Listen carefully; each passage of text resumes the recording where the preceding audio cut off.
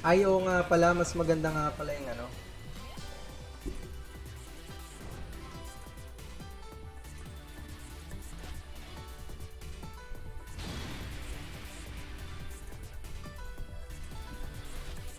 Stage select.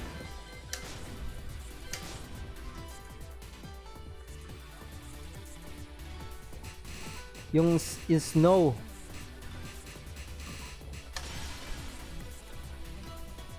Ay, Tenry, welcome man. Salamat, salamat.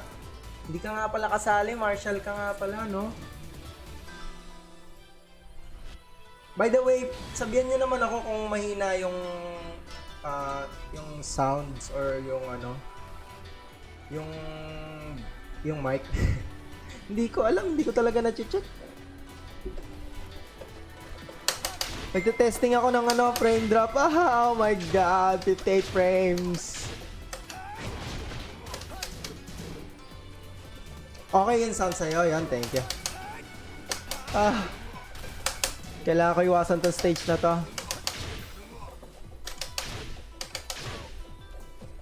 Nag-frame drop, kanina ako pinoproblema to. Actually, kahapon pa eh. Nung nag-stream ako ng ano, ng laban ko.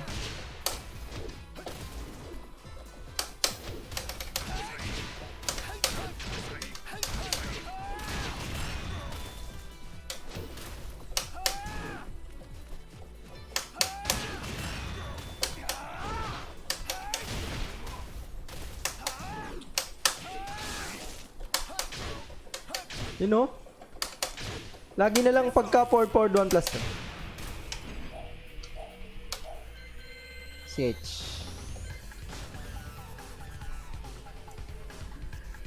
Teka lang, bawasan ko yung... Hindi, kailangan ko kasi yung mga browser ko eh.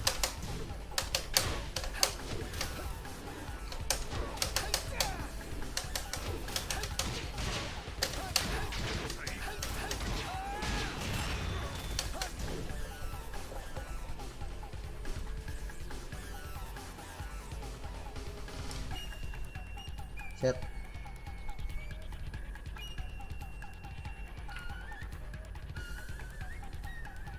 Medium na ako. Host 00312. Thank you so much for the follow, man. Welcome, welcome. Justin, welcome sa stream. Salamat sa tips. No problem, man. Basta pagka meron kang tanong, magtanong ka lang sa akin. Basta wag lang tungkol sa ibang karakter. Anyway, nagtataha yung 57 frames, 58. Bakit ganahan?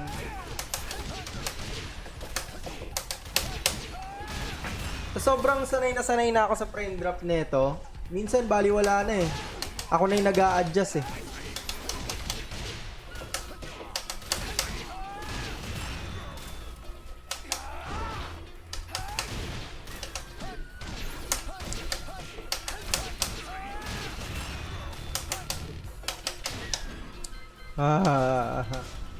Mame, natatawa ba mahilo ko sa Sun? Kasi sa Jaguars.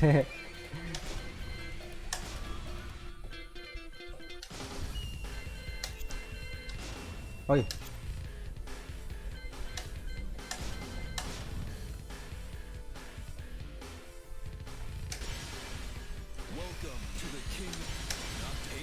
Kamusta FPS ko? Nagpi-58, 55. Hindi ko talaga siya maayos. Nag-delete actually ako ng mga mod. Baka may something yun.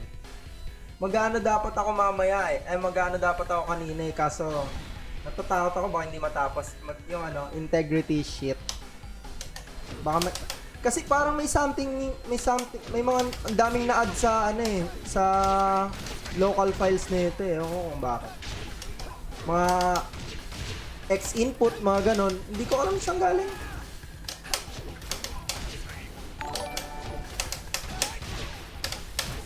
Reginald, thank you so much for the resub, man. Kamusta ka? Gago, papanoorin nyo ako mamaya mag-choke. Isang beses lang. Unang sabak ko, Losers bracket kagad.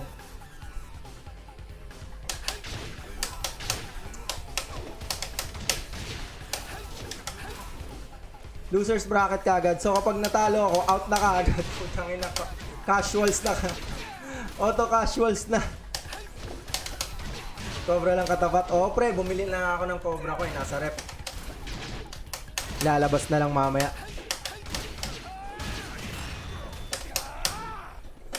Pero ano, Paulo, naka-ano na ako ngayon?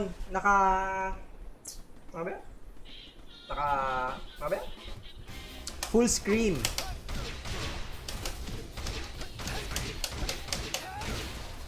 Pero parang ganun pa rin. Oh, nagpi-58. Okay lang 58. Siguro, okay na siguro yun. Wag lang yung mga 55, ganun. Nakaka-bad trip.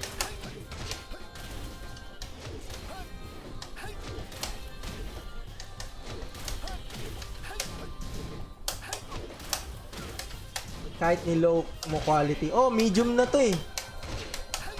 Ayoko naman yung sobrang low kasi syempre nag-i-stream ako. Ang pangit na yata ng itsura pagka. Kaso naka-on yung shadows. Patayin ko nga yung shadows. Try natin. Graphics. Kasi naka-off to dati. Sabi nung ano, anti-aliasing shadows, low. Try natin.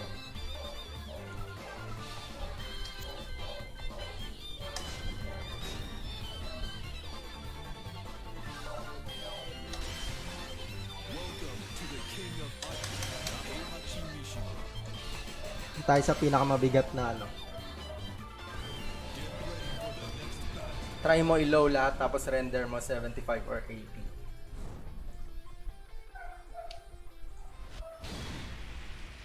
Teka, iniisip ko pa eh kasi baka mamaya ang pangit na ng itsura eh. Ayun no, nag-56.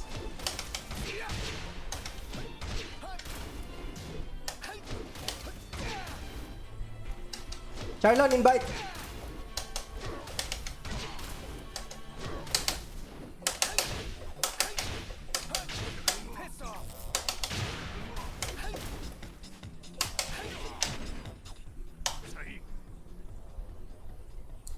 Ayun lang, paano ko i-accept nang hindi ako nag-alt tab? Okay. Shift tab.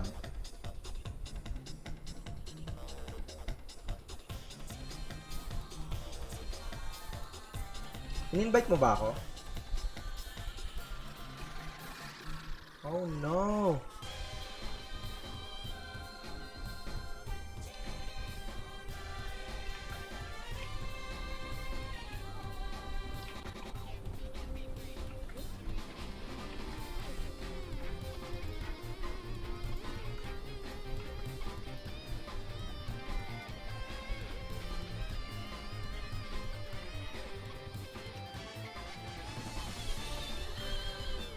Ah.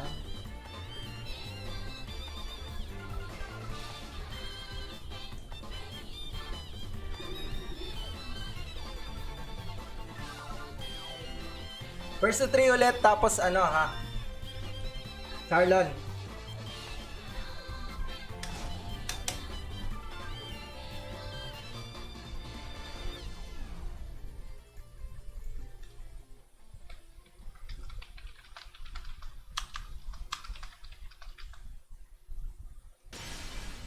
Welcome to the King of Iron Fist Tournament 7.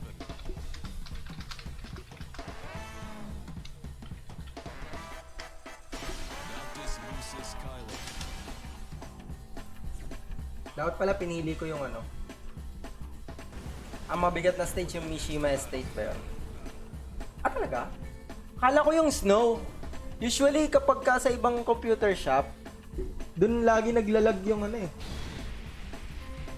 Dun lagi bumabagsak yung frames kapag ka ano eh. Yun sa Snow na yun.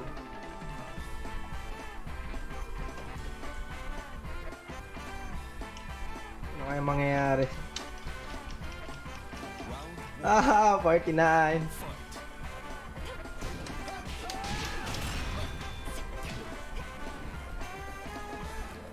Oh no!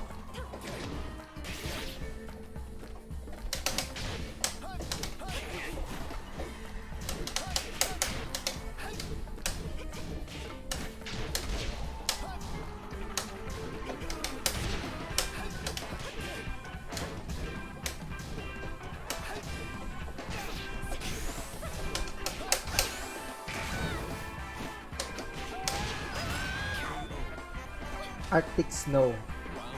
Oh, yun yung snow, no?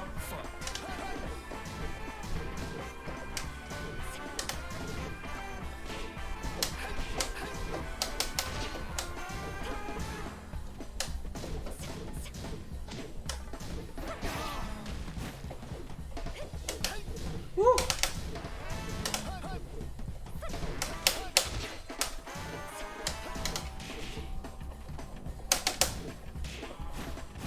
The brain drop!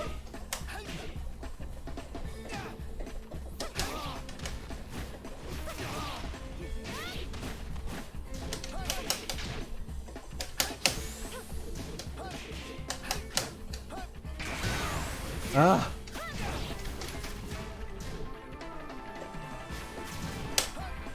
Oy! Great. Round 3. Fight. Shit! Uno yan, oh!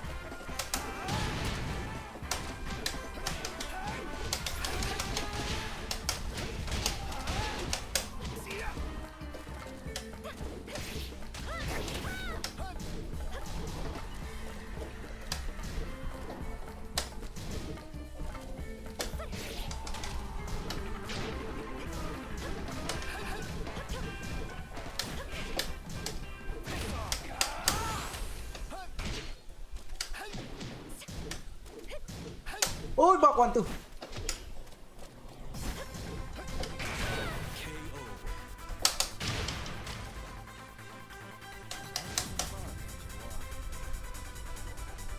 Mararamdaman ng kalaban ko? Talaga? Ngayon ko lang nalaman yan, ah.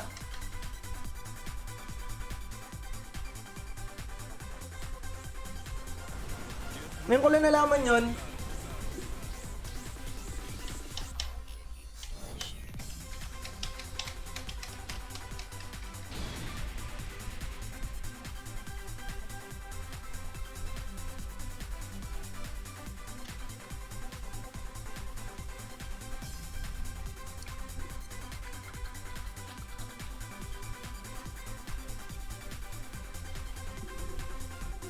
Mr. Brownie! Chris! Salamat! Salamat! Thank you, thank you. Packet loss mararamdaman ng kalaban. Okay. Kasi P2P ang Tekken, pag mababa FPS mo, lag feeling sa kalaban. Oh! Talaga? Ayun na!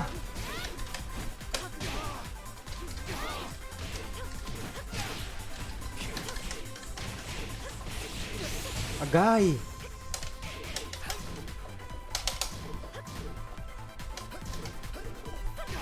Gago, ba't ako yumuko?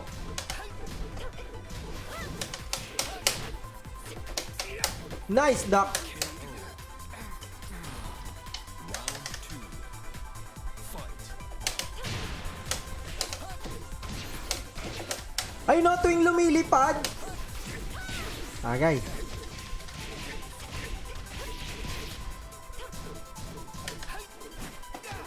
Nababackdashan ako.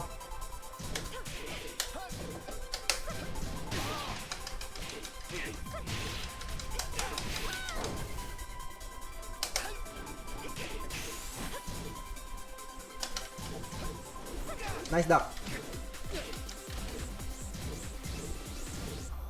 KO. Pag tourney, go for stable na lang kesa ma-drop at mawala momentum. Oo nga eh. Paano kaya?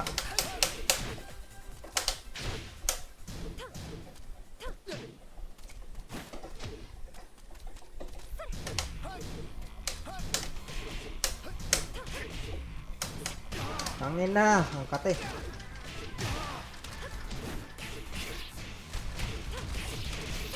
Pwede daw gumamit ng VPN para mukhang wired.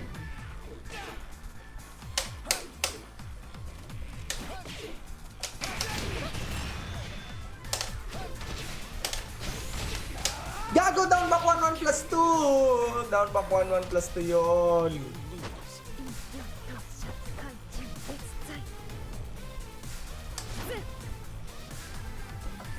The Savage Emperor! Welcome sa stream, man. Oragang. Yan.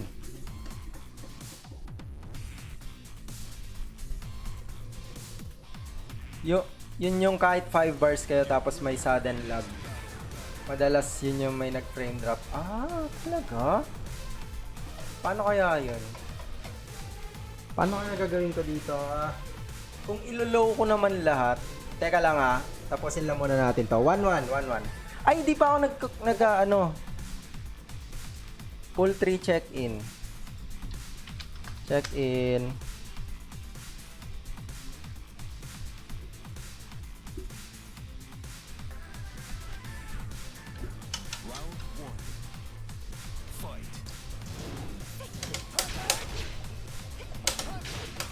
Yun kapag ka tumatama yung yung 4-4-1 plus 2 ko.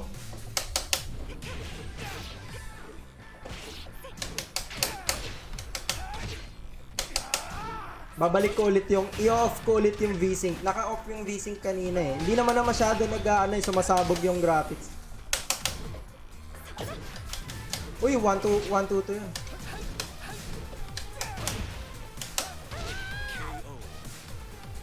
Nagsisimula na. Wala pa, check-in pa lang. Siguro mga 12:30.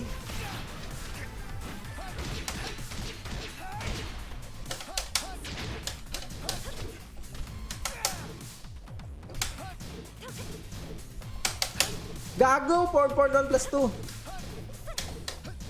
Uy, bagal. Wala na ba screen tearing sa V-Sync ko? Kanina wala eh. Kasi naka full screen na ako, di baka dahil sa dahil sa naka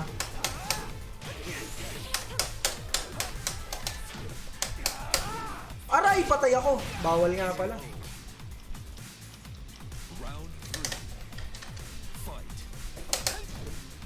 Oh. Nakikita niyo yung frame drop pag magpo-4-4-1 plus 2 ako.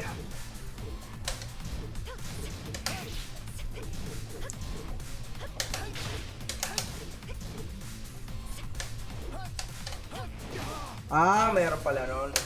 Wait, anong encoder mo pag nagsistream ka? Paano hindi ko alam yung mga ganyan. I'm so sorry.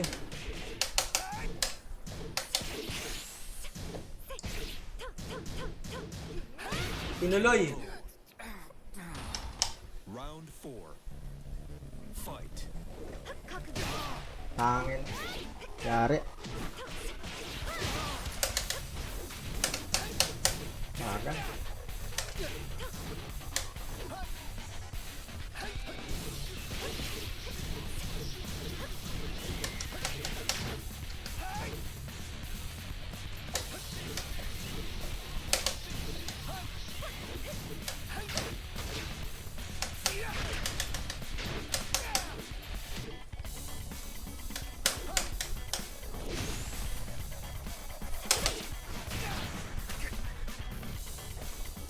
Set 3.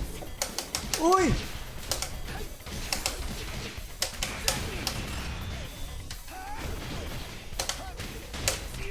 Woo! Convert! Final round. Fight.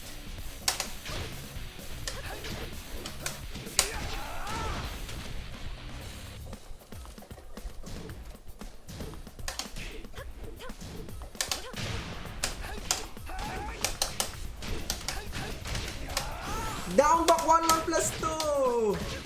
Okay, 2-1. Making a barbecue tonight. That's it. I've come up with a new recipe. Nice.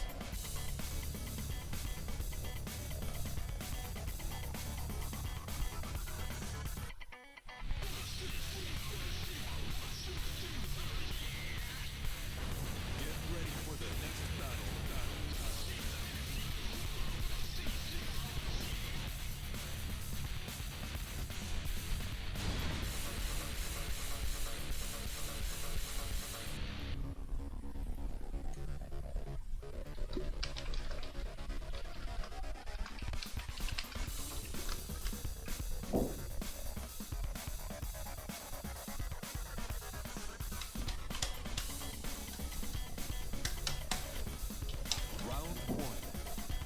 Baka maging malaking tulong sa'yo yan pag nag-stream ka. Ang alin? Kasi kung naka-NVEC,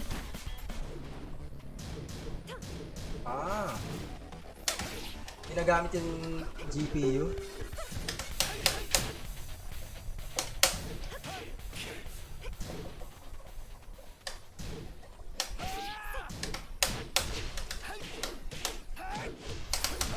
"55 frames! Let's go!"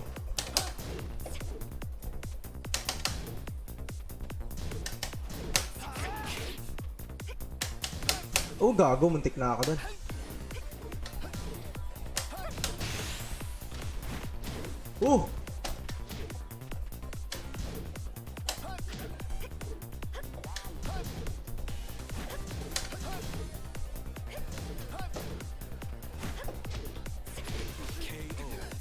Ay!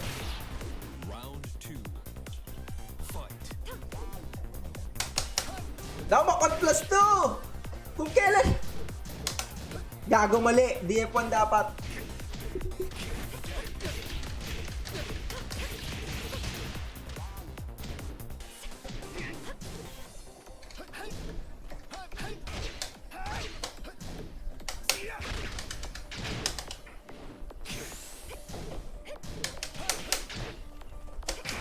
Gak. Nindot ako ng dos. Round 3. Fight.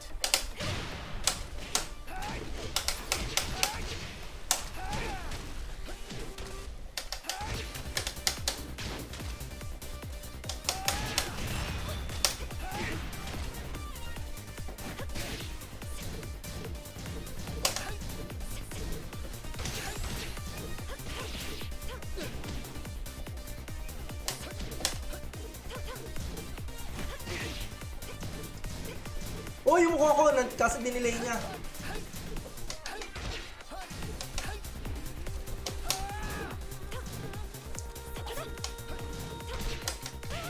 Yung mukha.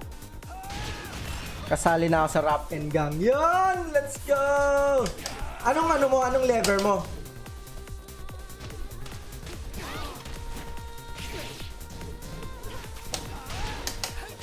Gago, kinumit ko yung sidestep.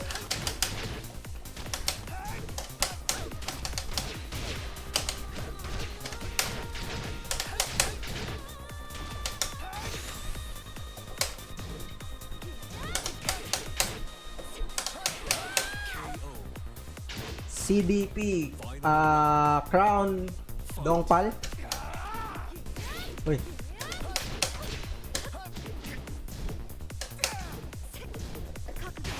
Gago, hindi mo ma-sidestepan.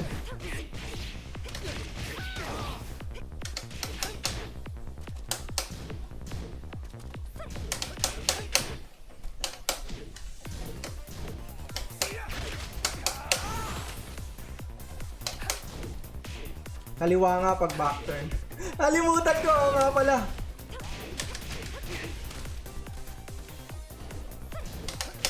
Uy, bumakto. GG's. Wait lang, si CR lang ako. Rapi, game naman tayo. Anong oras daw magsa-start? Bakit hindi ko alam kung anong oras? Sabi lang 12 eh. 1 PM. Check-in at 1 PM for tomorrow's players. Yun lang yung huling nabasa ko. Teka lang mag-CR lang ako. Kaliwa nga pag naka-backdoor sidewalk lang. Oo nga, wait lang, CR lang ako, CR lang.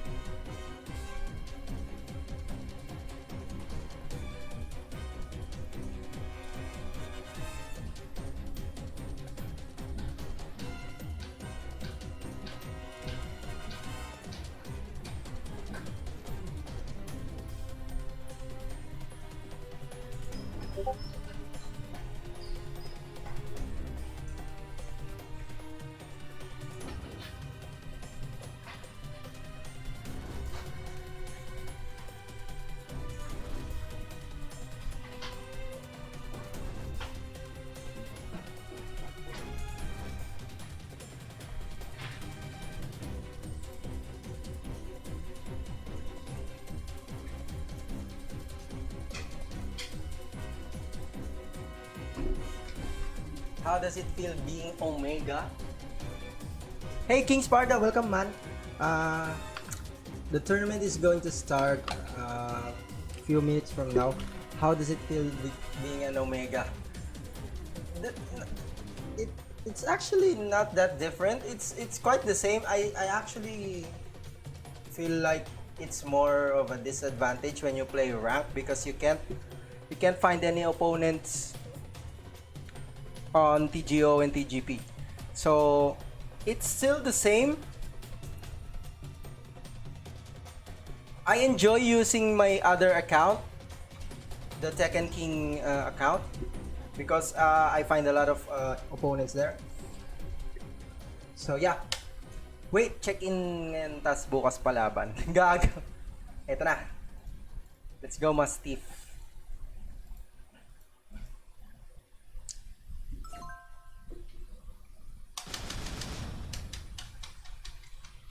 You see this guy? Highest rank is Tekken God Prime Noctis, but he's not a Noctis main.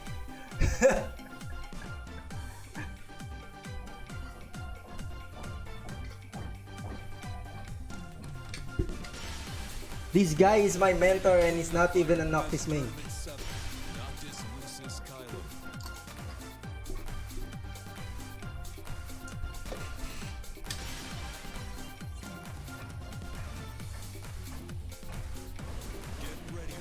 You fought at TGP Kuni earlier? How did you do? I'm curious because the first opponent that I'm gonna play today is a Kuni. That's why I'm having a sparring session with Kuni players. Noctis scares people. Of course, man! To a certain extent, yes. Because let's face it, this move allows you to bypass your neutral game. Even if you're bad at neutral game like I do, as long as I have this,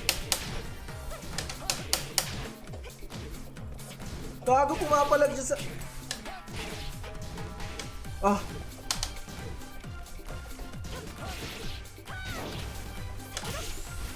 Gago.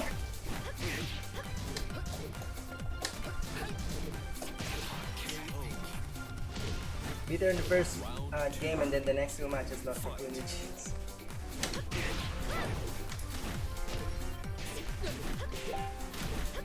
That's what I'm going to try to avoid later.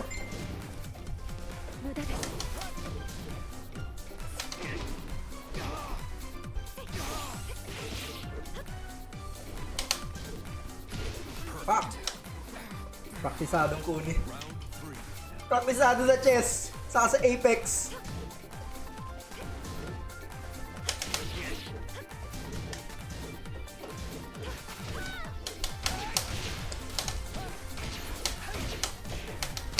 Man, the frame drops.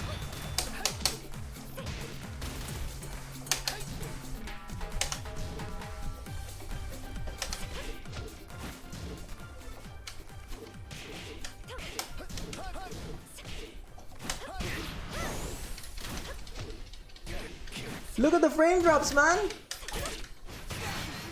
God damn it.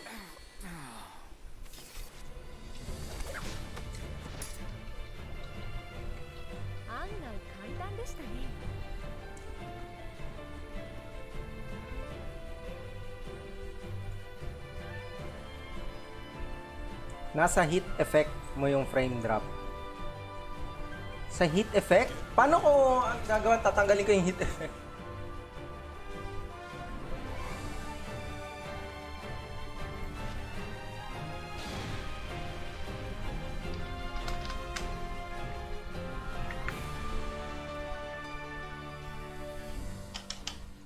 Mod mo yung hit effect, gawin mo Tekken 2. Pansin mo pag nagsi-CH ka doon nagda-drop. Oo nga eh. Paano mo babawasan yun? Naka-medium na lahat eh. Naka-low pa nga yung iba.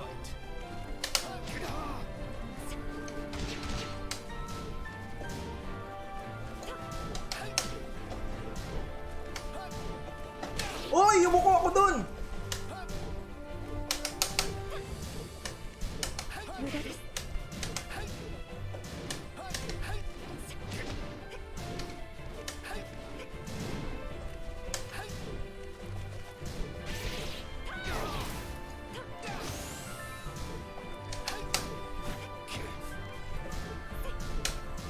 Ah! Naka-update na ba GeForce Experience mo? Hindi ko alam pre kasi sa PC to eh. Sa PC ng kumpanya to eh. May may admin. Kailangan ng admin access.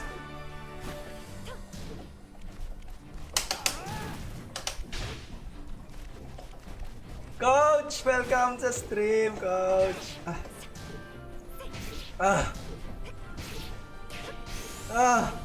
Patay ako mamaya!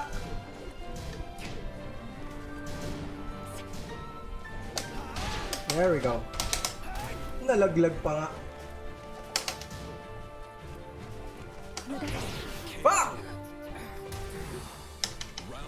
Steven, welcome sa stream.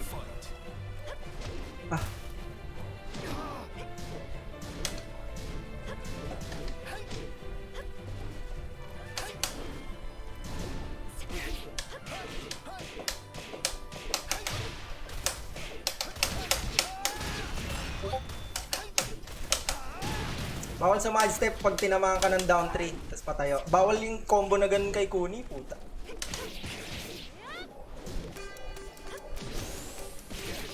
Fuck! Steven Bonum, oh.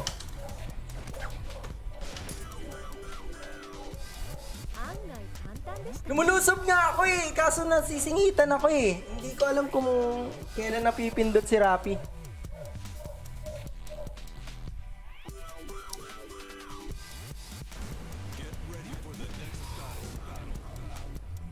2 PM. Okay, 2 PM. Alright. May atraso pa ako sa kanya, madaya. Steven daw. Steven BB.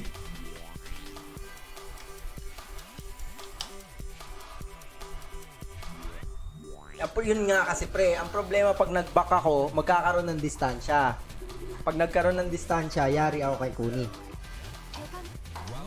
What changes do you hope happen to Tekken 8 characters and gameplay wise? I actually don't care, really. All I care about is they bring Big Dusan back.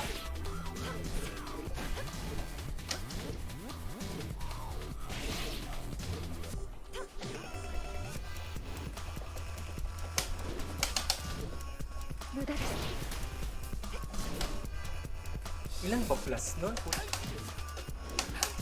Bagal.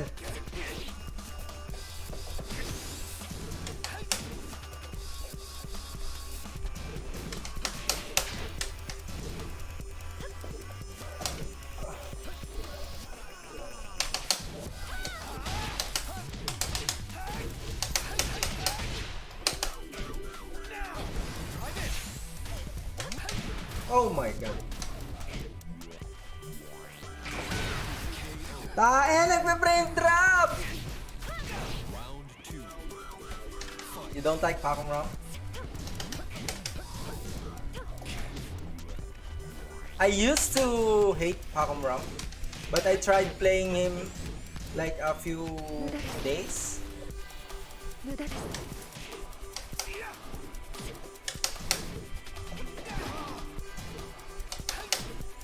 Ilaw mo na kasi yung effects mo. Sige. After neto.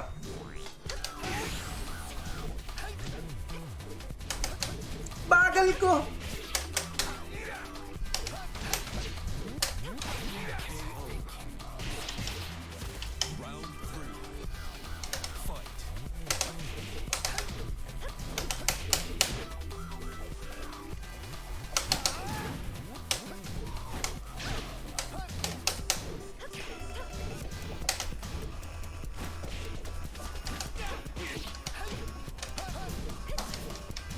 Gago. Bagal.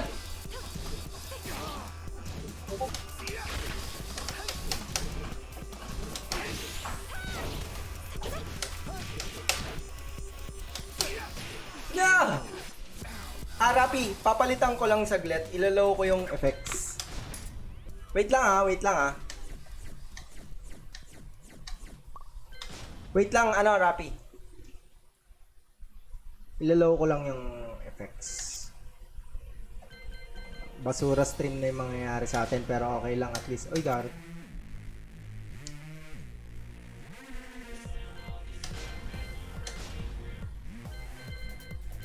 Texture quality, effect quality, low. Okay. Graphics, low low. Post-processing quality, low. Okay na.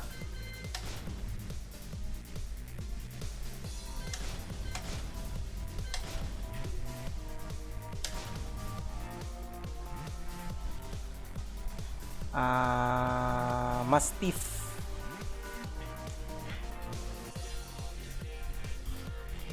Try mo sidewalkin, baka gumana, di ako sure.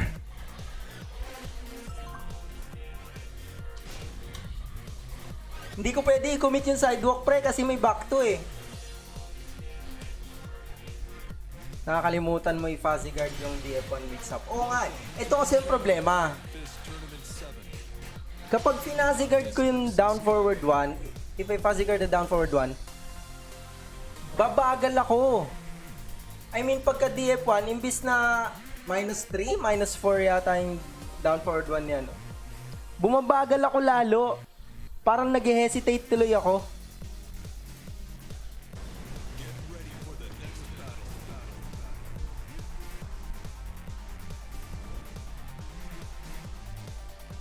Oh, bakit naka-live to? Anong meron dito sa gilid? Hala.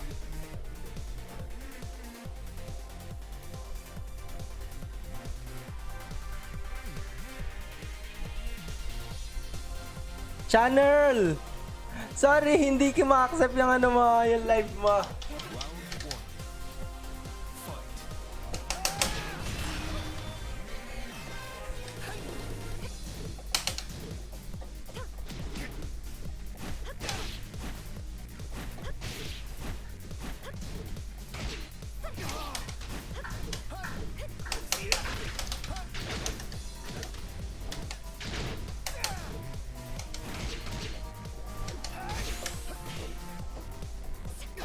Layo!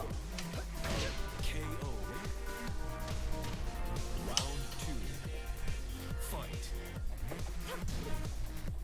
Ayun o!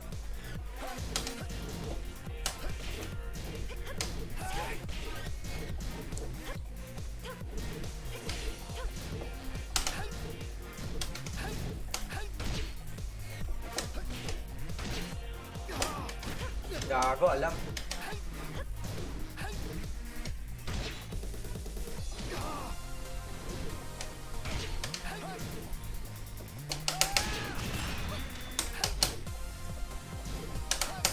Bago.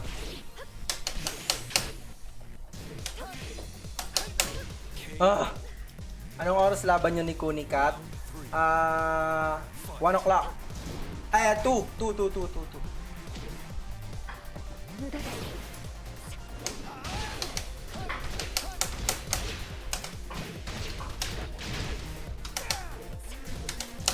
Bagal! Gago, hindi yun. 1-2 lang yun eh.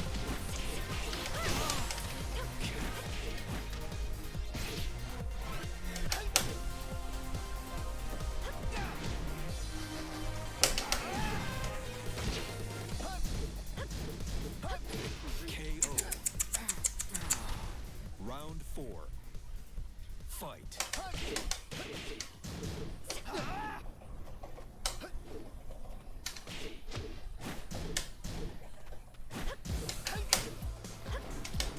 Ooh! Backdash into duck.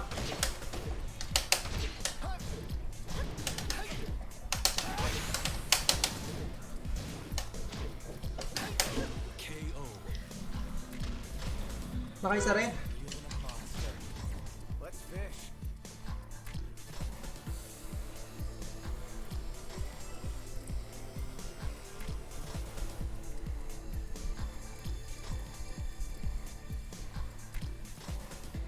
Kahit forward 3 ni Kuni namumula yung frames yung FPS mo. Oo nga eh. Ito naman.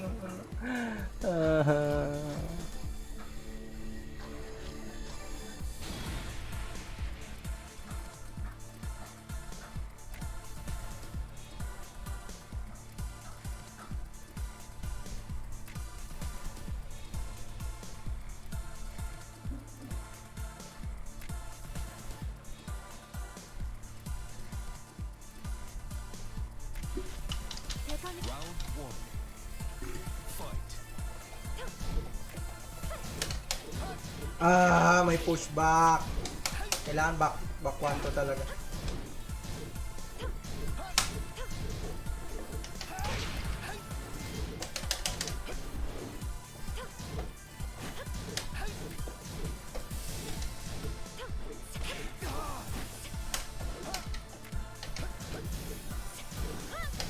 Uy, yung mukha ko dun ah.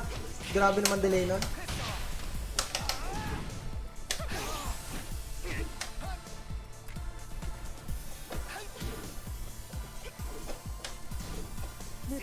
Fuck! Full screen na ba yan? Oo, naka full screen na to.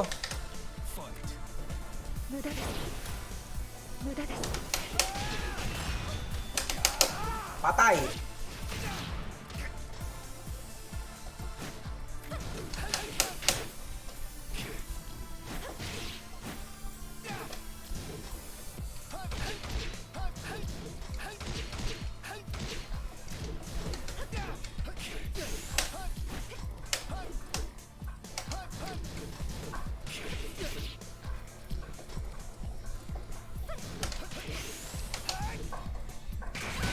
Gagong pangit ng movement ko sa kanan. CD2 ni Kuni. Hindi.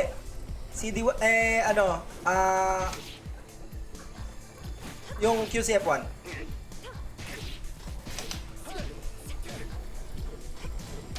Fuck.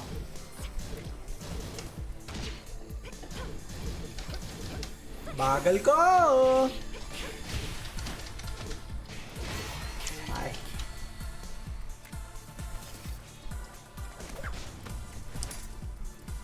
Add ko nga muna to si ano.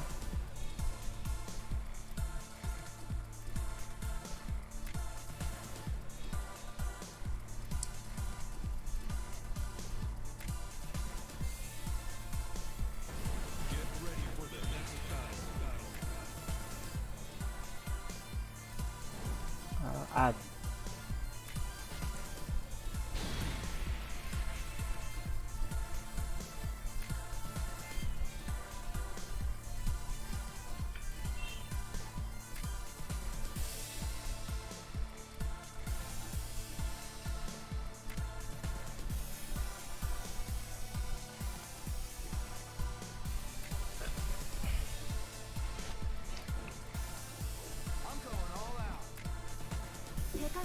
Round one. Fight. Pagdikit. Uy. Tumama eh. Gago talaga ng frame drop.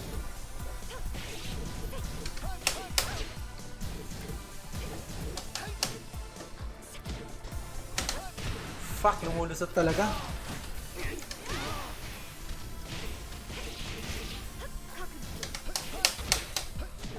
Uy, hindi ko tinuloy.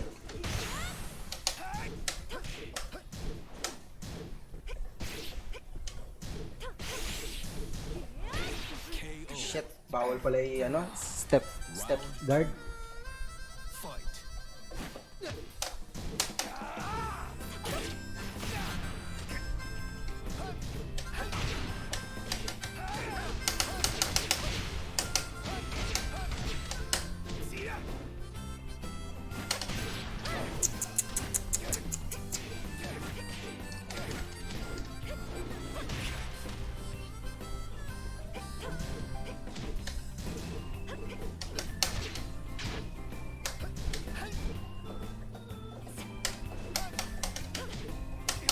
Oh no!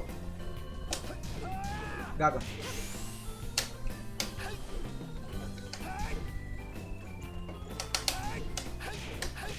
Whew! Take any more of this crap.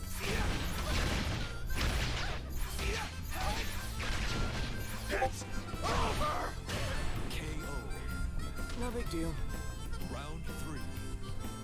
Fight. Sidewalk right nga pala. Sidewalk right yung Sep!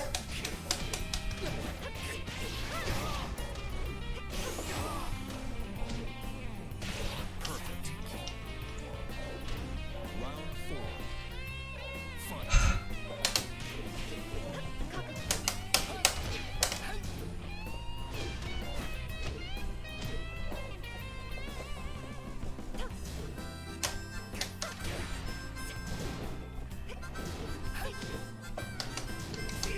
Gago.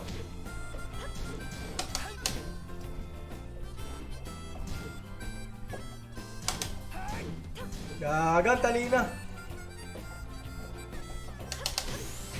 No! Tinuloy! Ay.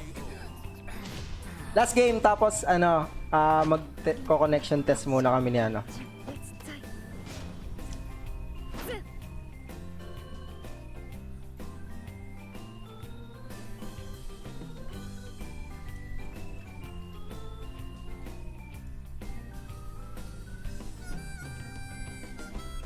Get ready for the next battle.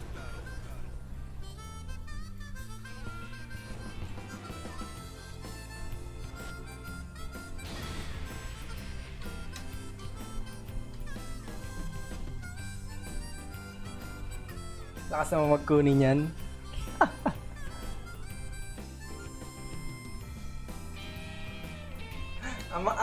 ang nakakatawan, ang bloopers na ito mamaya. Practice ako ng practice ng pony, sabay Negan pala yung papatay sa akin. Nga pala, bakit di ka na nagsistream sa Facebook? Minsan lang. Mas madali kasi setup dito eh. Tapos, mas malupit yung ano ko dun, yung frame drop ko dun.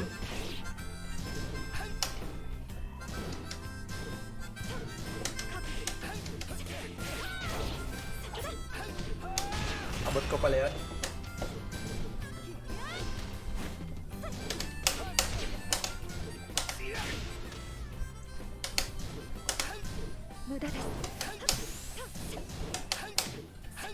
KO. Round 2. Fight.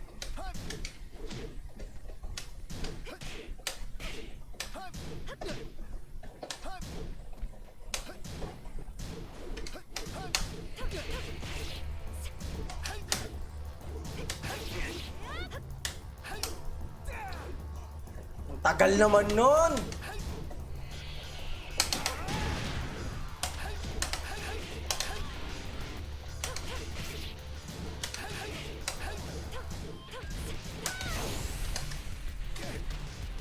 Ay! Get up 3! Tigilan ko! CF4. Jail ba yung high niya na yon back turn? Hindi ko alam.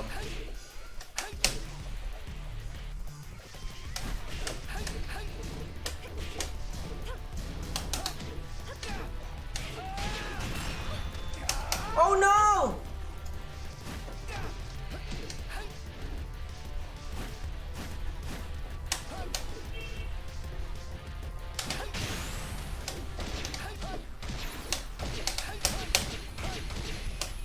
Gago, error pa oh. KO. Demo man yun eh. Fight. Pak.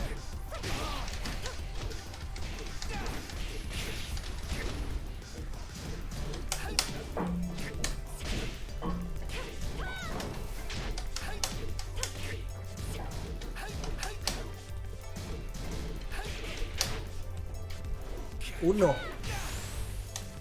Gag! Samarir. Samariro, lumayas ka sa katawan ko. Fight.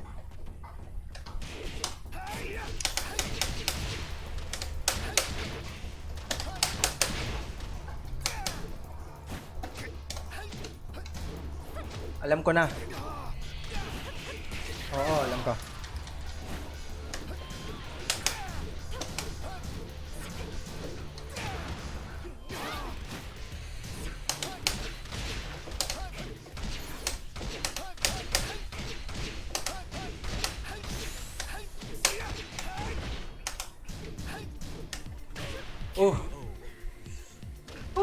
Ano, GG's muna, ano, Rappi.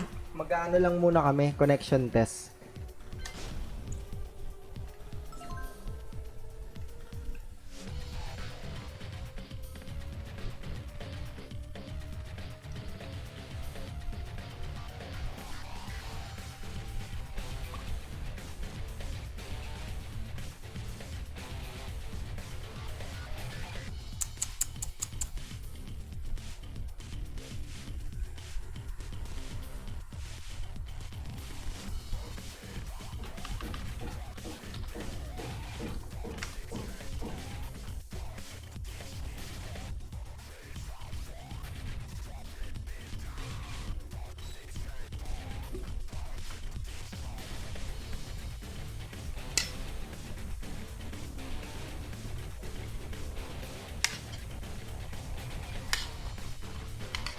Hirap labanan ni Rappi, hayop na yan.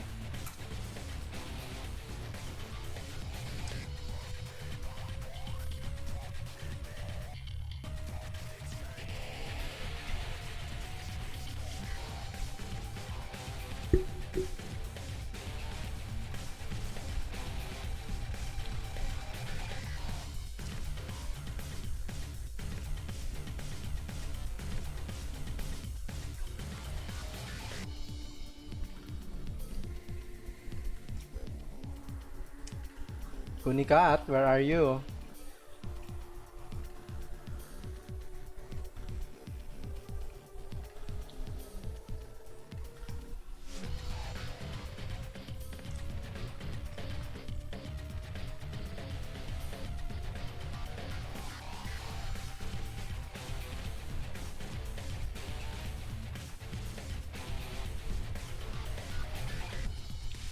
Jake! Eto na yung anak ng Diyos! Jake! I love you. Good luck din sa iyo. Tangina mo, pinakyo mo pa ako. Hype ka talaga.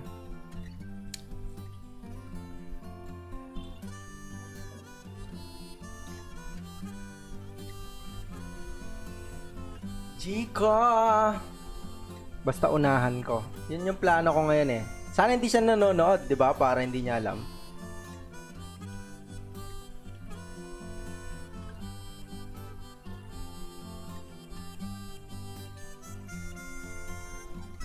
Huwag ka masyado mag-react. Mag-isip, tignan mo kung paano siya mag-react.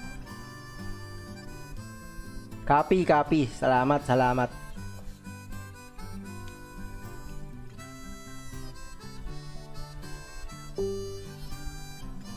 Salamat, Paulo. Kinakabahan ako, gago.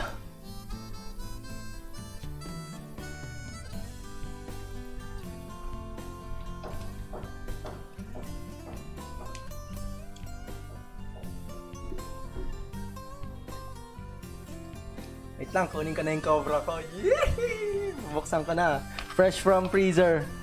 Fresh from freezer na cobra. Let's go.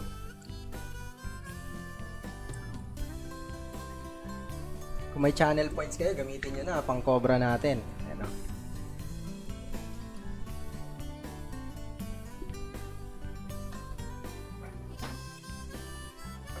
Wait lang guys ha. Yan lang kayo.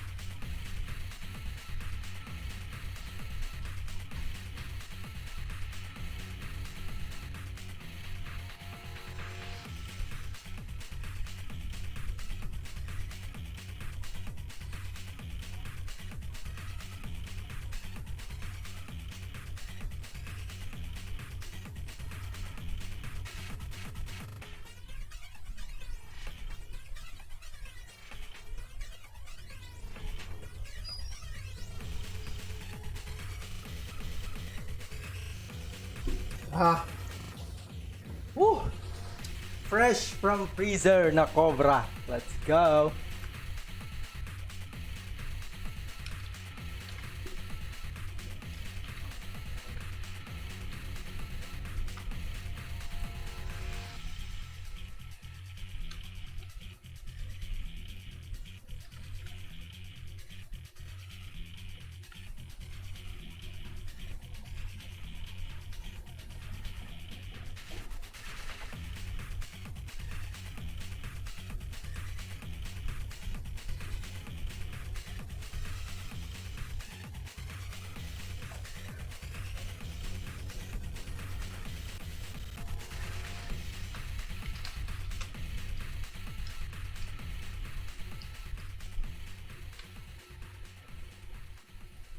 Kinakabahan ako, puta.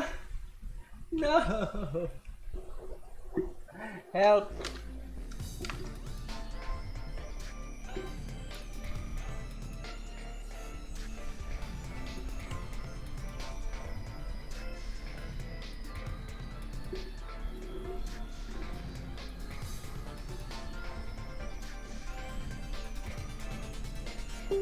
Tapos nag-cobra ka.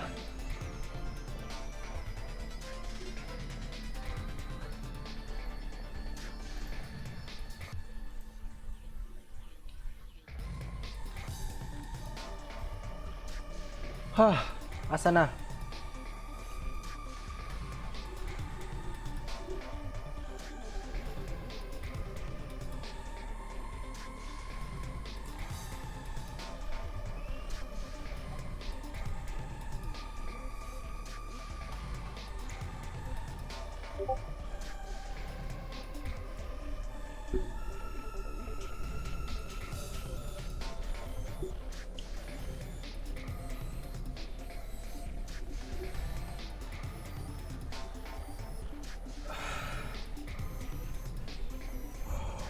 Thank you pre, thank you. Yossi break, di na ako nag-yossi eh. Cobra na lang, cobra.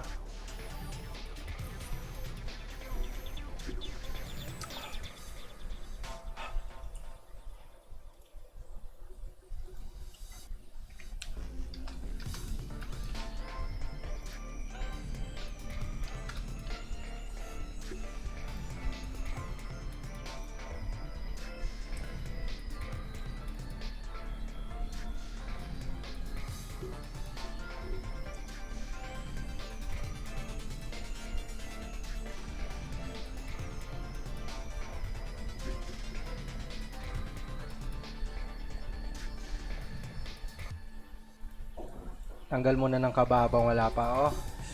Chill lang muna ako. Whew.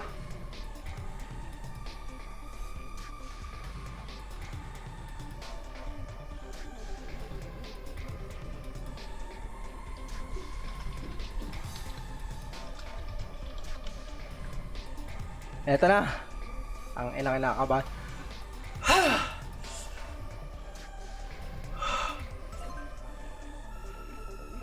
Ay, hindi. Test muna daw.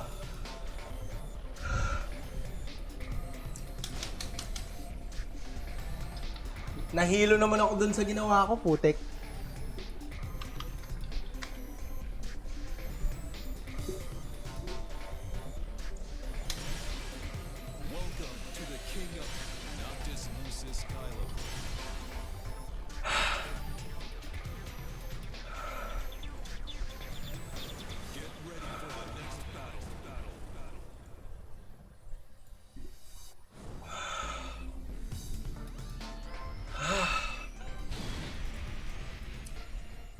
Nahihilo ako.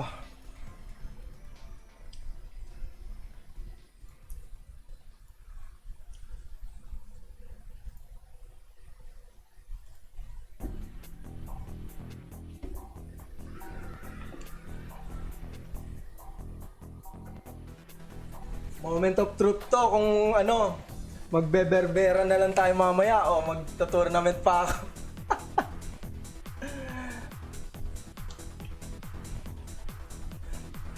So, ito yung magdi-decide kung magbeberberan ba tayo mamaya o ano eh. Round one. Fight.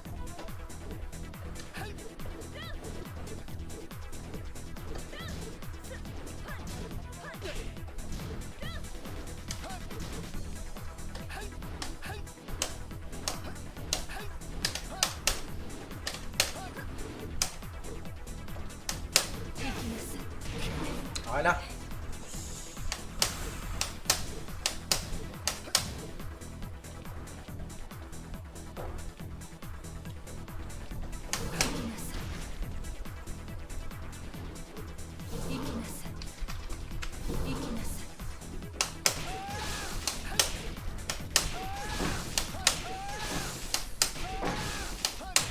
KO. Round two. Fight.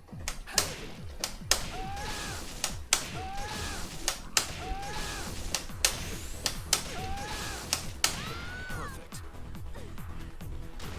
Round three. Fight.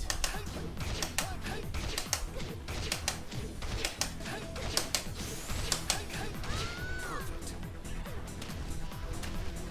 You win.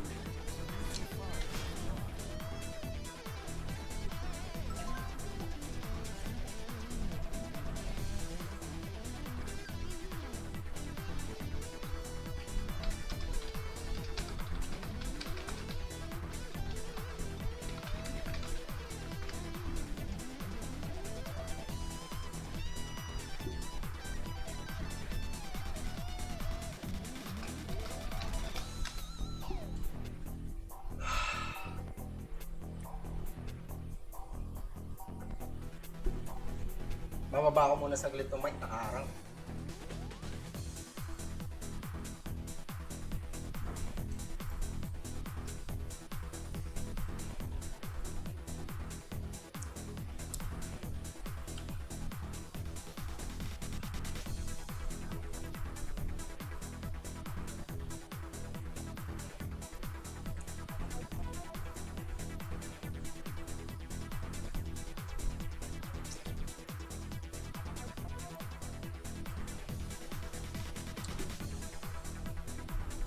Wait natin signal.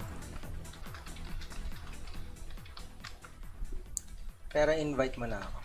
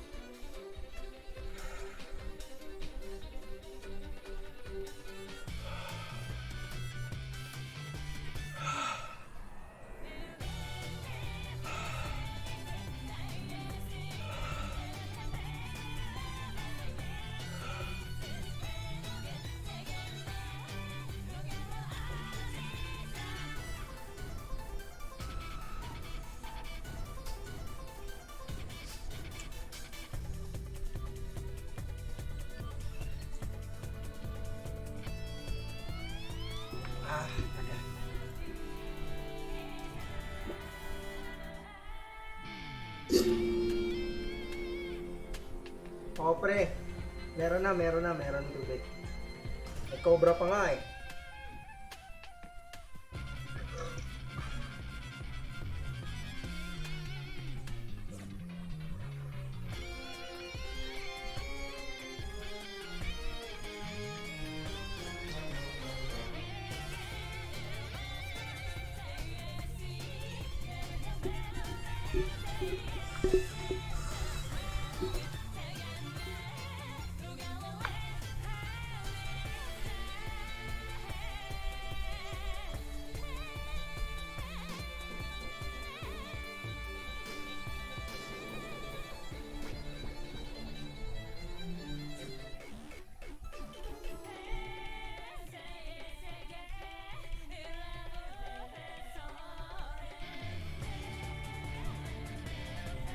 Ano nangyari?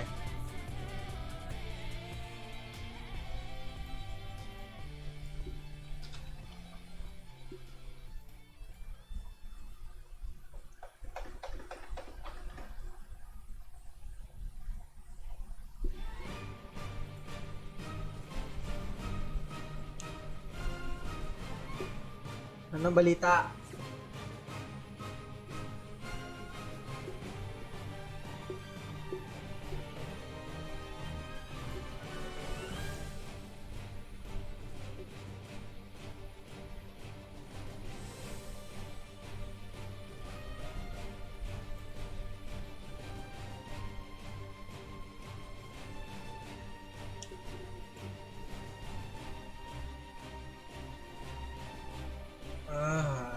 Ang balita.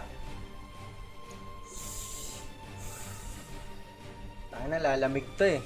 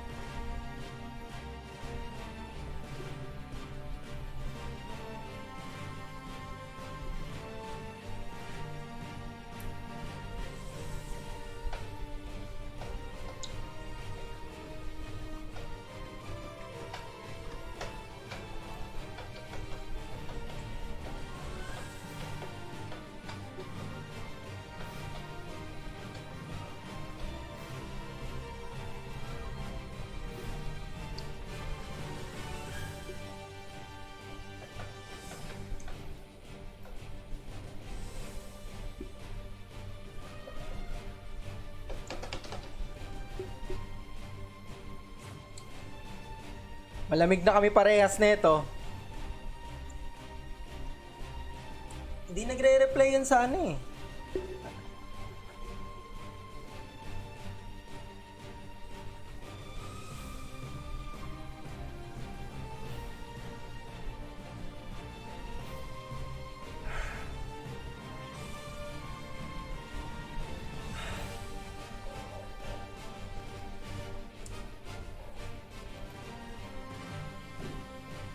Go signal, oh, naghihintay lang. Chongi Bears saka si AK maglalaban. Chongi Bears AK sa stream. Panoorin niyo yung ano, yung official stream dun sa ano. Bali hindi pa may stream yung match ko. Pag umabot ako ng losers semis, yon may stream na.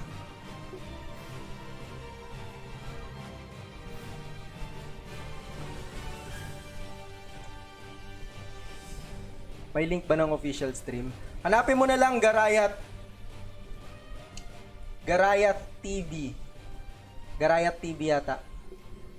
Search mo na lang sa ano, sa Twitch. Di na ako nag-ano ng mga... Uy, ano na po? Can we start po?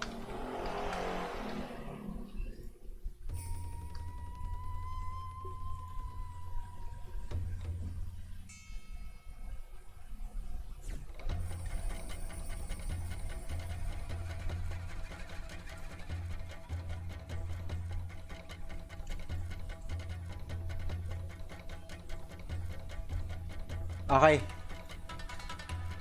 Okay, ito na.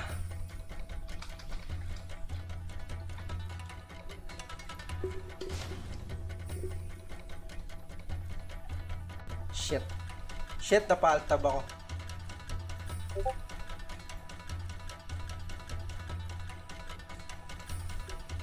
Nag-crash. Putang ina mo, buti hindi pa nagsa-start.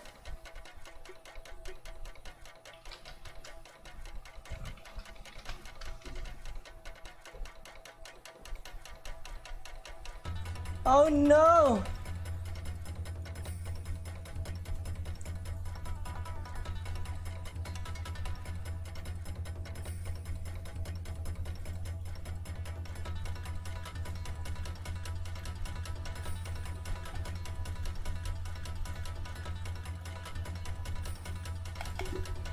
Fuck!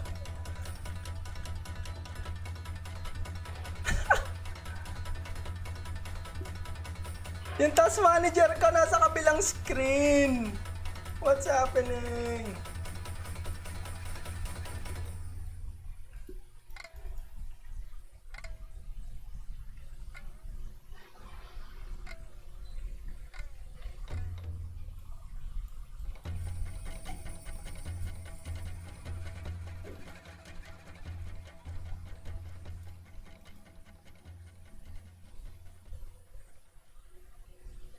Ah.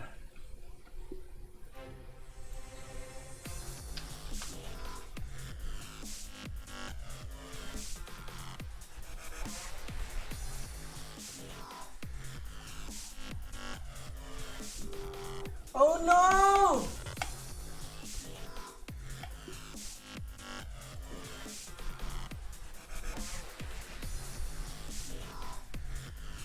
Hindi, pag naka-borderless kasi ako, pre.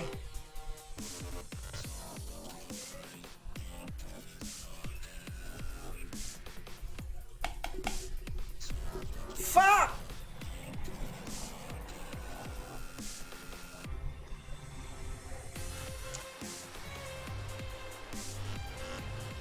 Ano to? Hindi ko mabuksan yung hindi ko mabuksan yung task manager ko kasi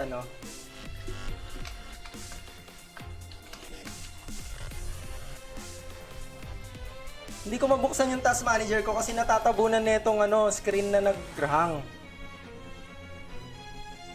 See?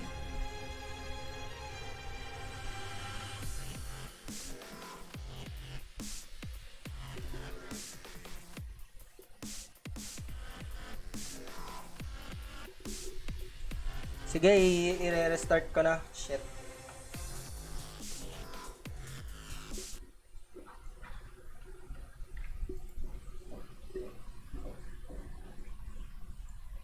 Ayun, hindi ko na-restart.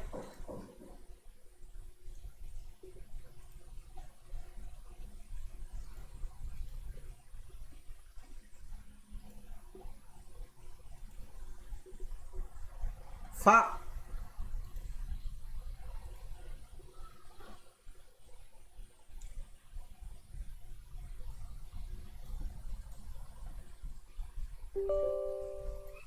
Andyan pa ba kayo?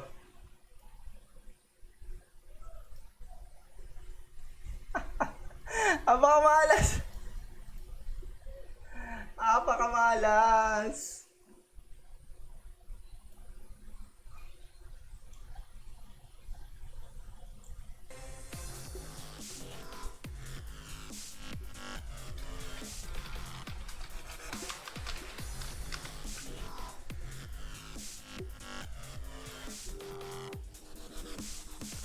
Buti nung ni-restart ko, sabi, do you want to close?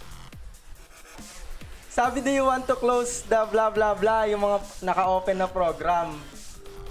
Tapos, kinancel ko. So, bumalik siya.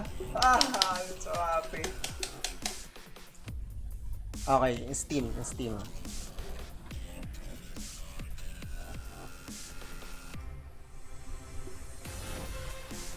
Invite po. Ito na.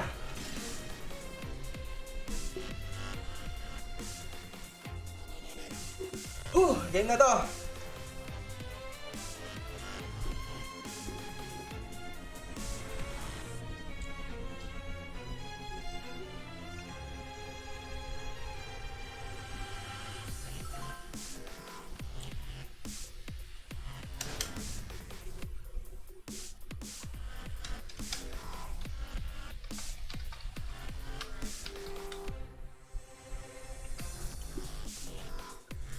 Game na. Welcome to the King of Iron Fist Tournament 7, Noctis Lucis Kylo.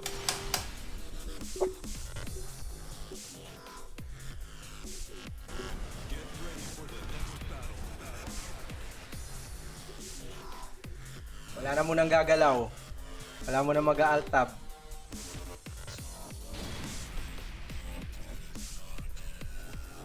Hindi ko malagyan yung score kasi na-close yung kanina. Yung scoreboard ko. Okay lang, mamaya ko na ayusin yan. Baka mag-lag.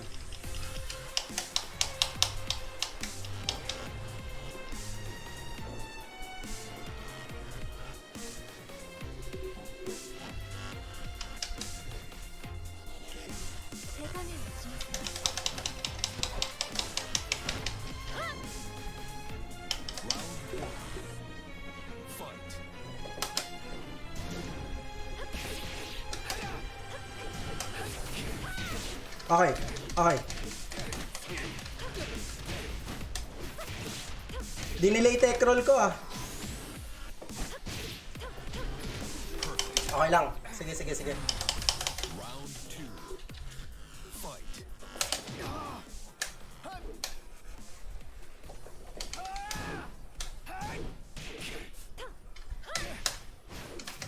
Late ako ng kalas.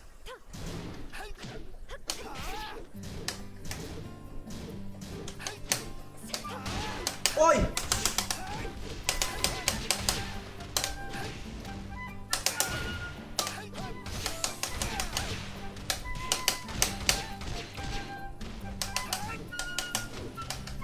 Yes!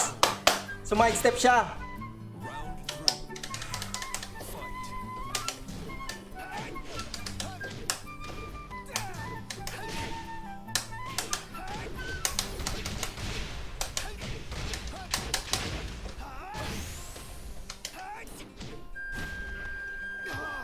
Okay lang.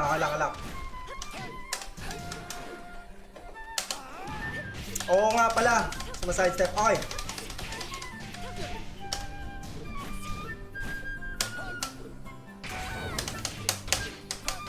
Yun, sumide step.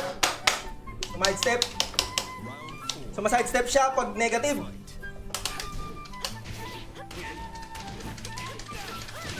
Hindi na ako pipindot after 4 cordon pass off. Ay! Mali!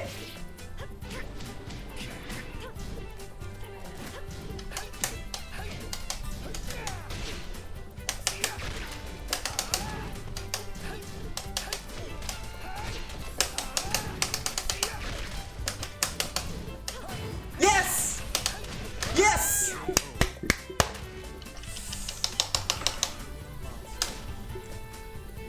Papalit ng karakter. Magpapalit ng karakter to.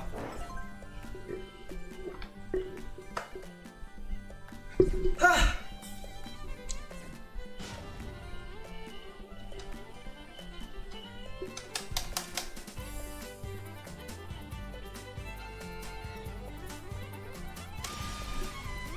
Ah!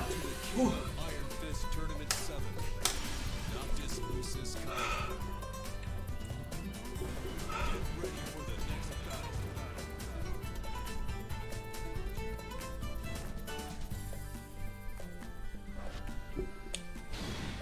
Infinite stage. Sorry, hindi ko na ma-update yung scoreboard kasi ano na eh. Baka mag-lag pa eh. Mamaya na. Round 1. Fight. Okay.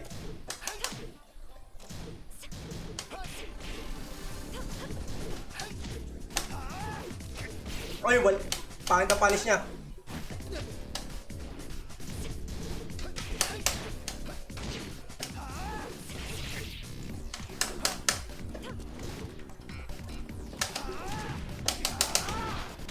Umaalahoy!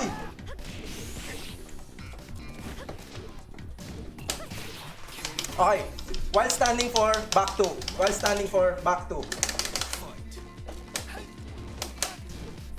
Okay, alam niya.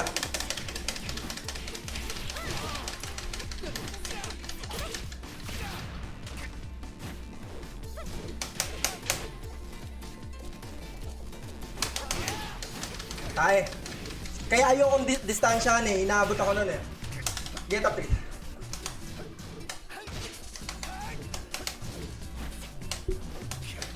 Uno. Ah! Round 3. Fight.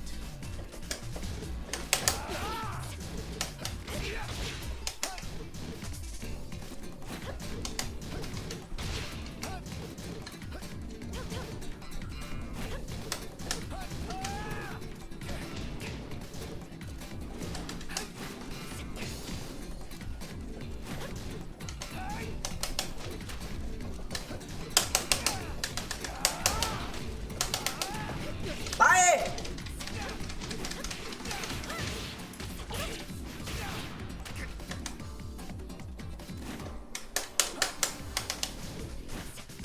Uy! Mali ako ng pindot!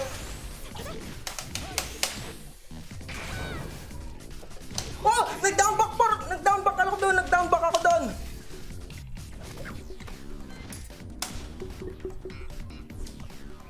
Nag-down back ako doon! While standing for back 2. Hindi na siya pumipindot after down back 3-3 while standing for.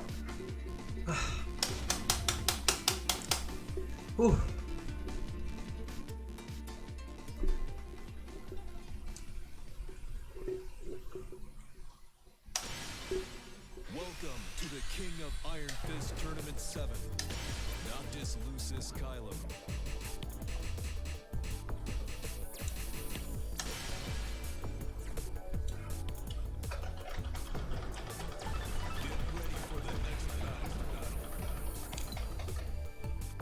Sorry guys, hindi updated yung score. 1-1 na. Tama ba itong pinili ko?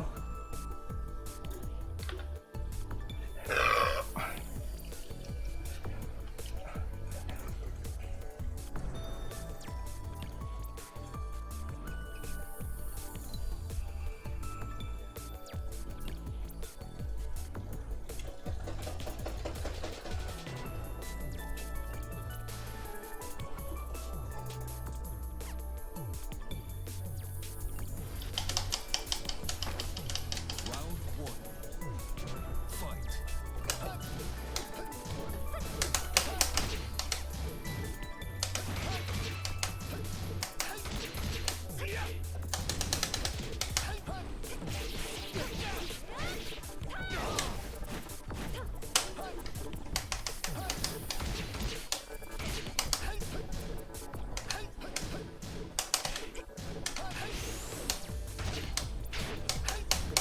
Yes!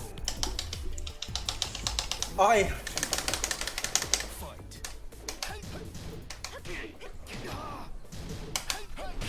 Uy, nasa sidestepan niya sa ano? Okay. Sidestep 1. Back 1 plus 2.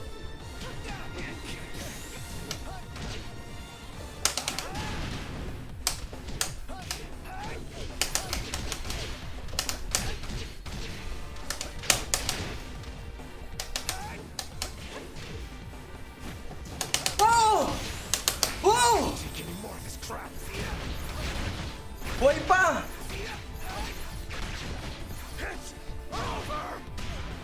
No big deal. Sana lang. Fight.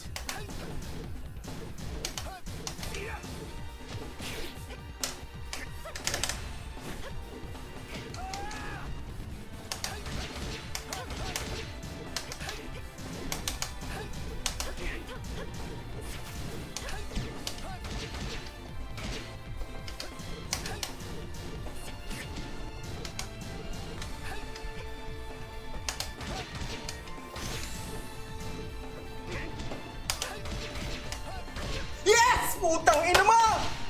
Oh!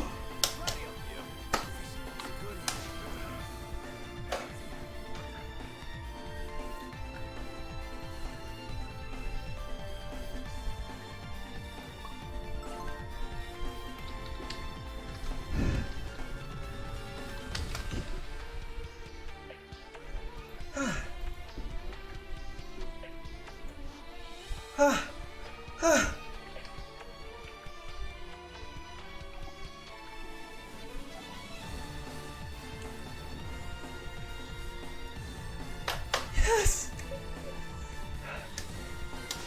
Oh. Wala pa! Putangin, wala pa eh. Best of 3.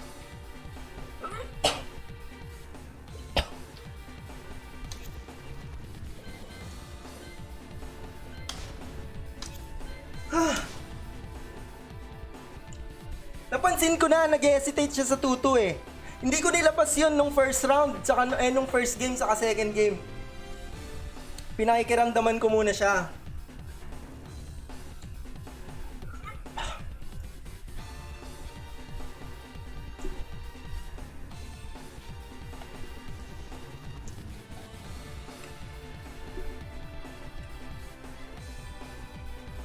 Yun lang, paano ko may screenshot?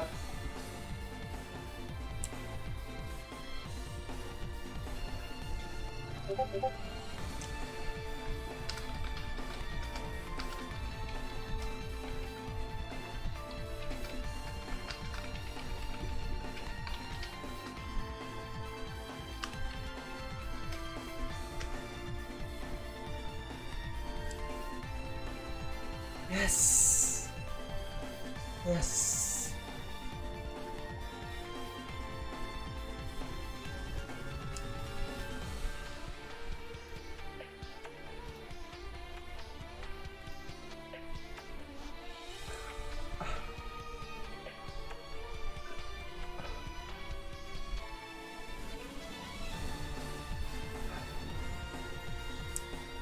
Update score pre. Wait lang, ito i-update ko na.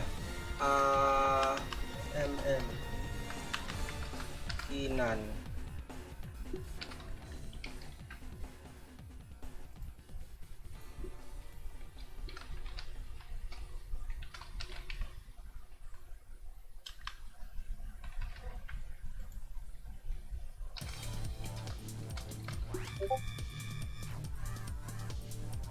Screenshot yung shortcut sa screenshot yung binigay ko. Alin dyan?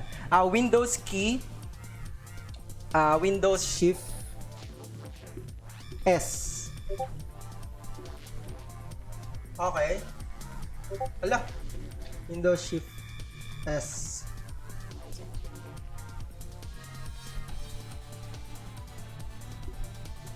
Windows Shift S. Hindi ko hindi ko ma-highlight pa rin, pre. Hindi pa rin ma-screen. Ayun. Shit.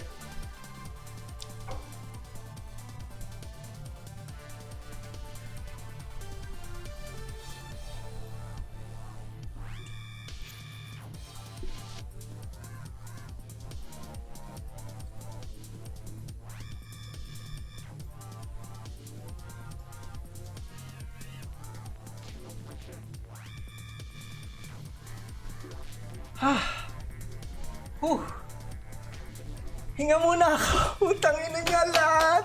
Tangina niya lahat.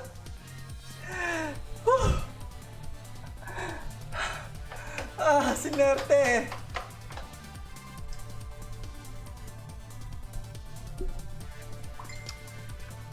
Saan ba ako manonood? Sa page nila or sa'yo? Kahit saan. Hindi, eto kasi, yung sa akin lang to. Yung sa Garayat Esports, Garayat TV, yun yung official na stream. Wala pang next. Ang next ko is loser ng A. So, either Chonggi or AK. Chonggi or AK. Chonggi or AK. Wait lang ha. Hihinga lang ako. Putang ina, hindi ko na kaya.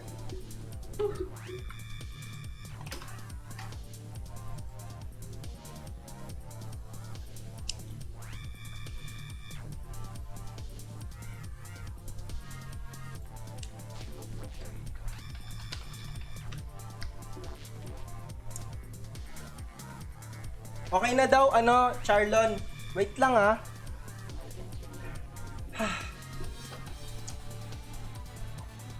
Rapi, thank you. Salamat. Salamat. Salamat sa mabilisang seminar. Thank you. Wait lang, kukuha lang ako ng inumin.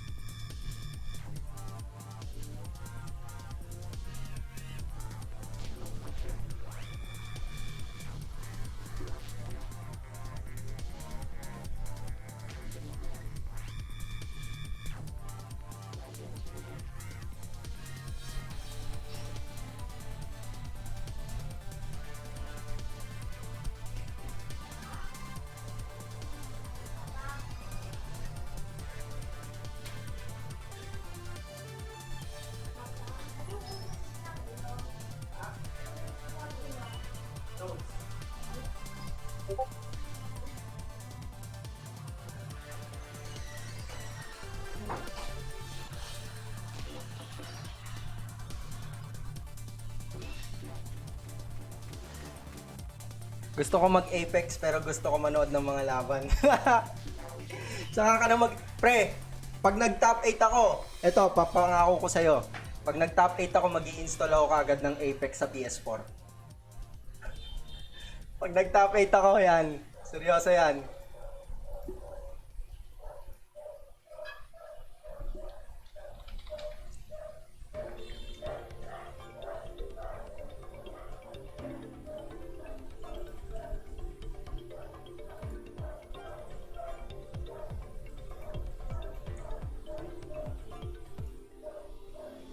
Top 8 cutie.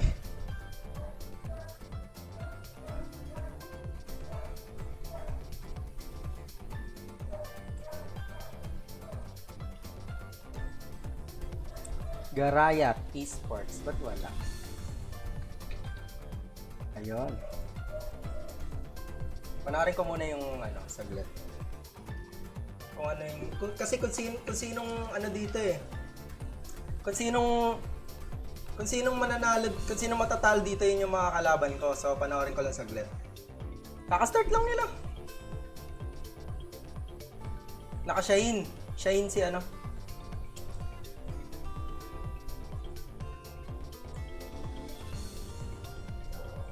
Shine si AK.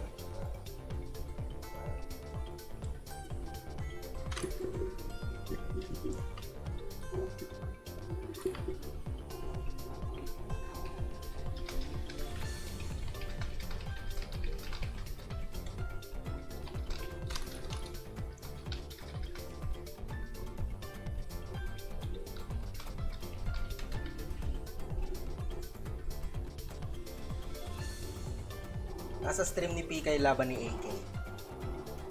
Naka ano?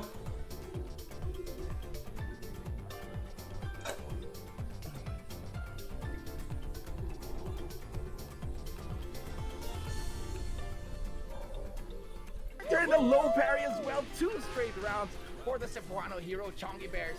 Let's hear it in the chat. Make sure to give your support here. AK is in trouble. Most of that round. Gago to, dalawang bilog na si AK. Gusto ko sanang i-ano dito sa stream kaso How much pressure he's putting onto AK right Hindi now. ko na- AK baka magang na yung struggling ano. just a bit, trying to open Chongy Bears up, goes with a wall jump. Chongy Bears still keeping him by the wall. Amazing evasion from Chongy Bears. Canceling his stances, making sure that he's safe.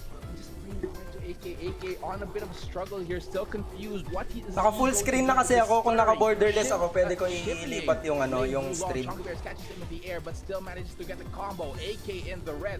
20 seconds left. AK playing Gago! dead as well, but the No Razor round rush brown! back to him as he gets No up round again. brown, That's a pre! 3-0 for Chonky Bears.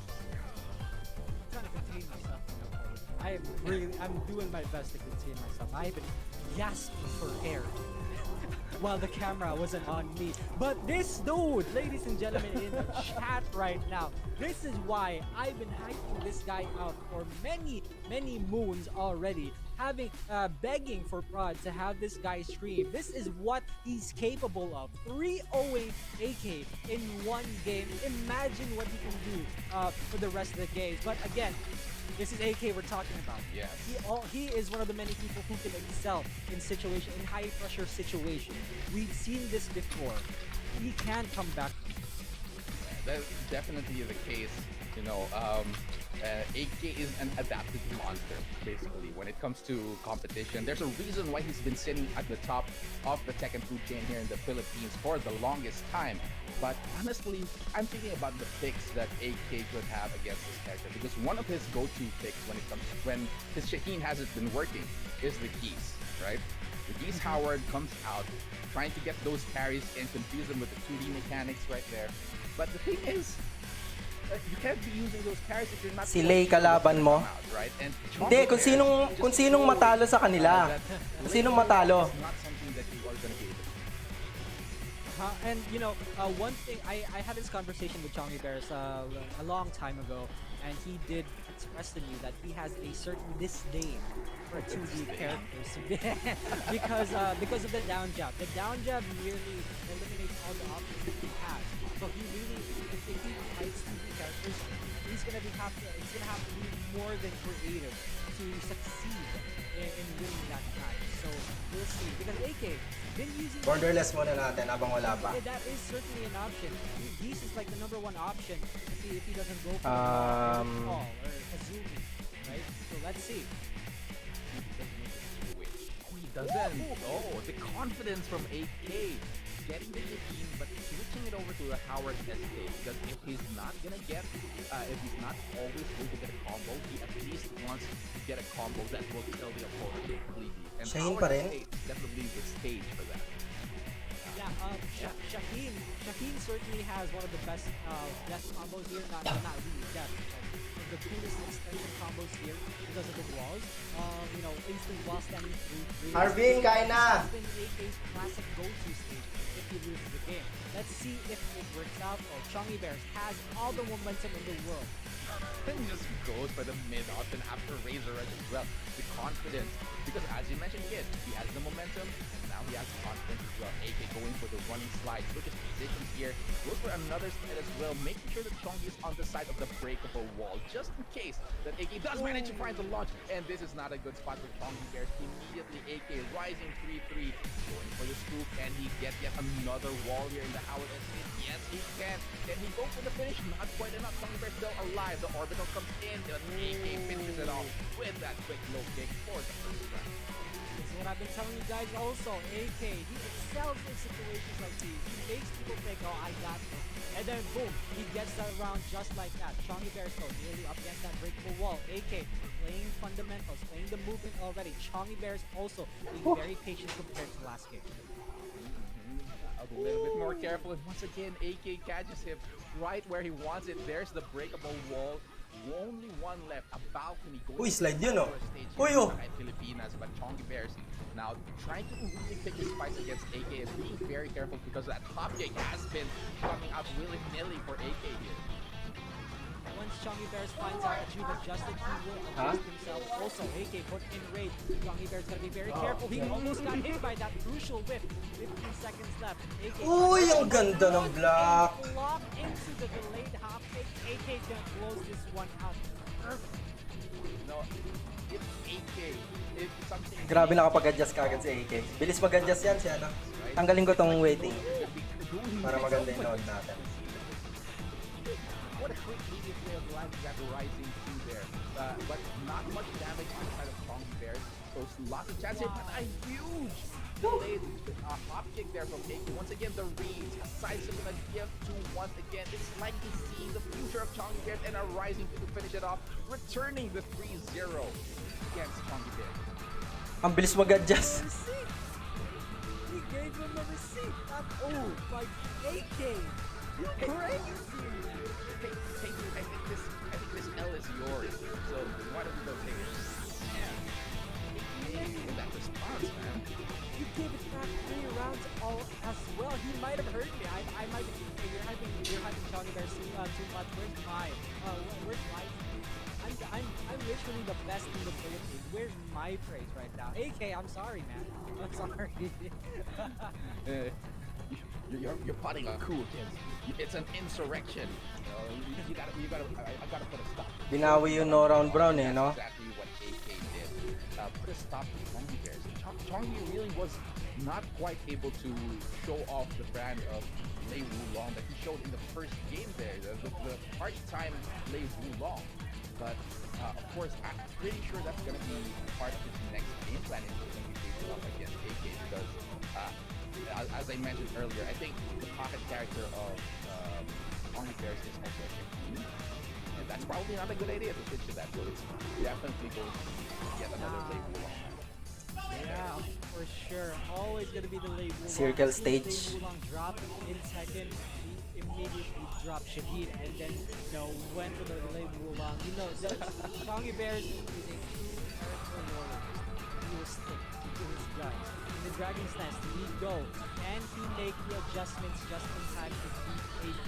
Or will AK deny him eventually? Let's see what's gonna happen now. The stage choice actually, once again, definitely a smart setup for Chongi Bears. He does not just the extra damage. Right?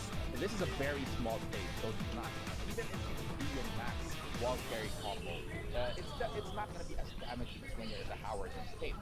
So Chongi Bears taking away that advantage for AK, a smart play here. Ang laki na ng lead But ni still, ano. he is a massive life advantage as well. And AK predicting that low gets the low parry. Now Chongi Bears is in the red. Is he gonna be able to survive? He should be, but now AK trying to find the last hit against Chongi Bears. Not freezing there, but a low kick from AK. Uy, gago. AK with the little shimmies, you see that, right? He's shimmying. Shimi-shimi. He knows that Chongi Bears excels in situations where Chongi Bears tries to open him up. But AK Pustahan mo ako. is playing Online so betting. Gago, masasayang yung pera mo. let him know, you know what, I'm not gonna fall for Kabado it. ako, kabado. I know how to play Lei Wulong, and I'm not allowing you to have fun. Here we go, AK with the late half kick, gonna carry to the wall. No. Shaheen is part of the fun, please. AK is the commander-in-chief here, and now, but AK is in the corner. Chongi Bears has a good positional advantage, but the life advantage is not in his favor. 25 seconds left on the clock. Playing in neutral, being very careful. Grabe naman, oy. AK just jumped over. Bumangga sa wall eh. Lei Wulong is pretty small. Tangin na Razor ano. Off kick as well. Oh, not quite taking him out, but yet another low kick. from Gago, binabastos na ni AK. The rain is pouring for Chongi Bears. And the thing about Chongi Bears also is that Chongi Bears likes to go for the Razor Rush, and AK is displaying perfect movement right here by backdashing and backdashing every single hit of that Razor Rush.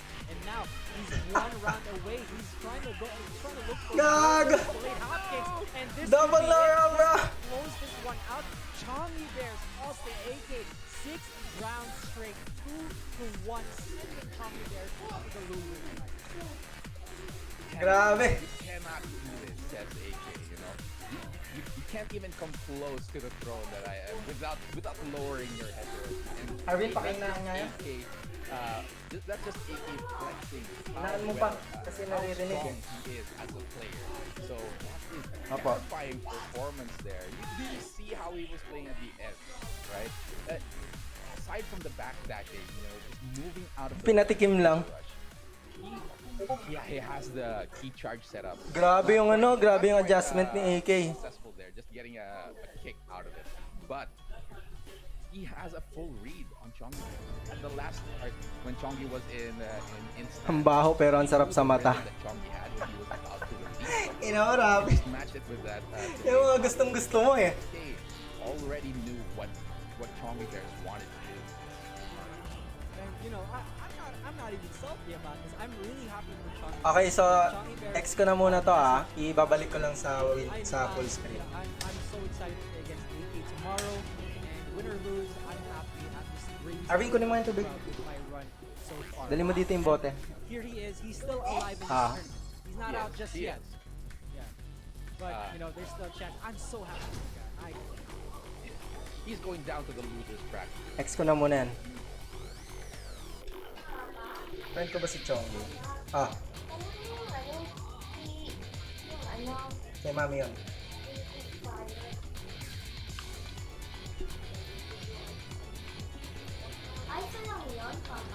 Hmm. Bigyan kita tubig, no? Apa. Ay, walang box. Ha? Hindi, amin na yan. Okay na yan. Hindi, yung mas onti lang. Yung mas onti laman.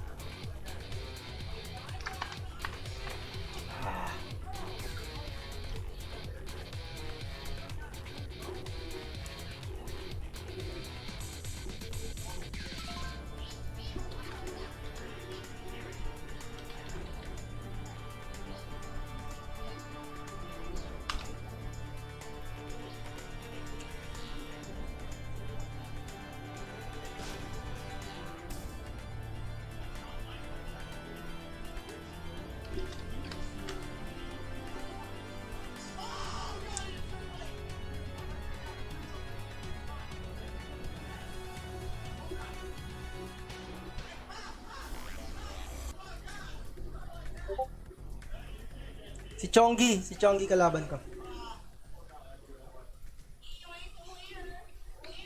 Kahit ano po.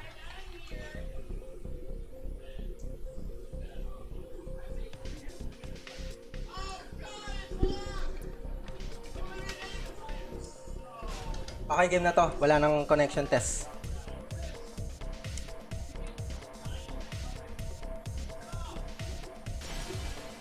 Welcome to the King of Iron Fist, Noctis Lucis Valo.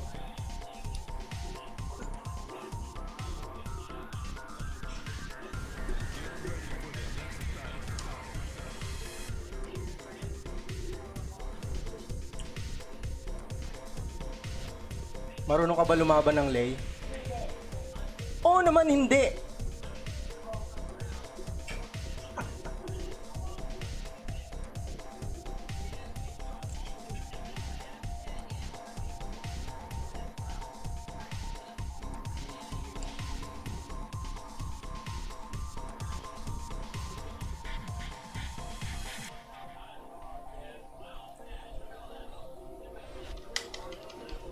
Sipin mo na lang si Nameless. Anybody else want a piece? Yan na to. One. Fight.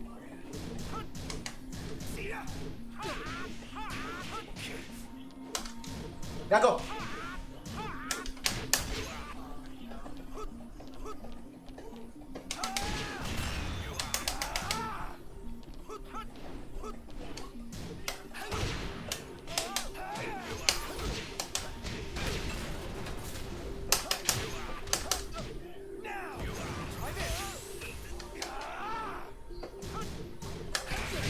Uy, lumusot! KO.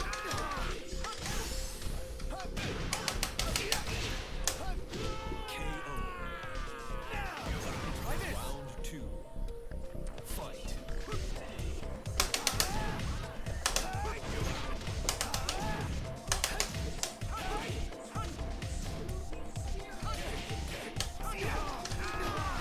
Gago, mali ako ng pindot.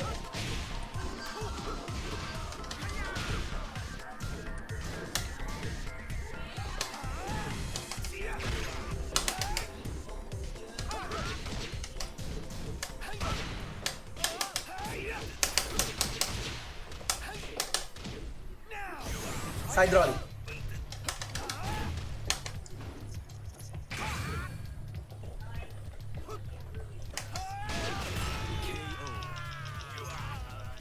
Round 3. Fight.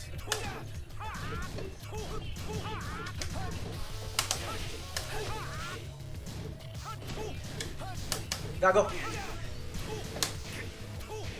Gago! Hindi ko na low pari yung ano. Okay lang. Fight.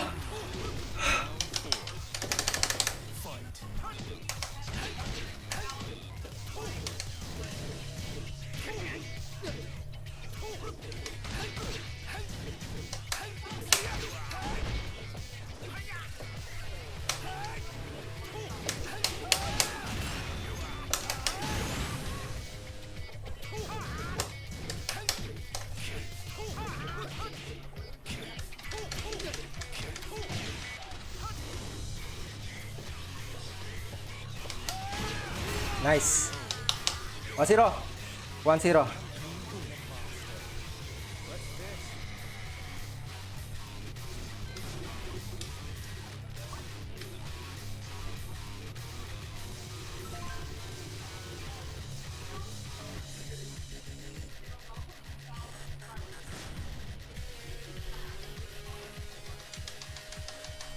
Kailangan ko nang tapusin, baka mag-choke pa ako.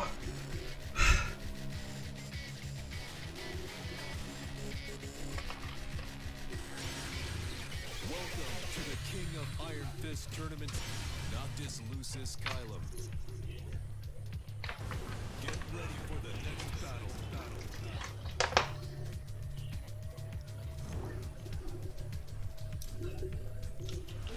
Salamat, AK.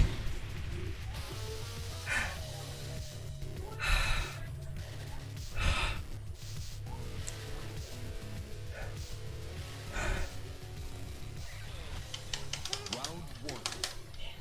Fight. Mali ako. Nagmadali ako. Nagtuto ako dun eh.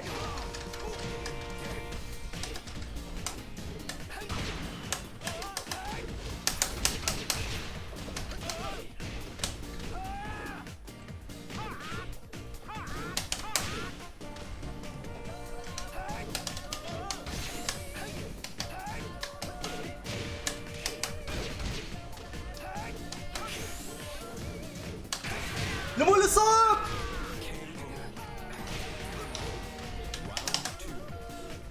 Fight. Sumusugal na.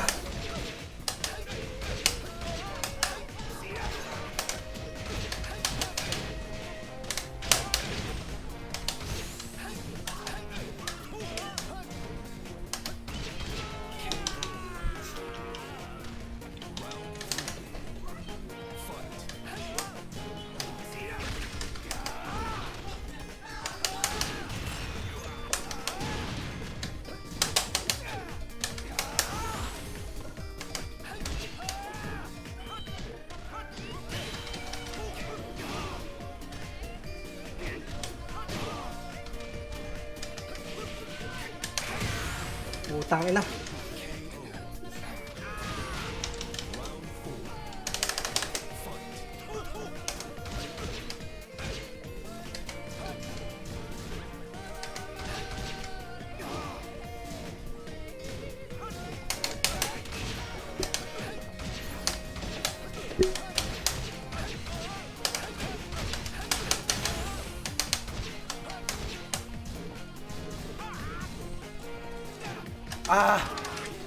Okay lang.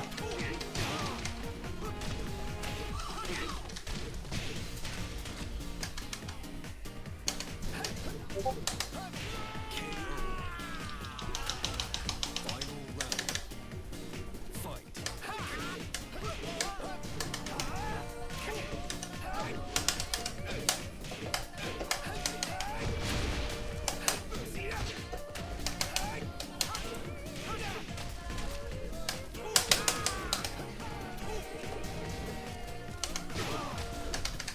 Forward 1 dapat.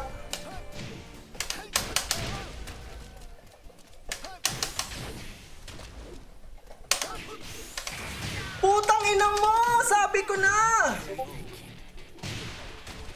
Dapat atrasan ko lang.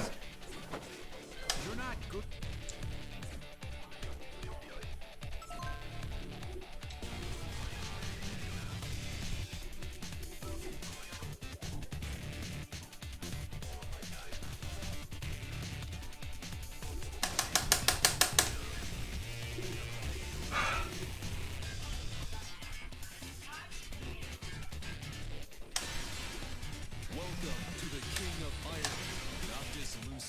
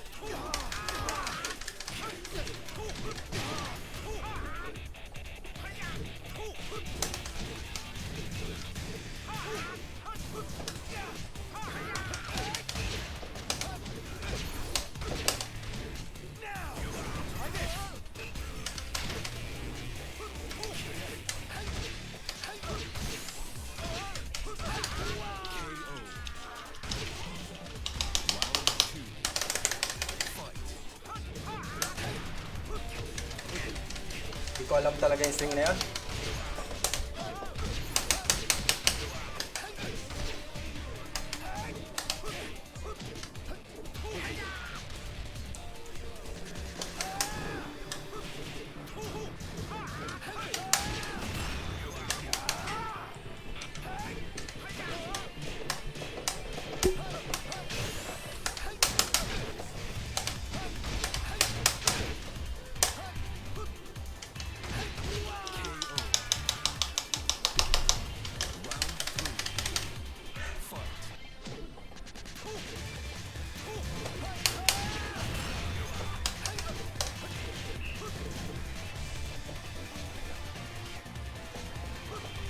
Wala na, mag-abang na ako.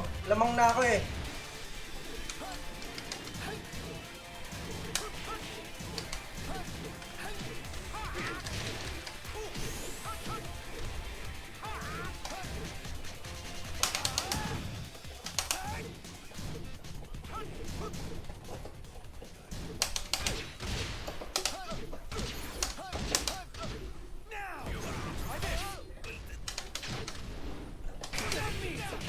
Ay. Okay. Round 4. Fight.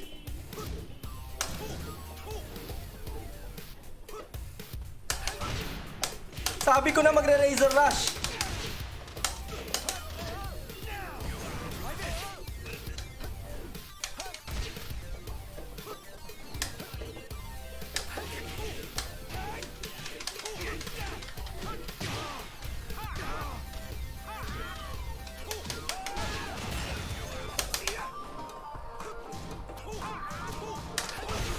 Yes!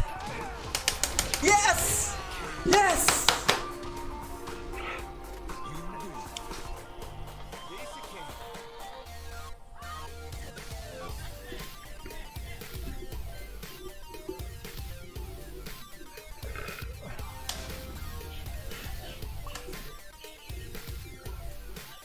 Ah!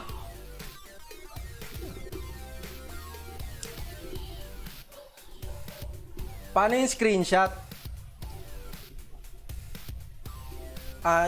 Windows. Puta.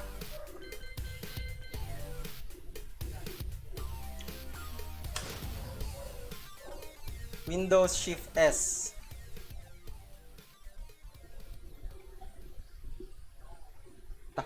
Tapos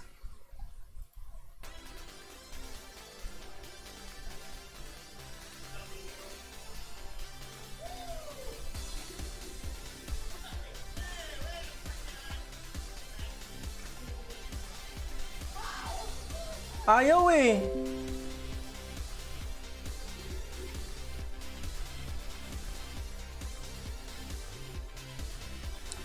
Patulong ako sa screenshot.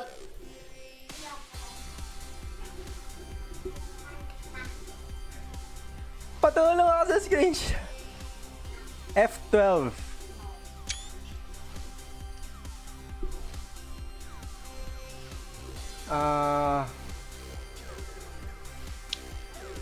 Hindi.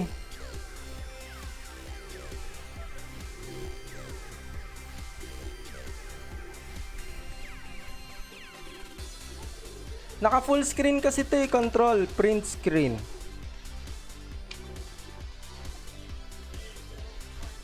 Ano nangyari?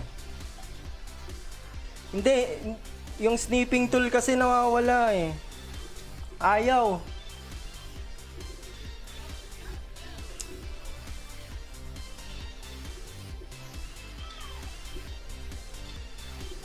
Hindi, kapag pinipaste ko, hindi yun yung ano eh. Oh no. Alam ko na. Alam ko na, dito ko na lang sa stream ya, ano. Isi-screenshot. Isi-snipping tool ko na lang dito sa ano.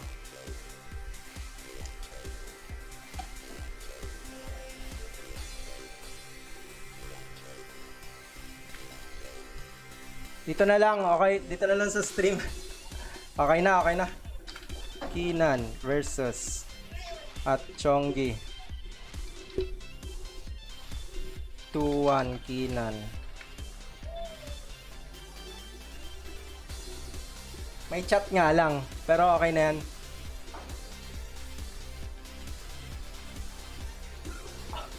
Oh!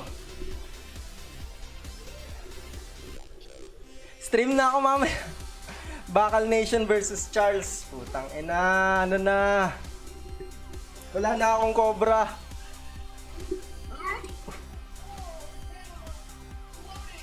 Bibili lang ako saglit. Okay lang kaya?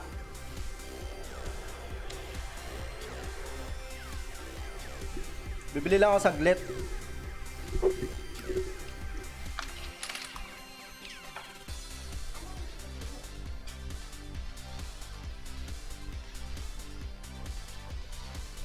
Best Noctis in PH. Choktis? You mean Choktis? Thank you so much for dropping by, man. TKRPM. Whew.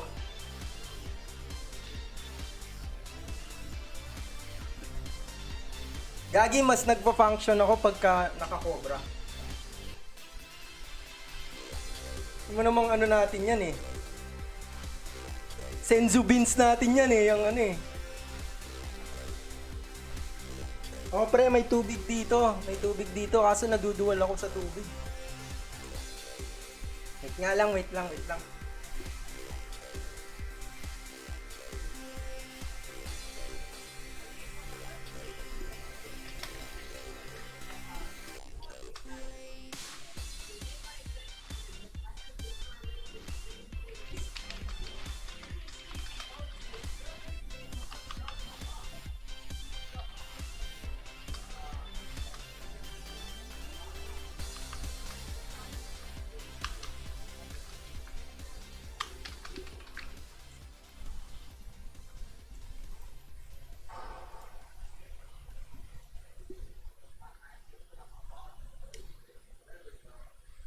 Pag titirik ako ng kandila si John, baka dalawin ka. Hindi! Tinimingan ko na kanina yung Razor Rush niya, kaya nag-up forward 1 ako. Nakita mo kanina, binigay ko yung saktong distansya. Binigay ko yung saktong distansya ng Razor Rush. Tapos, alam kong mauuna ako.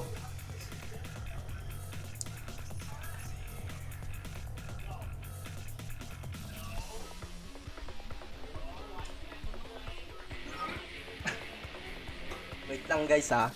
I-mute ko muna to. Mute muna. Arvin, bilisan mo dyan kumain ha. Baka mamaya parang kagabi na naman.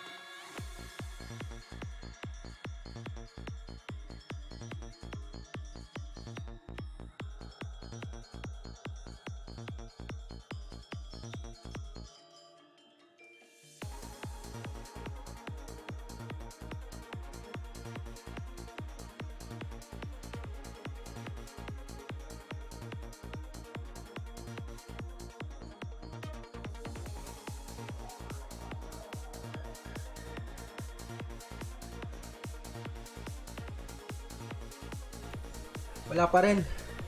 Woo! So, ganun ulit. Iano ko muna.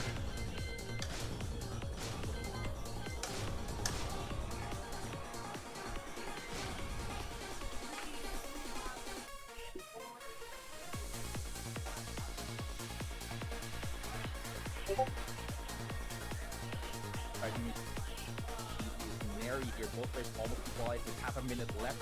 Good throw break there from Neri. Lalaban na muna ako. Block from 50 cal kicks. Neri the follow-up. Oh my goodness, 50 cal kicks, 2 straight rounds in the Dragon's Nest. Yeah, that's what makes it. That's what makes it so difficult blocking down that core from Warang, because there's a follow-up, which is the F4, which recovers so fast, and it might, it's susceptible for counter hit. So Neri has so much to think about right now. That's what makes it so difficult blocking down that core from Warang, because there's a follow-up, which is the F4, which recovers 50 cal kicks, puts Neri in rage. Oh no, huge mountain to climb here.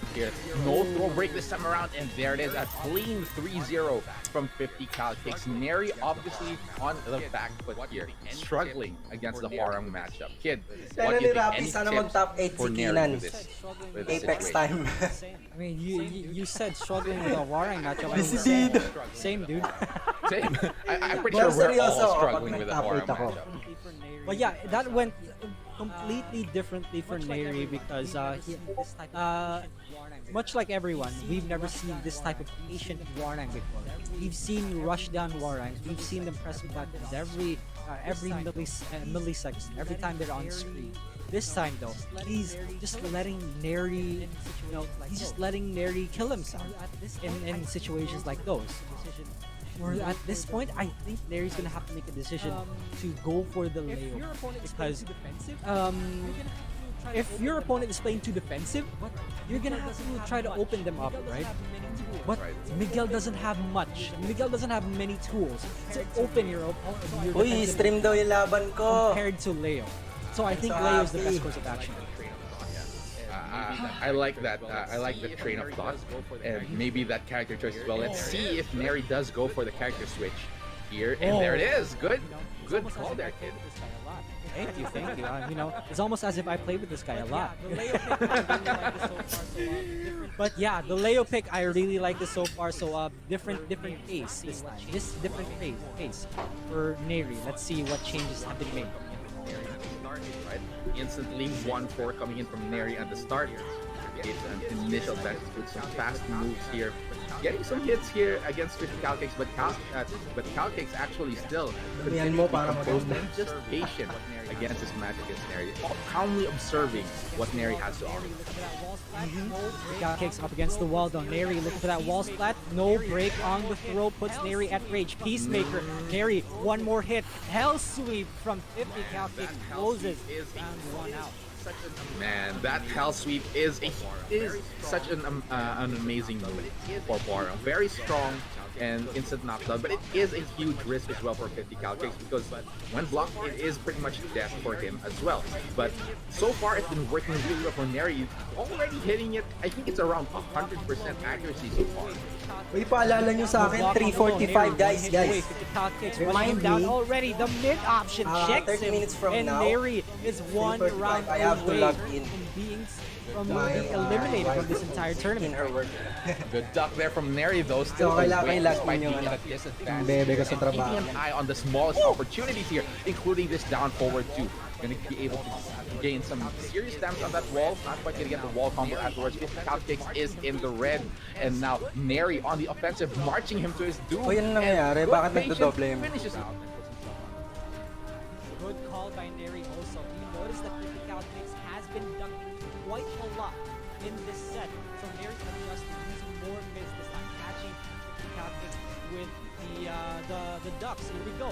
Neri has the momentum. Puts 50 cal kicks at range. 50 cal kicks takes a long call. Neri with the DF2 punish. Here we go. Ayan na lang. Neri showing that I can be patient too. I can observe. Sino si Neri? Cal kicks with that getup just wasn't patient quite enough. Neri catches him with the guaranteed damage on the floor. Goes for the low dab, and then a wall splat as well. Wall splat tries to go for a wall combo, but the offense is unrelenting on the side of Neri. Takes it off with that quick mid kick. Reverse sweep from your boy, kid. Bet you're proud. You guys might have heard a clap right there in the background. I had to keep myself contained right there because I couldn't scream. I had to give my boy a little bit of a clap right there because that was a wonderful adjustment coming from Neri. Again, I mentioned this a few minutes ago. Miguel does not have the options that Leo has. Parang ngayon ko lang nakita yung dalawa na yan. Opening up your defensive Ako nga din eh. Yung 50 cal kicks, parang nakikita ko na yan dati. So yeah, beautiful adjustment. Much more lows, a stance mix up, so giving 50 cal kicks a lot more to think about. So the patient play from 50 cal kicks might be coming into haunt him because this time around. Ba't hindi nakikita yung ano, kung ilang viewers? He's just piling Ayun, up 81. more and more difficult choices in his mind, and now it's gonna be interesting to see how he's gonna be able to adjust with this character because I'm not sure if he has a pocket character. I'm not sure if he talked about that, but it might still be the aura and just going for some adjustments.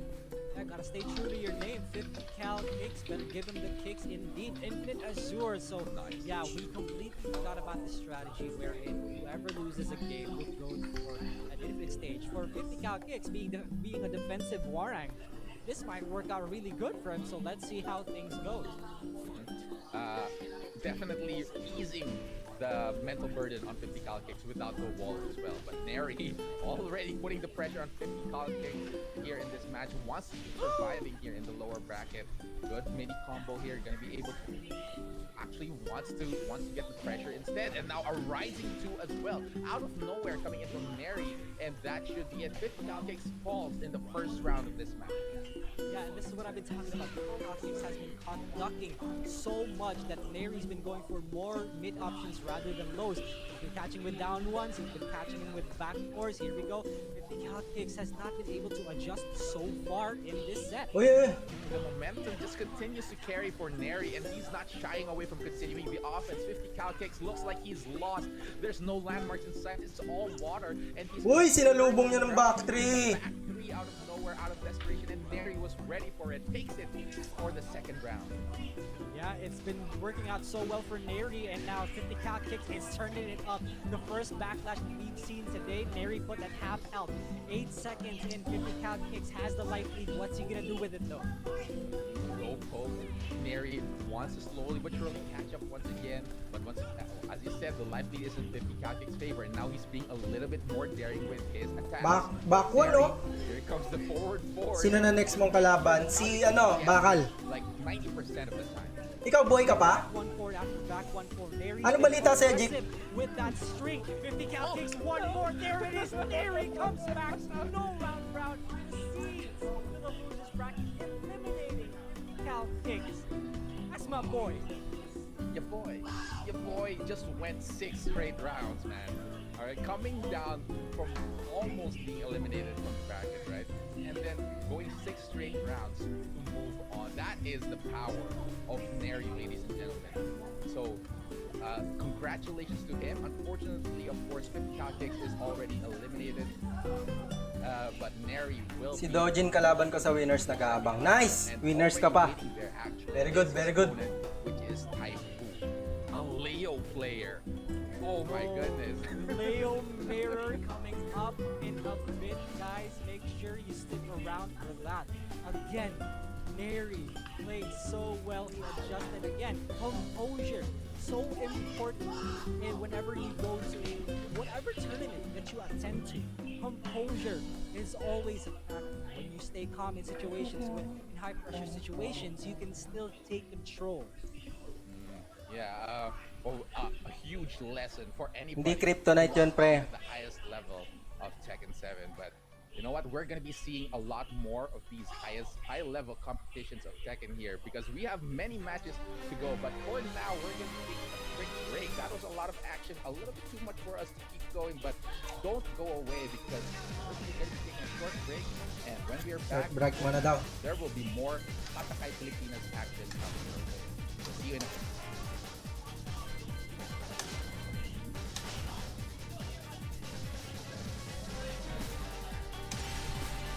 Welcome to the King of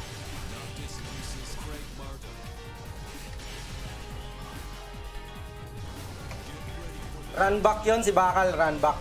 Kailangan ko makabawi. Siya yung naglaglag sa akin sa losers.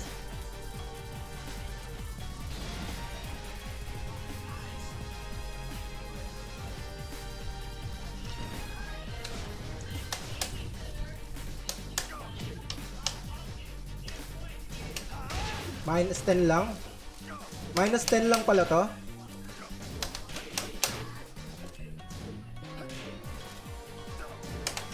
Sigurado ako, pre. Ito yung pinampatay niya sa akin eh. Ito yung pinampatay niya sa akin.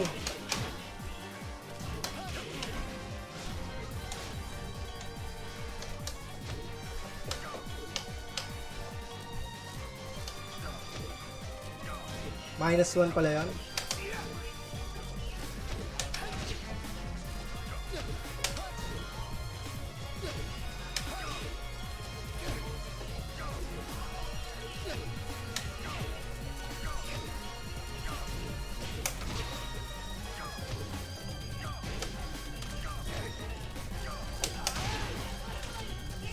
Aska pa niya. Tuto lang, wag ka na sumugal ng tuto. Oo nga eh, yan din yung nasa isip ko.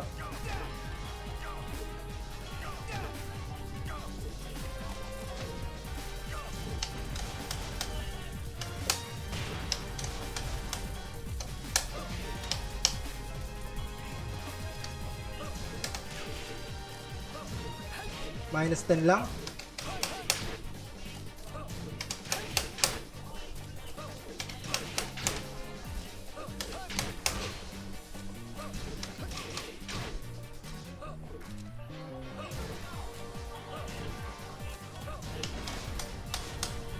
Ito yung madalas siya ginagawa eh.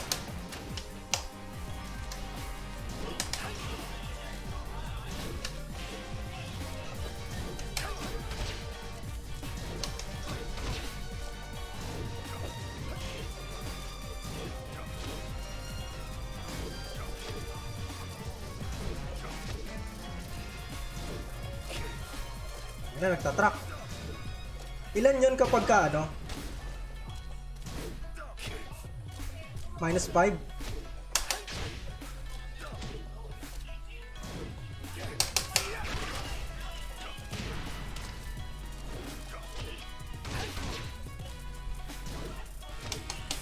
Oh, minus 16. Oh, minus 16 talaga yun. Open yun eh.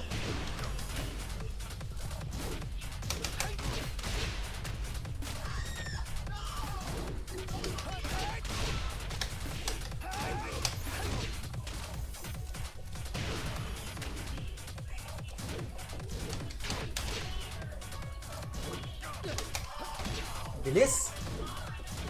14 frame pala yun.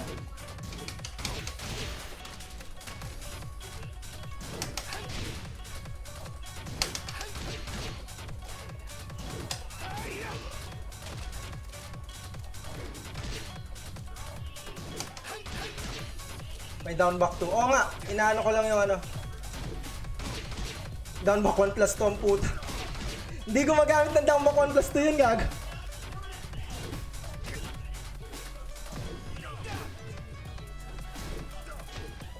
Oo nga eh.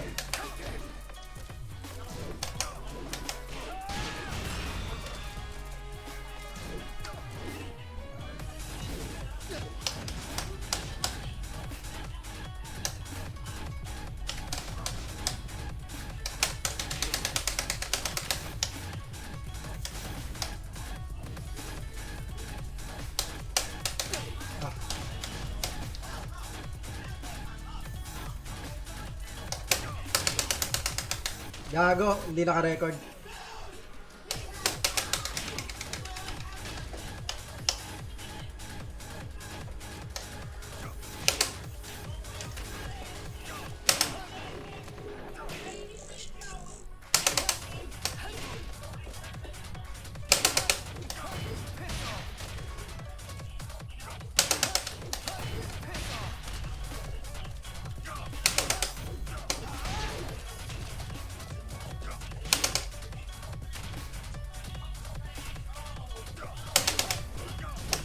Gago, hindi ako nakagalaw.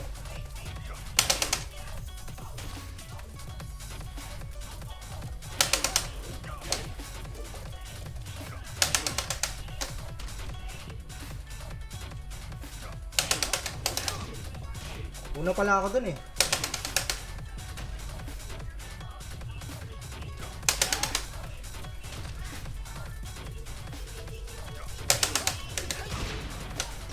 Okay, una ako dun.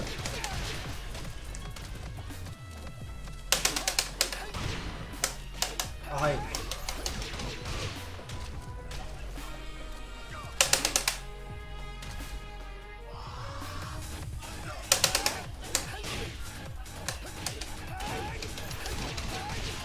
Down back to tackle dapat.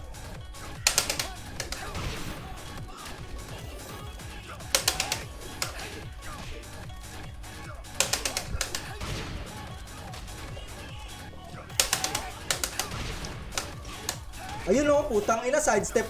Sidestep left yung sidestep right yung ginagawa ko, sidestep left yung ginawa.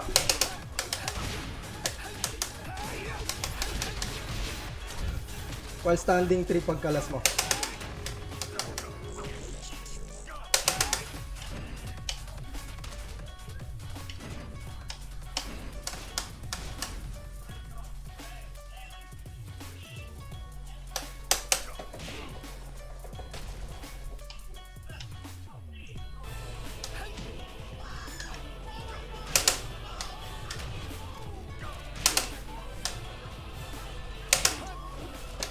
Gago. Hindi niya ako babackdash yan. Chonggi, sir. GG's. Woo. Grabe, kinabahan ako sa laban natin. Nagwawala ako dito. Kanina, kinakabahan ako. GG's, pre, GG's. Ganda ng laban nyo ni AK. Nawala yung momentum mo nung second saka third game.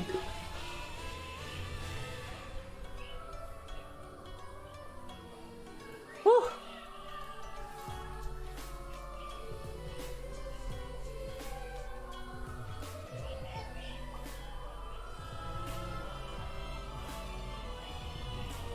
Gusto ko sana ayain sila Boss Cads manood, kaso tayo na baka mamaya pag nanood sila saka ako matalo. Bugbog ako ni AK, grabe na yung abang mode. Oo nga eh, grabe, natrasan ka lang na yung natrasan, no? Welcome back to Tatakai, Pilipinas. The Philippines second on. Try mo nga down back to tackle, doon ako malas. And of course is back on the deck, and we are going to be continuing with our topic. How have we been feeling so far, seeing all these past matches that we have? Ay, gago. Okay, so again, Tanggalin ko yung counter hit. everybody, what that is. And wow, okay, so that after the Guaranteed na, gago. I haven't been keeping an eye on the action because it was absolutely ridiculously nerve-wracking, especially the last set. Mahirap na yun. Because those are Ah, setup pala yun. ready for the next. Not just the losers. Kahit get up kick, wala.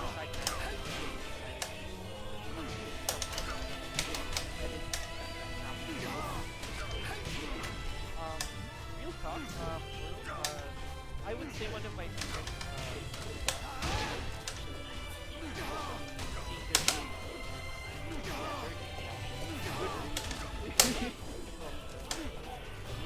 Unfortunately, we weren't able to see the match, but according to the bracket, Gold Standard took it 2-1 against Jason. And actually, Jason will be our next match because he is going to be fighting for his tournament life against FTC's Ponga. Yes, we know that apparently that's how you pronounce it. It's Ponga. So Jason brings Ponga for our next match. Interestingly, ladies and of course we have Jason attacking. Ang ina, just frame yung kalas ah. He's like mentioned using wrestlers. Just frame yung kalas, pre. Hindi na ako tech roll. Hopefully that's the case. We haven't seen any wrestlers so we haven't. Okay. Yeah, not a single one, and not even a Marduk. So that is something I'm looking forward to. And Okay. some of my information, it seems that there's a possibility that Ponge will be using a Marco. That might be an interesting matchup. We might get a lore battle. Honestly, that would be so that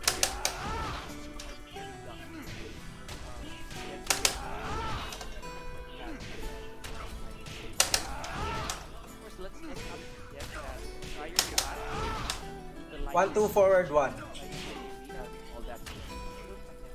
Maru again, another very young contender, and these talents, ladies and gentlemen, I think we can definitely say that they will most likely be the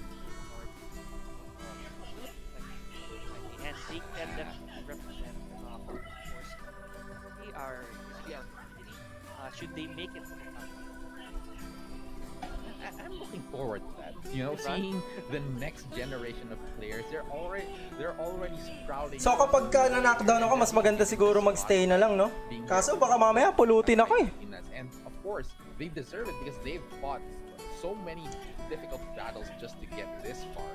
And now I'm just looking forward to see how far they can go and if they can go beyond. Wait lang, Steven. Respect is actually Yung very ano, important there for- and yung- I know that they themselves have exceeded their own. Yung ground throw, uno yung hagis, no? Uno yung hagis, dos yung damage. Fact that none of them are actually to be taken lightly. Regardless where it Uno yung damage, dos yung ano. or himself. There you got it. And I know he's definitely looking forward to more W. I want to see more games with them. Uno hagis, dos slam. Okay. Okay. But who knows? Let's summon Maru. Because Maru Baka mag-infinite stage ako dito. Maru there, you know, when he feels the mood, when he feels the vibe. Masakit si ano sa wall eh. But however, ladies and gentlemen, our match has an clear yes,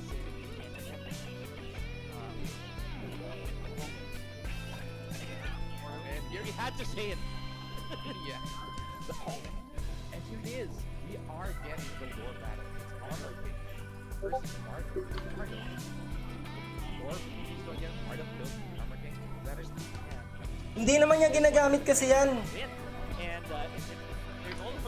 they're no longer gonna hold back here, ladies and gentlemen. Again, lore battle and now it is an early book lead already by Jack. And here, again, ladies and gentlemen, these are wrestlers, so don't just look at these. Quick stand to be. A throw will come out. And there it is. Ano nga eh, forward nga eh. Yung ano, yung spring na forward. Naka-hold ka sa forward. Pwede yun. Tapos roll forward. Ito oh. Wait lang. Sino si Pongge? Uy. A huge low coming in from Ponge here, trying to find the last hit. Both players in the red, and that mid kick from Ponge gets into the third round. Again, as we mentioned, ladies and gentlemen, Dragon's Nest is actually one stage that you have to be very calculated when it comes to carrying. But look at calculation here. Jason with a slight calculation with the wall here still gets himself enough damage with 11 seconds. Now Ponge here needs the momentum back. The combo, oh, look at this, almost even on time. Jason up by just a little bit. Never mind, he now has a huge lead.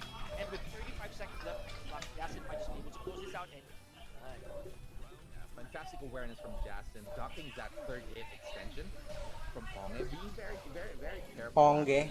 when it comes to skins. Obviously, lots of knowledge being traded between these two players. But Ponge with that huge armor crush as well. Justin, however, retaliating, gets the sidewalk button and is fighting back. oh my god! Forgo, that round, ladies and gentlemen, if I may say so myself, a lot of things did not go both their ways. The combos were dropping left and right. Again, it was the damage output of part of the lead with the saber there. With 44 seconds left on the clock, so the entire thing lasted 60 seconds. Crazy back and forth. Now, ladies and gentlemen, it's back and we have rain. Uy. It's triggered when Nice low parry. Wait, here we go. Speaking of taking a win, Ponge will Lumakpor. back away, but takes round Uy, puta, gumaganon pa. Patay ka. one win there. This is a scary part of the Grabe yung mga tao ngayon, no? Talagang knockback. No, sa sobrang na-hype sila na nagtitibag na ewan. Right? You can see that some of them are going to come out of it. But you can see that they're still making some decisions. Di ba NC yung DF3, DF1 ni Marduk? Oo. As I mentioned earlier, a lot of information being created this time around. Kaso may DF3, DF1, minus 12. Ang problema, may follow-up. May follow-up na high. So, hula talaga.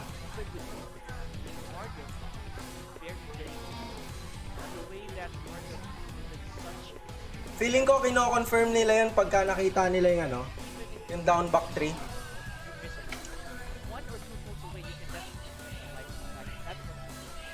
Wait lang ha, CR lang ako. Well, Jackson is not out of and he does have where Jackson is actually King King. So Armor King is there. He's definitely with the shelf. Let's see what Jackson's decision will be. Even a Kunimitsu would be useful, but not wasting time here anymore for Jackson picks and heads straight into another relatively small stage here. Yeah, lots of flashing lights, so you gotta be careful. Might get in your eyes. And because, you know, especially this one, I think that's his strategy. The light gets in your eyes, and the next thing, you're shooting a throw, or an Atlas Hammer for that matter, and already in the wall is Pong. Wow, and Jackson with a nice attempt there, ladies and gentlemen. He tried to do a cross-up, but I think he hesitated on the very last second to raise again, ladies and gentlemen. Jackson now, just moments ago, he had a huge lead. Pero high naman yun. Yung follow-up ng DF3, DF1, high. Oh my goodness. Continuous flurry of offense with this Marduk where Jackson catches him out of the air. Not just Safe high tapos nagka-counter hit. Counter hit launcher. going for the low and shot at absolutely not getting Jackson a single turn. Here we go, an inadvertent duck there as well from Pong, saving, or rather, giving him a little bit of momentum going into this. Jackson needs to make something happen here because he cannot allow Drake Martin to take that momentum. Right now, that is the name of the game here for okay, great escape on the ground, so ladies and gentlemen. Not actually a guaranteed pickup. You do have to guess, but speaking of guessing, Jackson made a really good guess there for with that opting out of nowhere. Yeah, unfortunately dropped the combo, spent the race dive as well, tries to turn for the headbutt. Jackson there, but not working out. Huge damage from the Pongers. Straight down. Ayun o, may mix-up din niya walang yana yan eh, yung power crush na yan. Everything is going Pong's way here for oh my god, but nice counter control as well here from Jackson. Gets himself a little bit of space between him and Pong and time to take this. Pwede dash DF1 dun, di ba? Again, here it is, Paul. There it is. There, that's what we've been talking about. King has finally landed a counter hit. That is, I believe, the first counter hit that Jackson landed in this entire set.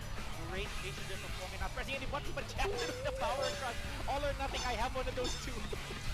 Gago ka, patay. Patay si Jason. Oh, not like this.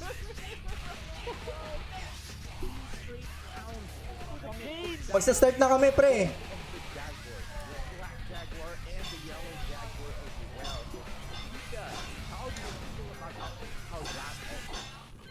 You see the expression on my face right now. A little bit of a frown upside down, ladies and gentlemen. Here it is. Again, of course, good job to Jackson. That was quite the battle that he faced against him.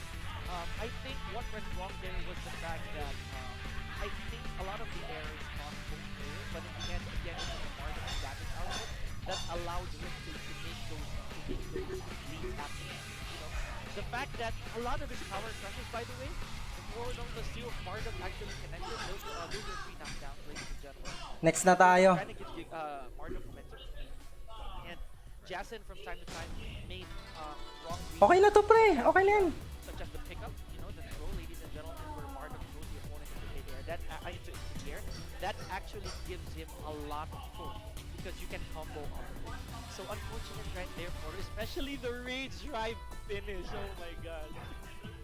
You know, it's just a testament of what you have to watch out for when you're up against a Marduk.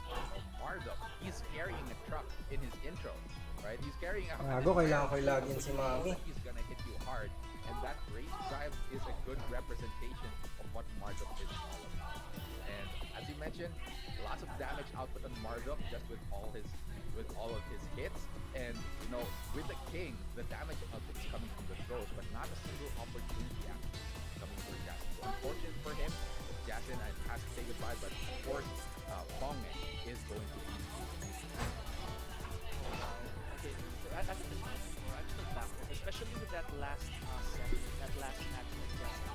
As even it was 3-0, it kind of turned out that the Armory had a little bit more advantage in that set compared to the King.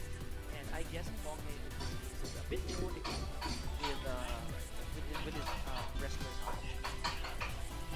Now, speaking of equipped, right, we're going to be having a match featuring a character that flips weapons left and right between of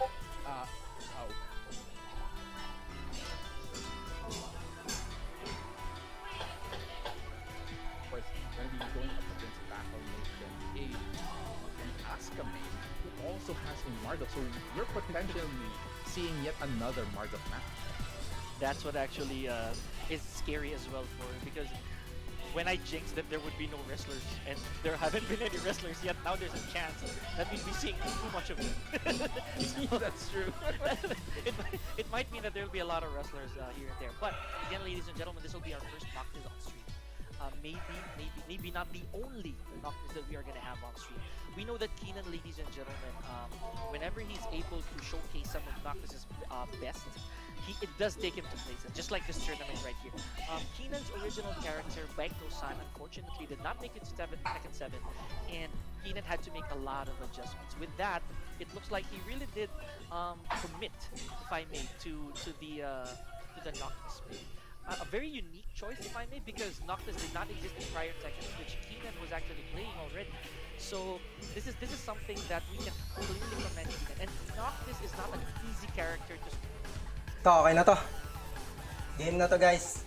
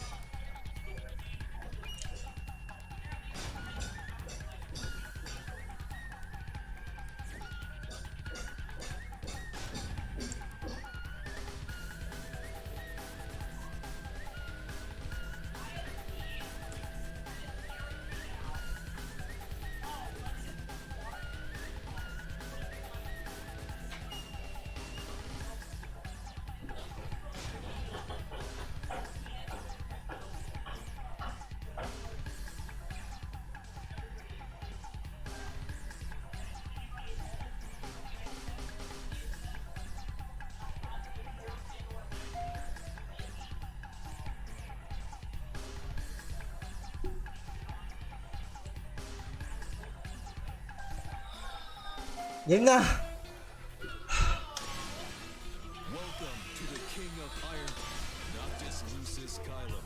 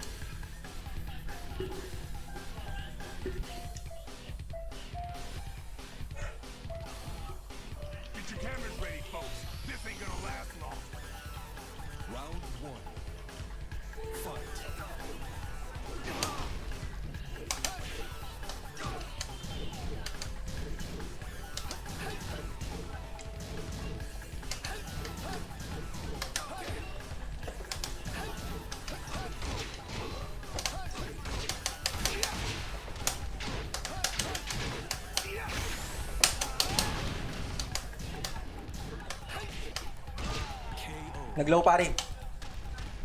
Round 2. Fight.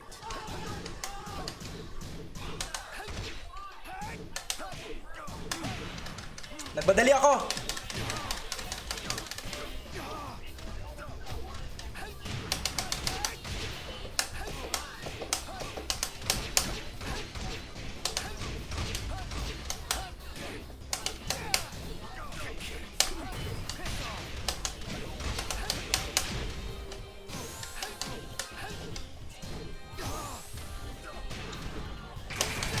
Tae, nagmadali ako. Okay. Round 3. Fight. Round 4. Fight.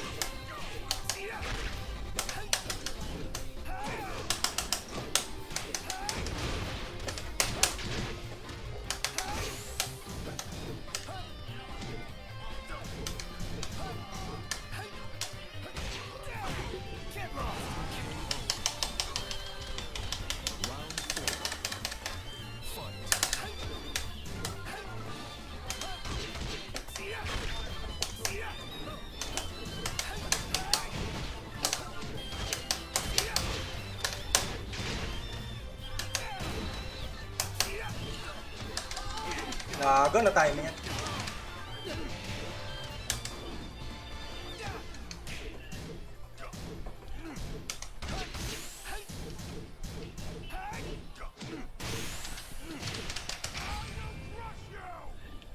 Sakto yung ano, sidewall.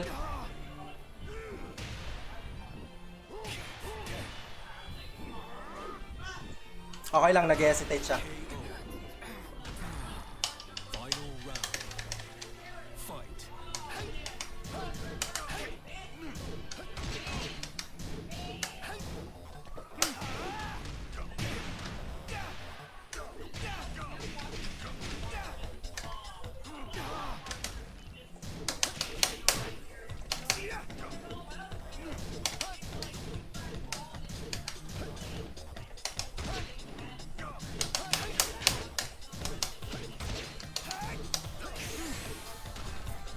Uy, umuko ako doon!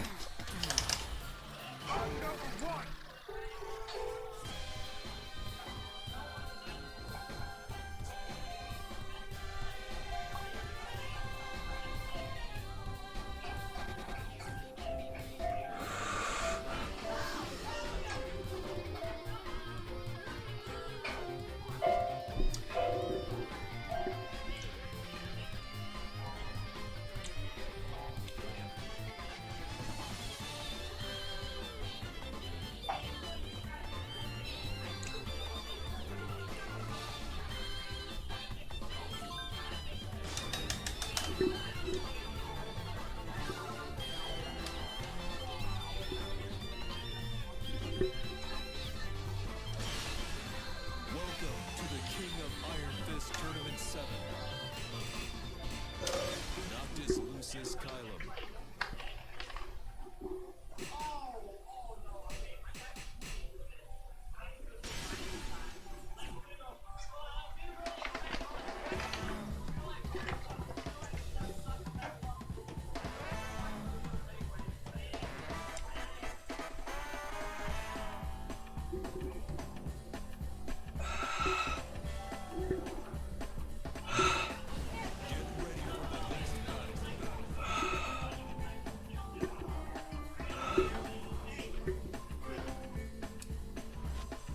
Hindi siya yumuyo ko.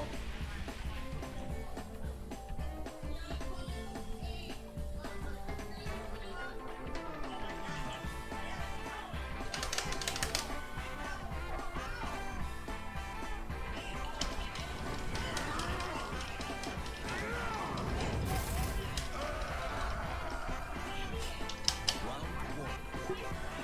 Fight.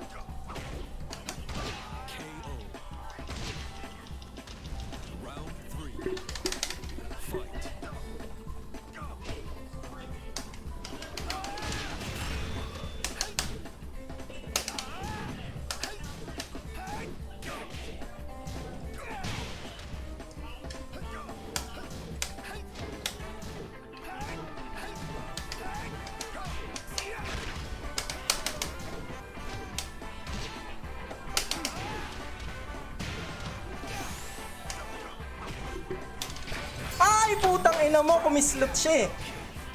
Nagulat ako.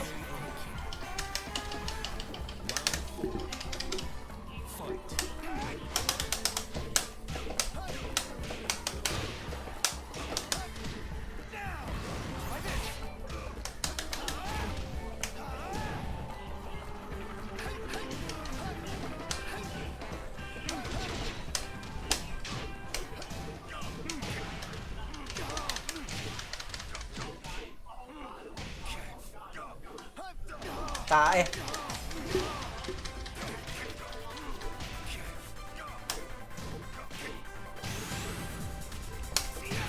Tae. Okay.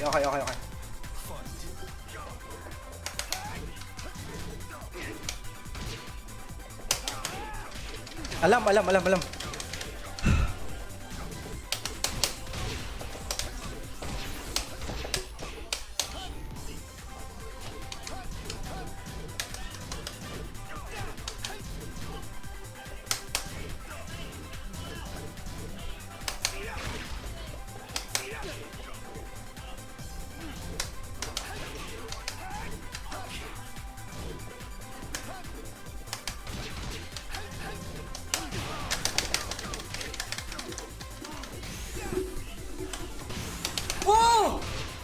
Wow! While standing 3 dapat yun, pre. No big deal. While standing 3 dapat yun.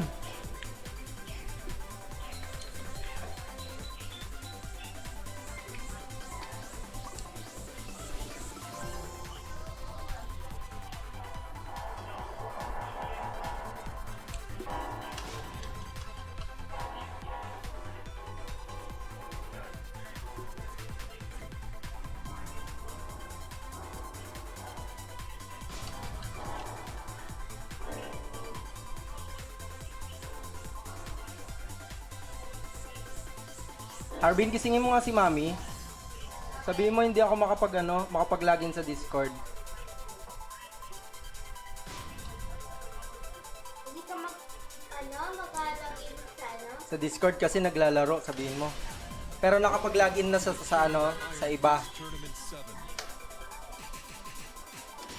Noctis Lucis Kylo. Putang ina, sayang yung lead kong dalawang dun ah.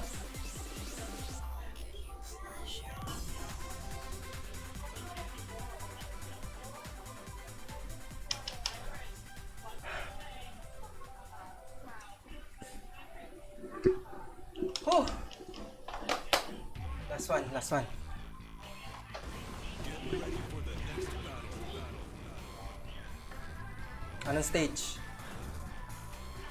Anong stage? Bakal.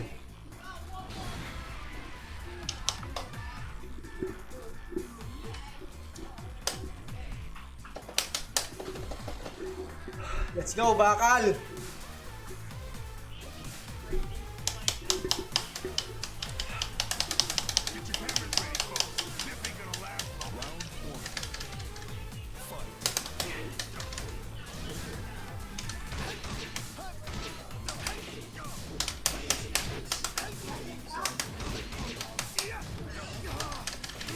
Down to lang.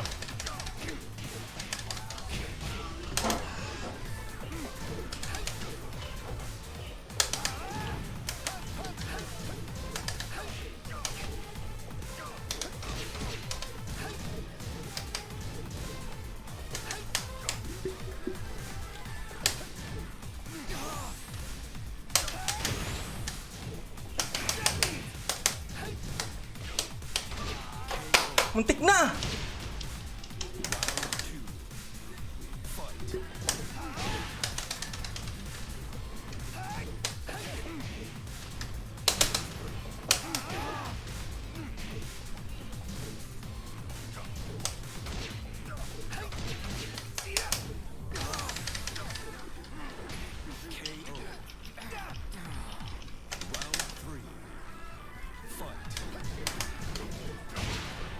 Umalag na!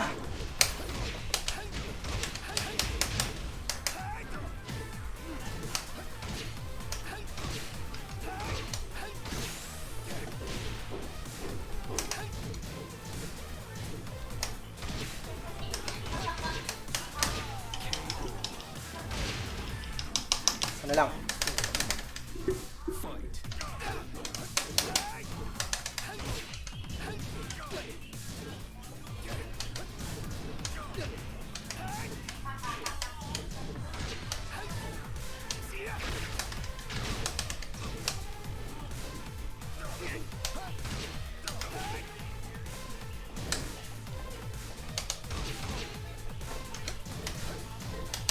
Yes! Putang ina mo, bakal!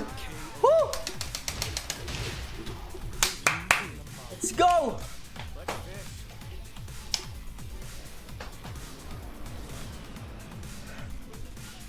GG's! Ah.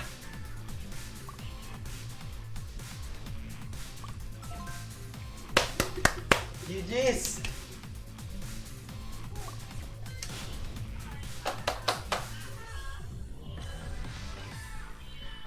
Huh.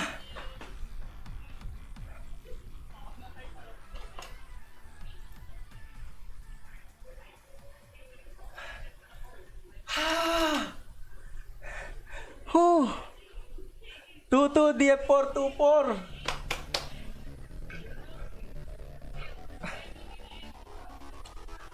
Bawi na ako. GG's, bakal, putang ina. Huh.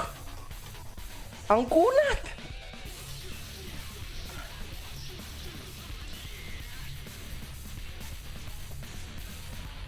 Hindi, nung bandang huli, pumipindot na. Nakita mo, di ba? Unang-unang 2-2 forward to kumislot. Napansin ko, nanggigigil na siya eh. Nanggigigil na siya ng ano eh.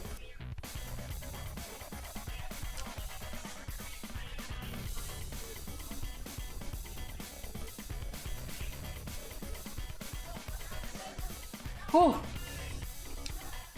Sana lang, top 8.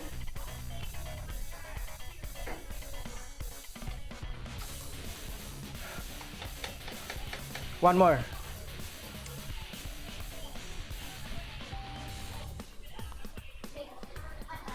Hindi siya makatakal kasi grabe maka-off time yung 2-2. Oo pre, talagang ano yun. Magandang panglaban yun sa 2-2. Yung ano, sa tackle, yung 2-2. Wait lang ha. Silipin ko lang yung asawa ko. Shit!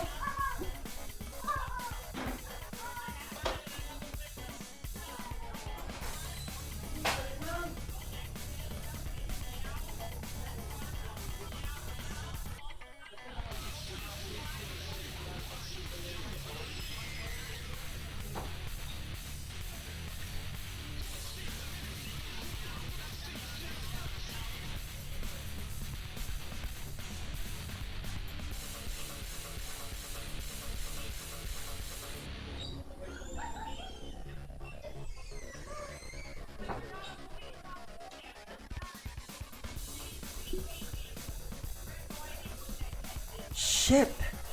Ha. Wait lang ha, tanggalin ko muna yung ano ha.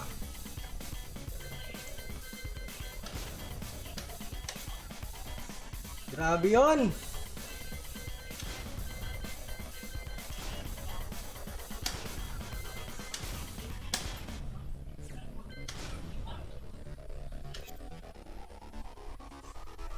Grabe yun! Tangin na.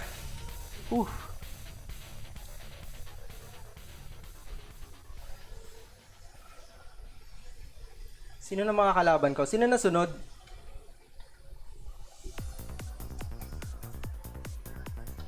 Wait lang, ilalagin ko lang yung bebe ko. Characters are actually like not exactly the type of characters that would be in the spotlight. Like unless Zafina kind of, yeah, right? He's been a favorite in like season 3, if I'm not mistaken. And Zafina, of course, one of the characters that were just recently added to Tekken 7. I mean, she did not debut with the rest of the cast. She was Mami, added naka na ako sa Discord ah. the moment she re-emerged, coming from Tekken 6, or this version of Zafina was completely Jackify thing. Really equipped with everything that she needed to survive a Tekken 7 setting. But speaking of Jack, we do have a Jack Tapos 7 close ko muna ulit to. from iRobot. And as the namesake, ladies and gentlemen, says, it is a robot indeed in the form of Jack 7. One of the characters who was favored from the very beginning. Grabe yun! Tangina! Very good turn. Kinakabahan pa rin ako. And I know you yourself have grown tired back then. You grew tired of seeing too many of these jacks. Now there's more representation in the form of iRobot. The thing is, back then, right, movement was pretty nerfed. That was season 1. There was barely any movement in the game. But now, movement has been fixed, pretty much balanced here in Tekken 7, and Zafina actually has one of the better movements among the cast. So that is something that iRobot will have to watch out for. Try to go for the punish with Geno 4, but it's a little bit too far coming in for Zafina. Now entering range and burns it right away is Geno 4, ladies and gentlemen. If you are, oh my goodness, I think Geno 4 misconstrued the damage there a little bit and went straight for an OP. I think he thought that iRobot would have been dead by then.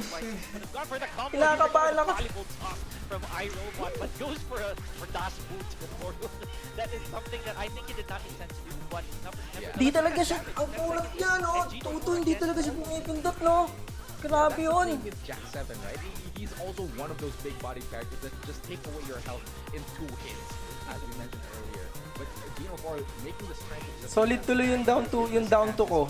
Yung mga down back to ko, yung unang down back to ko, tiptoe against when it comes to ano, approaching there and pulling it off. error, down to yun. Yung pangalawa, sinadya ko na. Kasi parang ano eh, nanghihinayang ako sa hindi niya pagyuko. Gusto ko bigyan ng mabigat.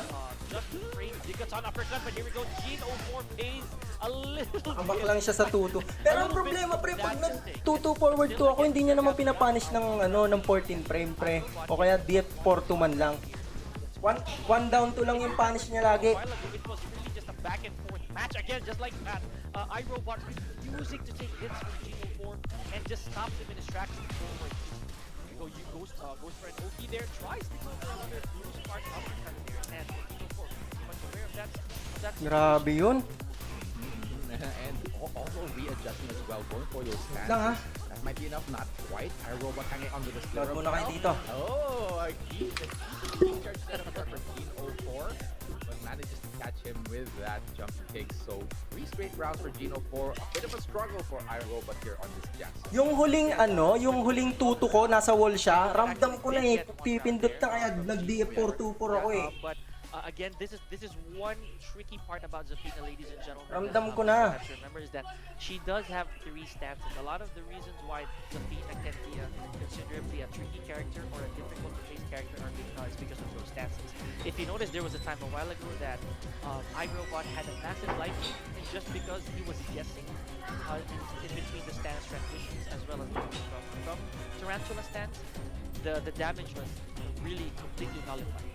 Geno 4 reversed the whole thing. Holds stance, and that's the formula for Zafina. Now, ladies and gentlemen, the question now is whether iRobot will stick it out with the robot, the main robot that he has, or is he gonna switch characters? Mind you, I think he has faith in Jack here. Yeah. I think it's definitely going to be the Jack 7. I don't think going for the Brian Fury would be a wise decision considering how stance heavy. Oh, but he does go for the Brian Fury actually. And This oddly time enough as well, unwalled stage again. That's just the gods choosing, the Tekken gods choosing all these two where they're supposed to fight. They said, it kind of matches the colors. Panoorin natin yung laban. I was Wait lang. literally about to Sige. point that out for you. Ano ko muna to? Zafina, we Tanggalin have ko muna heard you to. loud and clear. your bleed has been addressed. So we're turning the skies purple right here, but that is not the case for iRobot. He believes otherwise. Hitting Geno. Ang ganda din ng momentum ko kaso nababawi niya eh. Sa sobrang kalmado ako eh. And let's not forget that again, another momentum-based character here for is Brian Fury, a legacy character who dwells in so much damage. And just looking how iRobot already has the lead here, just says there's the whole story. It seems like he's a lot more comfortable using this Brian Fury against Zafina, right? He's not worried that much about the difference in the speed of their tools, and he's just a lot more confident. And with these counter hits as well that's coming out for him, definitely putting him at a Pag better kay Orb position. Ellie, bahala ka na dyan. Ayoko na makila. That yes, Brian Fury is a lot faster than Jack. So Pre, makatapat ko lang siya. Okay na ako. Masaya na ako doon kahit hindi manalo. Uy, ayun oh. long story short here, it all boils Talagang down to tuto lang. like what you said. Looking at what's happening as well. Ino-off time ko ng konti eh para manggigil siya eh. Greedy when it comes to Ayun oh, DF4-2-2, DF4-2-4. Yun din yung pinampatay ko kanina eh. Very Nanggigil. Work iRobot with a massive momentum, and as you said, Pika, momentum-based character, G04 has to break this momentum with iRobot. Because once he's very comfortable, he will just keep going, and that is not what G04 wants. That counter from iRobot. Hindi niya alam kung kailan niya iti-take yung turn niya. G04 not shying away, going for some offense as well. Not much stance this time around because iRobot's not giving him any space, but it's still Nagigigil ako doon. will give him some extra stance. Now entering Kaya ko yung kung unusual yun eh. iRobot a while ago is back on the ropes, but iRobot with that life deficit is definitely needs to be more careful coming into this because G4 does have the win advantage, but they have the round advantage. Swerte yun, swerte yun. Honest here, this is Amino we're talking about. Tapos pari, ayun o, swerte yun. In the game. But okay, I think iRobot would say otherwise right now for because oh what a drop! No. Ayun o, nagmadali ako. Dapat inatrasan ko pa. Feeling ko kaya ko pang atrasan yun eh. And that TF2-1 as well, the blackout combo. Tapos hindi ko binibigay yung okay niya. Kapag na-knockdown niya ako, hindi ako tumatayo ng agad-agad. Shattering.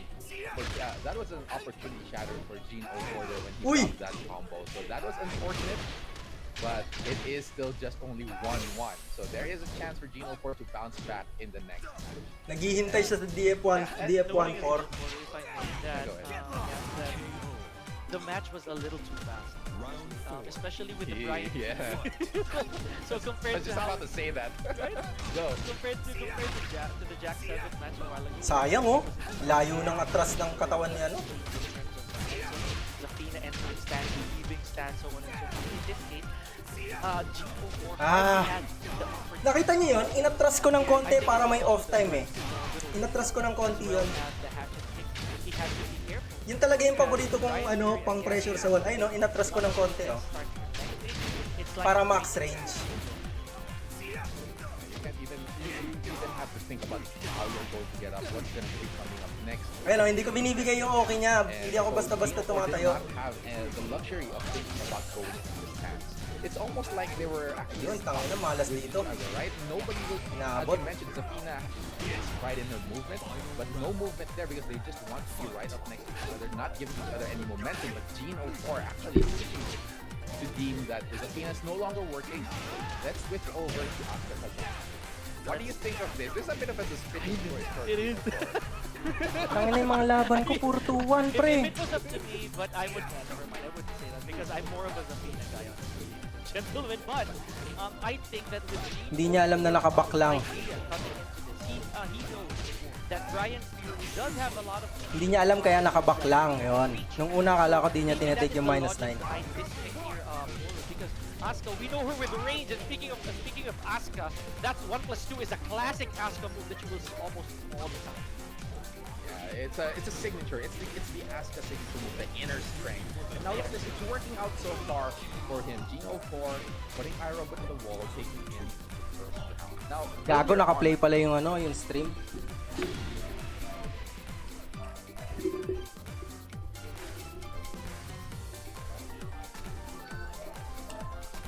Hello, Keenan, are we winning? I got lucky. I got super lucky.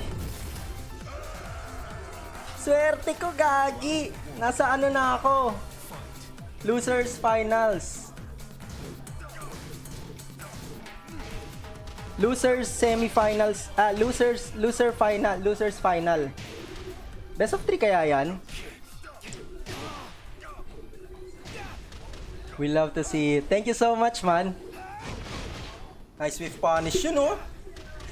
Tignan nyo tong combo ko. Tignan nyo tong combo ko.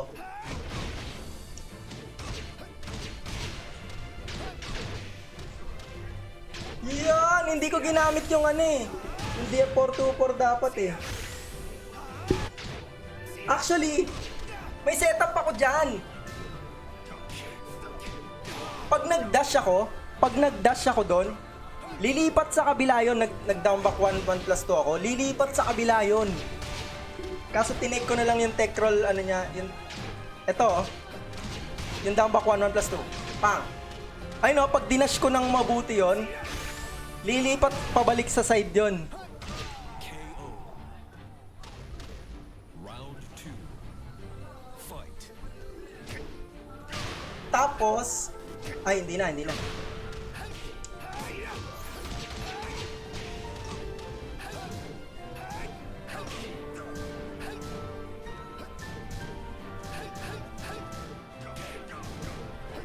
Uy, 1-2 forward 1. Alam ko yan, pre.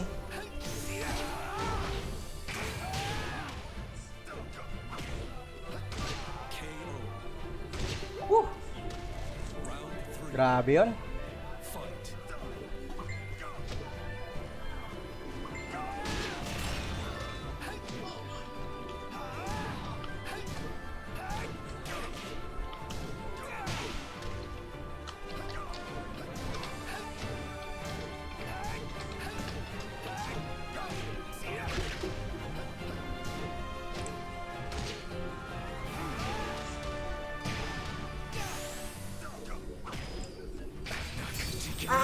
Tae.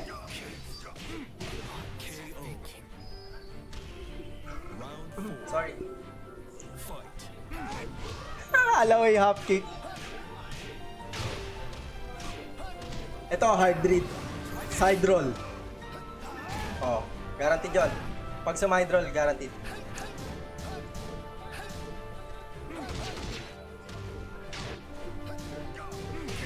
Tangin na, nanggigigil.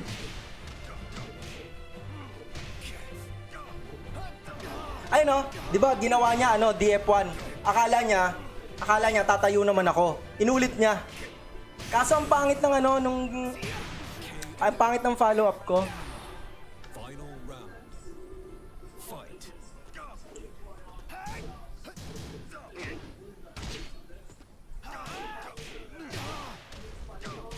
Dito kinakabahan na ako, shit.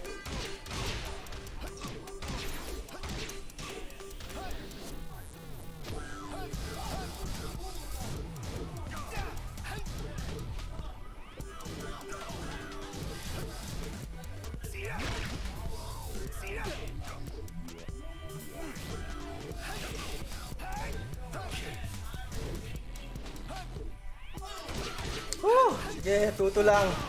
Yan, dito na ako kinabahan. Tangina, last na. Uy, puti na lang pumindot siya kagad. Talo na dapat ako doon. Ay, puta, nanalo. Ang ina mo, lakas mo manalangin ha. Apex pa more ha. Tignan mo. Apex ha.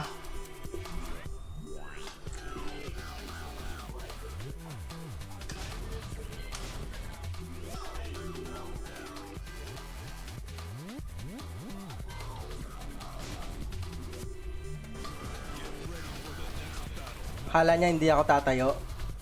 Oh, kasi kanina hindi ako tumatayo eh. Tangina, malas yung getup na yun, pre. Ang gagawin ko dapat, tayo while standing 3. Nag-error yun, pre. Tangina, napaganda yung error ko.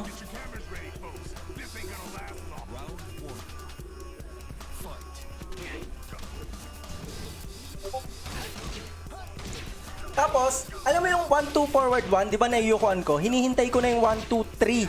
O-open yun eh. Aangat sa akin.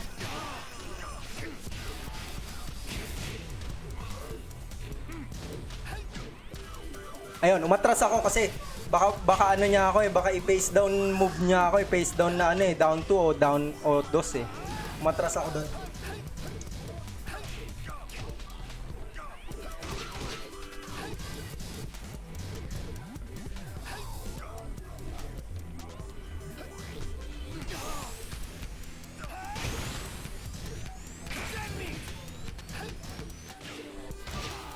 Woo!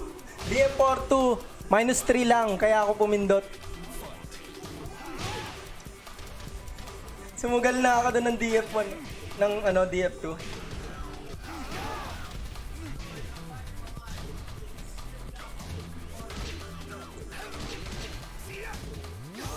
Patay ako. Yung jumping shoulder niya kaya i-punish yung down back 1-1+2. Hindi umaangat, tinry ko na. Ito, nanggigigil na eh.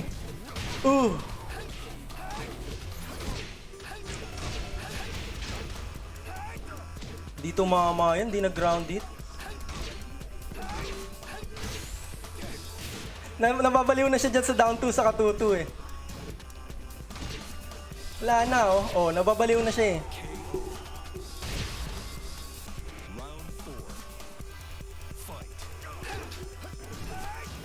Upward one.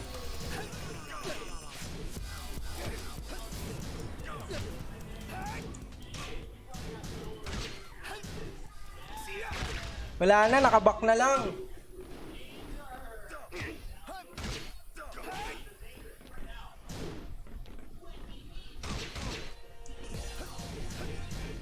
D4 2-4, 2-2-2, D4 2-4, pambigla.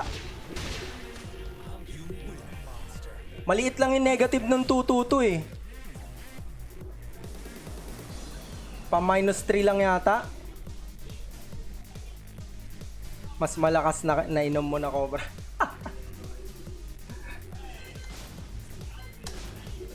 Ano na nangyari? Nahanap na ba ako? Lapit na match nyo on stream. Teka nga lang. Bubukas muna ako ng minahan. Magmimina muna ako, guys.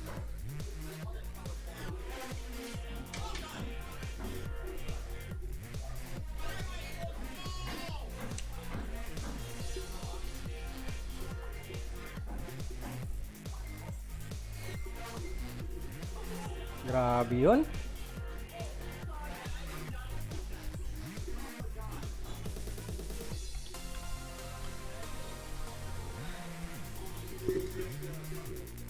Hindi pa rin ako makapaniwala, gagi. Yung na kasi ni Steven eh.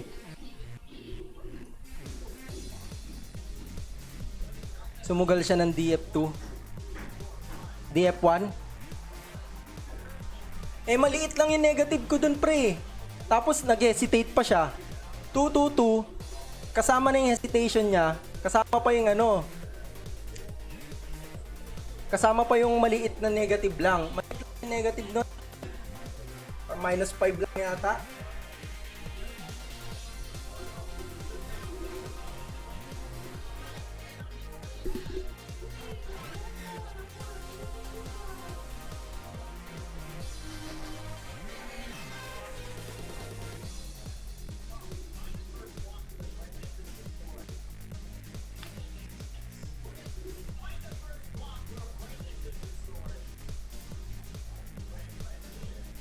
Patayin ko muna yung Tekken ka.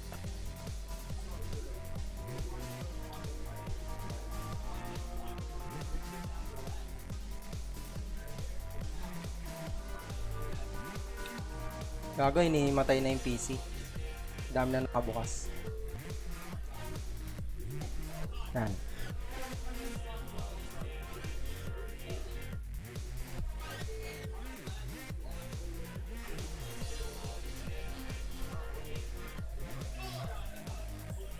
Tatrabaho lang ako, guys, ha.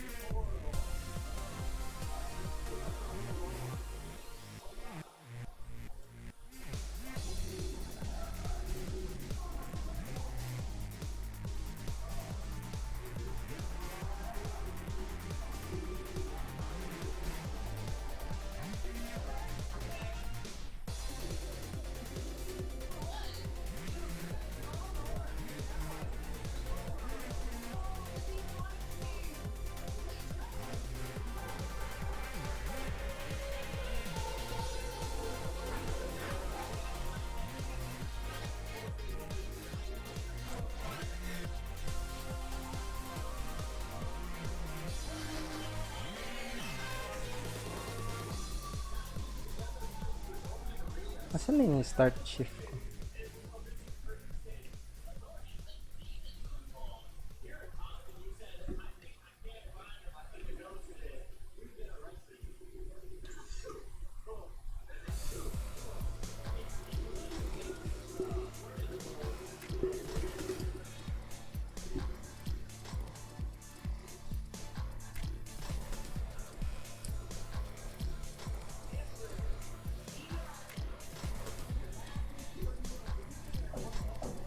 Si Jules na pala naglalaro. Sino si Dolan? amazing. Di ko kilala, pre. Great block. Oh, what a sabaki from Dolan. It's looking like a signature move at this point right now for him. And Dolan chooses not to actually wall carry after that sabaki combo. Goes for an OP and Jules misses that hook hit. But again, this is retribution for that counter hit 4. Taking it all the way to the wall, but Jules again a little too tilted. Sadly right there for Jit for him to even convert off of it. And now Jules in potential point. Forward 2 interrupts that that low tackle from Feng. I forgot what it's called. Yes, there it is. Jules with that early round advantage. Dolan not shying away from going up against Jules here, but Jules is finding every single hole in the offense of Dolan. Good sidewalk as well from Jules, catches him in the rear. Close ko muna Tekken, pre, para ano. This time around, Jules with the LLRK. Para bumilis-bilis Good naman throw yung break on ano. the tidal wave throw. Mamaya ko First nabubuksan rate yung drive, this Tekken. time around, early rage drive there from Dolan. Actually, last sliver of health, and there it is. Jules just maintaining his calm, keeping his distance, takes it 3-0 against Dolan 1, 2, 3, 4, 5. And that is not also the last time we've seen Dolan because he still has one remaining chance on the loser side. Merienda muna ako ng lugaw ni Bay. Andiyan ba si Bay? That Feng Wei's back turn is actually Gago, nagpapalugaw ba siya ng gantong oras? Di ba umaga lang I yun? remember that Jules caught Dolan with his back check with a down jab, and then a while standing 4, and then a few other moves kind of starting to execute there. So this is what we were talking about. The tools of Feng Wei are actually enough for him to survive, but at the same time he has to make them a little bit more calculated. Yeah, and with that said, of course, congratulations to Omega Jules, whoever he is, and wherever he is, for of course keeping his winner side advantage right now, and I believe he moves on to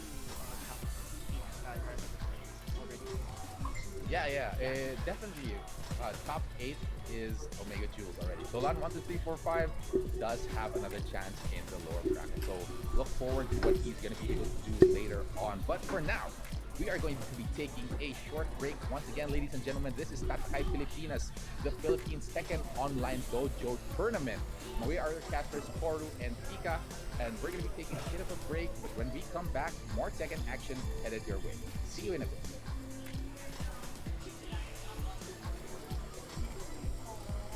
Uy, nasa replay ako. Kaso patay ako.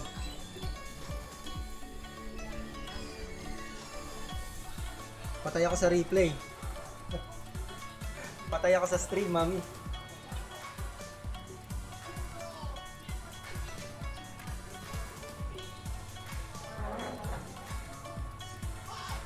Tayo na, bakit lagi akong patay sa sa replay? Yan. Peng. Yan, ganda.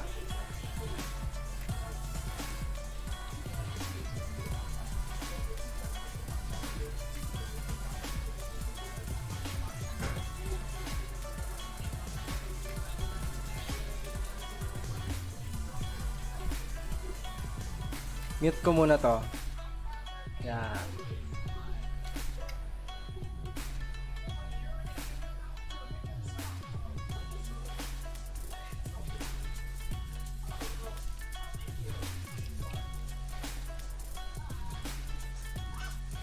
Meron na pagmerienda sa may kanto ng Sulu. Iba. Oo nga pala, iba nga pala yung pwesto niya kapag ka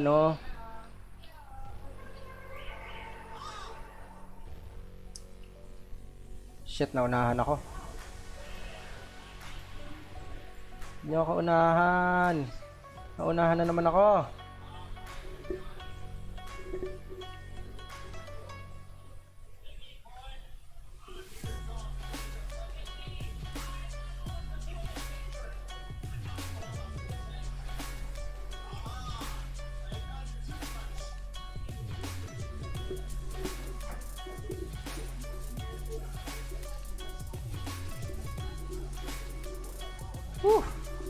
Ang ganda naman ng pari na yun.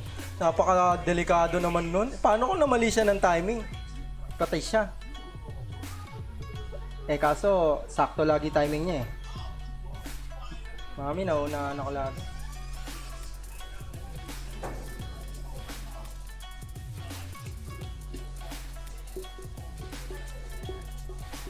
Ha?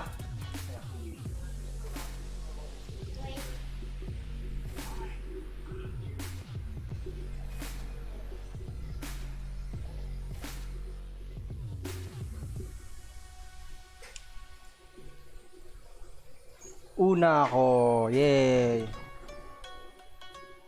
Important ship 7.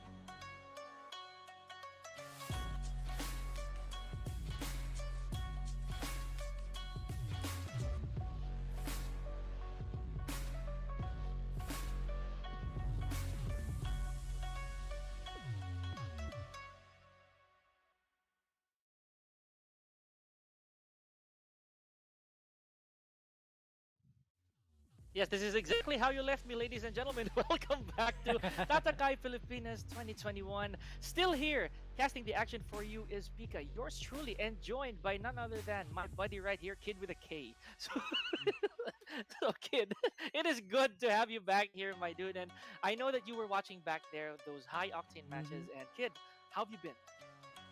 I'm doing great. I just had a brownie. I'm feeling myself, Pika. Did you get your dinner yet? I'm kidding. Anyway, it's not that hard to spell kid, Pika. It's all, of course, it starts with a K.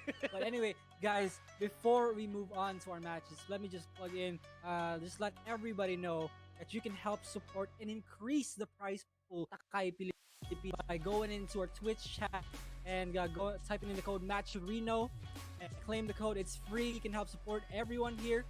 And you can also check Matcherino link, the official Facebook page of Pilipinas.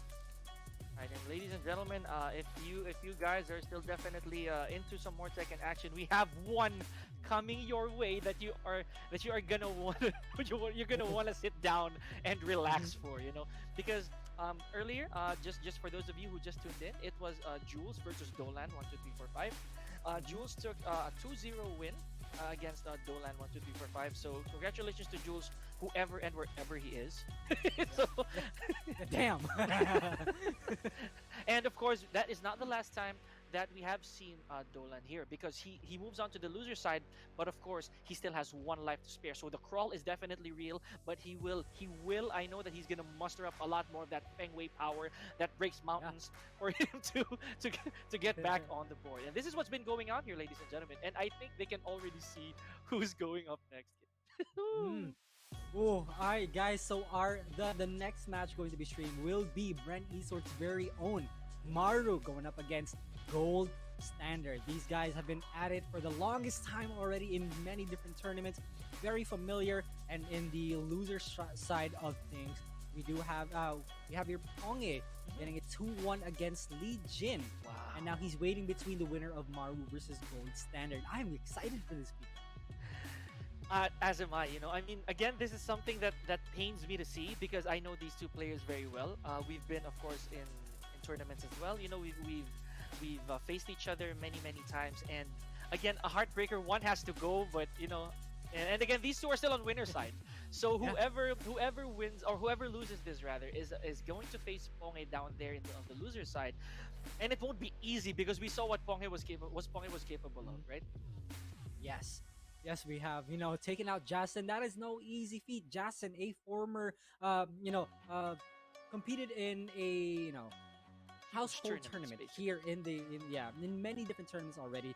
Made his name as one of the top players in Cavite, if I'm correct. Yeah. So a lot is at stake here. Qualifying for top 8 between Gold Standard and Maru. You mentioned to me before that Gold Standard has been improving immensely. Talk to me about that. A crazy improvement here, ladies and gentlemen. Just for a little bit of knowledge, Gold Standard, myself and Jules, we've been playing for quite some time now. Even when we were way younger, And the thing with Gold Standard that we can commend is that he's one of the people that really doesn't say much, but he does a lot. You know what I mean? So when it comes to proving a point, he did make his mark in one tournament here in the Philippines, one international tournament here where he beat one of the best players in the world, at least with one match, a feat that not many Filipinos were able to do. And Gold Standard being such, he became an overnight sensation and carried that reputation over and over again until he entered the big leagues just this year. And not to mention that, of course, with this momentum coming into Tatakai, it's impossible for him not to face someone so seasoned, someone so exposed in the tournament setting, such as Brent Esports Maru.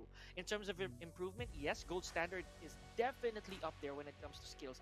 But Brent Esports Maru, we saw him, Kid, even through the worst conditions, he can definitely turn the tables around. And let's see if he gets into another bad condition here in this game 1. Then again, ladies and gentlemen, this is Brent Esports Maru versus Gold Standard. Maru with the Lydia. This is the first Lydia that we've seen here in Tatakai, Pilipinas. In home court advantage, island paradise. Let's go. Let's do it. Again, ladies and gentlemen, do not be fooled by the somewhat identical designs of these characters, because they are completely of different statures, but both formidable. Because Leo, ladies and gentlemen, one of the most improved characters in this game, and Lydia, arguably one of the most threatening new characters in this game as well, kid. So with this home court advantage, as Kid mentioned, because this is actually Lydia's stage, let's see if Maru can definitely capitalize. Look at this. Both players playing so compact right now, kid. Oh! Gold Standard gets the just frame combo also big. Max damage. Maru up against the wall. Gold Standard not giving a single time to breathe for Maru when he takes round 1 already. 18 seconds, and not to mention, kids, the 18 seconds that Gold Pa-practice ka Standard ng made tres. use of was not an easy task. He pulled off one of the craziest combos that people can hardly do in a tournament setting. Speaking of counter hitting, here we go. Gold Standard, ladies and gentlemen, with that Magic 4 and taking it all the way to the wall. Maru again, look at this, moonwalking away from Gold Standard here. Oh my goodness, he's one hit away and he presses on the second hit. Gold Standard is one round away from taking game 1. Unbelievable here, ladies and gentlemen. And as we mentioned, is he gonna do it? He does it again here, kid. Gold Standard with the hands, ladies and gentlemen. Now it is afternoon here in the stage, kid. Bryn Maru definitely needs to make something happen here. And no one has broken the balcony yet. Ever so consistent is Gold Standard. Political Storm connects onto Gold Standard. This is the best that this is the best that we've seen of Maru today. Good break on the throw, gets Gold Standard out of that corner. Oh boy, 30 seconds left on the clock. Maru hesitated for a millisecond there, forgets to connect or to press the most important hit of that string to punish Gold Standard. Looking really comfortable here is Gold Standard. He does not have rage anymore, but Gold Standard with the dab on the foot there, kid, takes win number 1, 3 rounds straight. Oh my goodness, kid. Just like that. And I really admire that he's shown no fear whatsoever when it comes to doing lows, right? Because that's probably one of the riskiest decisions that you can ever do when trying to close a round out. You're so susceptible to a low parry, but the fact remains that Gold Standard is fearless against one of the best players in the Philippines, Maru. Oh man. And okay, again, I'm a fan of this, kid, and you know how much I will imply this. Ladies and gentlemen, a forward 2-1 combo that you saw from Leo where she jumps and does a punch and follows it up with a knee, that is not, and I repeat, not Hard. easy to do. And Gold Standard, of course, that became a signature to him already at some point, ladies and gentlemen. So again, for those 2 times that he did that takes immense mastery. So congratulations again for that first. By the way, again, I will imply it, ladies and gentlemen, first win for Gold Standard. It means that Maru still is in this. Yeah, that is true. And now, the question, the remaining question here is, Pika, is Maru gonna go for a switch, or is he gonna stick with the Lydia? Because quite frankly, he didn't get a chance to show how strong Lydia is. And Because Gold Standard was so oppressive in that game. And it's very uncharacteristic as well, ladies and gentlemen, for Maru to be on the defensive. If we can keep track actually of Maru's of his records before, kid. Okay, not anymore. I am not gonna stand back and let this happen to me, says Maru as he picks up Fakum Ram, ladies and gentlemen. Talk about oppressive, kid. And I think this is what Maru's plan will be. He is not going to let Gold Standard get away with that again. But let's see if the composure of Gold Standard will get him win. He may be composed, but he does have momentum on his side. Maru has to look for some opening whatsoever here. And it seems like it is so far working out because Gold Standard is a bit slowed down. Oh, he almost did it again. Oh, look at this! All 3 hits connecting against Maru. Oh my goodness, Gold Standard here, ladies and gentlemen. And this is exactly a deja vu moment right here for Gold Standard. I have the momentum. I have the life lead. You have to come chase me. I can finish you off when I want to, but that's not what Maru thinks with a jet kick. Oh my goodness. Bad positioning there for Maru, but still not dead. Has rage though, Maru. And Gold Standard have to be careful, but the mid option works out for Maru and he takes round 1, stopping Gold Standard's momentum. I can't believe this kid. What is going on? Maru, there it is again. Oh no, the jet kick and Maru, ladies and gentlemen. This is, I think, one of the more spectacular picks that Maru can do in this situation because he knows that Fakum Ram, even though he's slightly slower than Leo, he does have a lot of damage. And speaking of damage, he does have extra damage when it comes to rage, and he gets the low parry in. Pika, is this dead? If it connects to the wall, oh, he No! Can he close it out? No, he cannot. The last hit of the wall combo misses, and Maru capitalizes on it. Another afternoon here, ladies and gentlemen, that we are going to spend in this stage. But this time, the tides are not in Gold Standard's favor. He finds himself a nice float right here, ladies and gentlemen. Gold Standard for the first time. By the way, Kid is now on a disadvantage because a while ago he has been setting the pace between him and Maru. Here we go. Maru not really taking his time here that much. Oh boy. Gold Standard also abusing that FF2, which is now safe, mind you. Oh, delayed hop kick. Maru punish, connects into the wall. Doesn't even need it. Closes it out, gives him a receipt. No round round. The favor indeed has been returned, ladies and gentlemen, by Maru right there.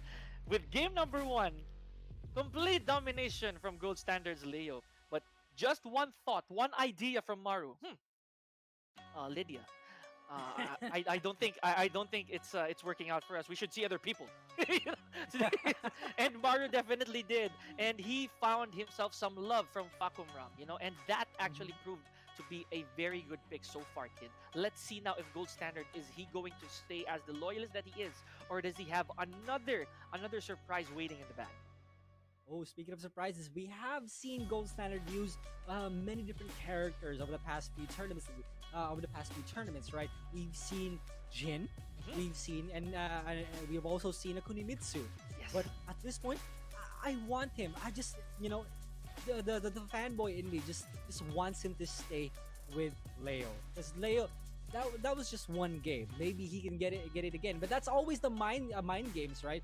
Maybe I can get it again with this character. You know what? Maybe I'll just switch. What do you think? I think the Leo will stay. Hands down, I think the Leo will stay. I mean, with such high stakes, with such high high quality matches and a high level opponent such as Maru, ladies and gentlemen, I don't think that Gold Standard will actually have second thoughts going to a different character. Although we have been proven wrong time to time, Kid, as casters. Yeah. We might dare say that, oh no, the curse didn't work. So he could just definitely go for a different stage here, and he does, Kid. He does stick with Leo, but moves on to a playing field that he thinks will be more favorable for him. Yeah, this has been his go-to stage, the Infinite Resort, or whatever stage there is that doesn't have any walls. Gold Standard excels at maintaining his spacing. He trades a lot with people who have good defense, like top Jules, right? So here we go, Gold Standard trying to open Maru up again. Get kicked, greatly blocked there by Gold Standard, and this time not actually pushing a little too many buttons. Is Gold Standard? Never mind, he's doing it again, Kid. This guy is setting the bar for Leo so high that it's almost taller than Fakumram.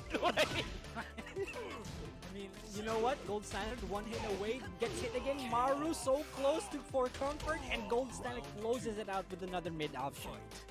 And get the wall here, ladies and gentlemen. So either one will actually get that advantage when it comes to wall combo. I would say that actually that does not favor Gold Standard a little more, because Fakumram with his damage output as is already strong. But for Gold Standard, he might need to do a little more than the combo. Okay, he did not pull the trigger on that walk too. Now Maru also trying to find out, doing his best, trying to open Gold Standard up, but he's playing so well right now. Now forward 2 tip range, he can't punish that. Oh, 3 for 4 already. Maru, get up, hop kick, and he closes one out. Okay, Maru, again, he takes as much damage as he can. He did not go for the Oki. Smart move. He knows that Gold Standard, while he's rolling off of that combo, will offer Maru some running momentum, and he takes advantage of it with a running 3. Great block by Maru, but again, the punishment a little too late. Let's see if Gold Standard, what a block off of that down back for that hatchet kick of Fakumram. Look at this, 11 seconds, and Gold Standard still comfortable. The fearless Gold Standard blocking lows at mid-range. 3+4 counter hit connects to a combo. Maru does not have rage yet, but will he put Gold Standard there first? Yes, he will. Oh my goodness. Okay, the composure of Gold Standard, punishing that accordingly, burns the rage right away. Now Maru has access to his powerful tools. Did you see the chunk off of that? I mean, if you get hit on the legs, I imagine it will hurt too, right? No, sidestep for Maru. Stops the combo. And Gold Standard now with the half-life deficit, a little more, I may say. What a confirm from Maru. Oh my goodness. And Maru, again, Kid, we had to say it. Averts the odds and turns things around 2-1 against Gold Standard. Oh my gosh, this guy, dude. Just like that, right? From Yeah. a dominating performance from Gold Standard in Game 1. Maru just takes it back. You know what? You had your fun. Let me just take this back. It's like it's deja vu almost from that Changi Bears versus AK game. Right. That was beautiful. So again, safe to say, ladies and gentlemen, Gold Standard, of course, is still, I believe, not out of the tournament. He's still on winner side, and that may not be the last we've seen of him here in the Tatakai Top 32. Now with Maru, he continues again his dominance, and if I may, I could even use the word survival for Maru, because for most of the matches that we've seen from him, the opponent already gets one win, and he just actually turns things around in convincing veteran fashion. We know that there's this saying in Filipino pop culture that Hindi the ko good alam kung guy sino always nasunod gets hurt, dito, guys. you know? Pero They allow themselves to be beat basta up ano, before they actually take the after hindi Yeah, pa kasi and with tapos that yung kay being AK said, sa two AK Hapon eh. for top 8 already. First Yung is AK Omega Hapon, Juniors. kung sino manalo sa kanila, doon pa lang ako isasalang. Taking a look at the brackets right now, I can only assume which the next match we're gonna see will be AK versus Hapon. Now, Ika, let me Matagal know. nga, Let me pre, know ang what you tagal. think about this matchup. Okay. We always have the moniker Ayun ako, of AK nasa losers final. prodigy, but on the opposite end, we have this veteran Hapon, you know. He's always been this guy that we hear a lot in tournaments, regardless how little the tournament is. No matter whether it's again it's a local play spot tournament, whether it's again a major tournament, Hapon always shows up. Now we've seen it before, of course, that Hapon definitely gets AK's number from time to time. The same goes for AK, who does beat Hapon on occasion. And this is a very undetermined match, I'll tell you right now, kid. I don't know where to place a single card on. These guys have been at it for 8 straight years. if if my numbers serve me right, these guys have been fighting in tournaments for 9 years? A decade, And they've roughly. been decades upon decades of of tournament matches, and these guys are at it nonstop. And I really love that they're familiar with each other. They know their patterns. They know what their habits are, and it's gonna be really interesting to see, because if we talk about their picks, they're fairly similar. I have zero clue. I mean, that's true. It's fair.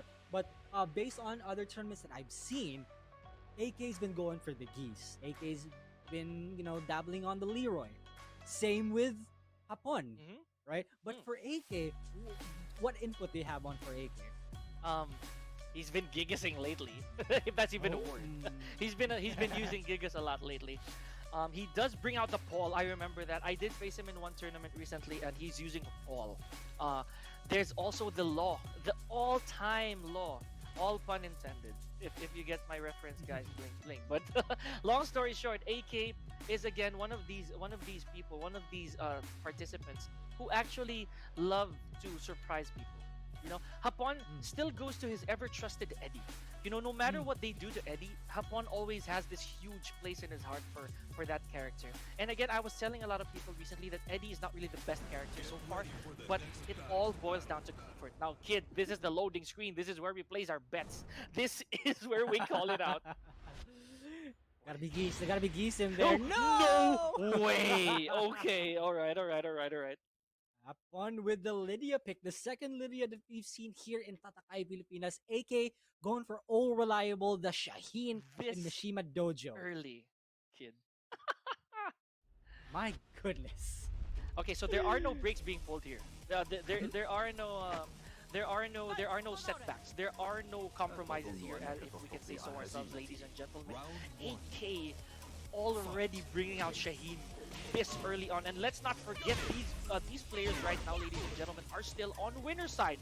But AK, he's not letting Hapon actually, fluster him with this Lydia pick. I'm going big. I'm going for Shaheen right now. Oh, because place his bet already. What a duck by AK. But again, this is the thing about Lydia, right? Lydia has super weird recovery wherein you can't really punish things correctly, even though you have a right read on them. AK though, get up, low kick, counter hit, ends with a rage art just to let him know. Okay, what a statement right there for AK. I have to give him that. You know, he did not actually care about all the red tapes that connected, ladies and gentlemen. Red tape is that 2-hit sweep that you saw Lydia do. It's a natural on hit. It's a natural on hit. It means that if the low connect, the mid definitely will. But speaking of connecting, AK connects a full combo with 10 seconds and almost at range. Oh! No. Oh no, alright, let me just break it down for the people right there. Hapon had the reaction, he contested it, but the DF1 range didn't reach AK. So unfortunate. You see, kid, this is where AK is so scary, ladies and gentlemen. I would dare say that... Oh, it looks like Pika's down and out, but here we go. AK with the get up. AK with the delayed haptic again. What's he gonna go for? Full damage combo. He does have rage here. Upon also put in rage. No duck on that second hit. Upon right now goes for the low option, but AK over the moon with the orbital heal and takes game 1. No round brown. Amazing stuff. Amazing showing from AK. What a slow-mo. I think that was the first slow-mo that we've seen today, Pika. Oh my goodness. Alright. So yeah, I think Pika's mic is muted right now, so let me just go ahead and break down what happened early in the matches, ladies and gentlemen. So let me just one of the best moments in that game 1 so far was that unblockable. The unblockable from AK, the unblockable setup from AK to Hapon. Hapon really had the reaction in.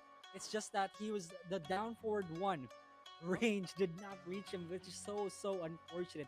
I think he could have gone for something else that time. Pika, if you're there, let me know what you think though. I hope people can hear me already. There it is. Okay, there. I'm so sorry for that absence, ladies and gentlemen. Okay, but now that I am back, I would just really say this right now. That unblockable is going to haunt Hapon, I promise you. Because that is something that you would not see normally out of a high-level tournament like that, ladies and gentlemen. But of course, let's not count him out. We've seen Hapon from loser side of things, and he definitely turns everything around with confidence. But look at this. Oh my gosh, kid. He did not switch.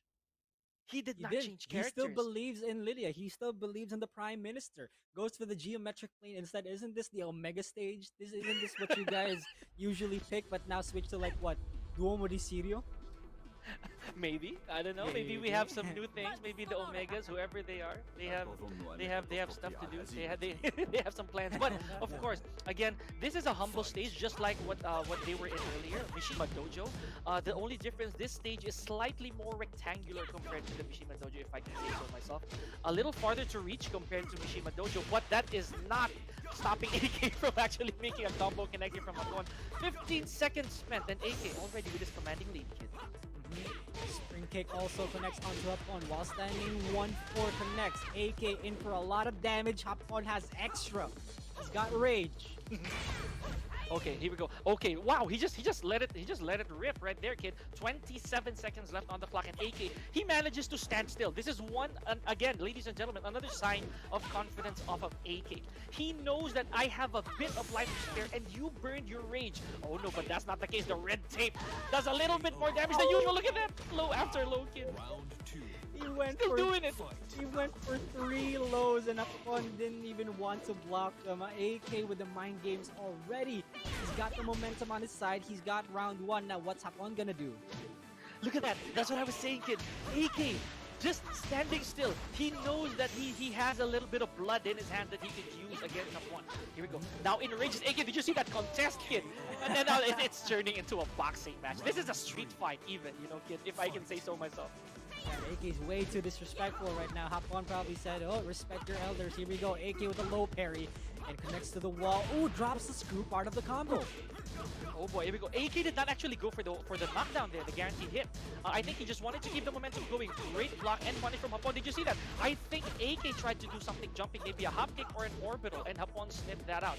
38 seconds left on the clock. What an error from Hapon over here. Now he's in range again. 1 pixel, and there it is, the generic low from AK. Not even done, goes for the surfboard, and AK is 1 round away from qualifying for top 8 and sending up onto loser.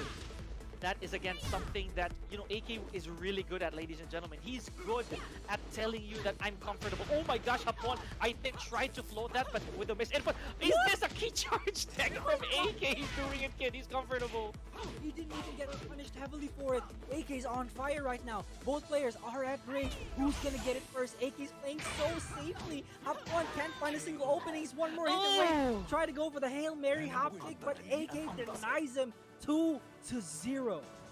Talk about dominance right there, kid. Because AK, of course, ladies and gentlemen, if you saw the things he was pulling out of his hat, those were unconventional tech. Those were indications that I know I can pull this off. Even that key charge, you said so yourself, kid. After AK key charged, he did not pay for it. He did not at all get punished. So okay, I'm fine. You know. I want you guys to think of any match whatsoever that some guy put up a setup with a key charge and didn't get punished for it, right? This is probably the only time that AK's ever done 2 key charge setups in one game where it wasn't really it wasn't even a real setup, right? And he didn't get punished for it. That is so unfortunate for Hapon. Sent to the losers bracket, he still has a chance. He still has one life left. Now we are gonna move on to pool number 4, though. Ika, it's gonna be Jik versus Dojin. Okay. I would say right now that this guy right here, Jik, Yeah. you know, he is the only remaining winner side player that we have who is not actually a pro. If you look at it that way, you know, Yeah. Jik is actually he showed up in a lot of qualifier tournaments before, where he took his chance to actually be be picked up by pro teams. Of course, it's not always gonna go according to the plan, but of course he made an impact in making a statement of how he can actually do things. But standing in his way is not just a pro, if I can say so myself, kid. This is the returning, the hungry PBE Dojin. Merely stating that he's just a pro is already an understatement. Yes. Dojin is on another level with AK. These two guys have been they put Philippines on board in international tournaments. Say who is this Filipino kid? Oh, that's AK. Who is this other Filipino kid? That's Dojin. They play so well, and the fact that they're both teammates, right? Dojin, he's been gone for so long. He's been coaching AK for the longest time, and he's back to compete. Ika, tell me, what do you have on Dojin right now? Okay. To be honest, character-wise, I don't think that Dojin is actually he's very open to discussing what characters he wants, you know? He's a very mood-oriented player, if I can say so myself, guys.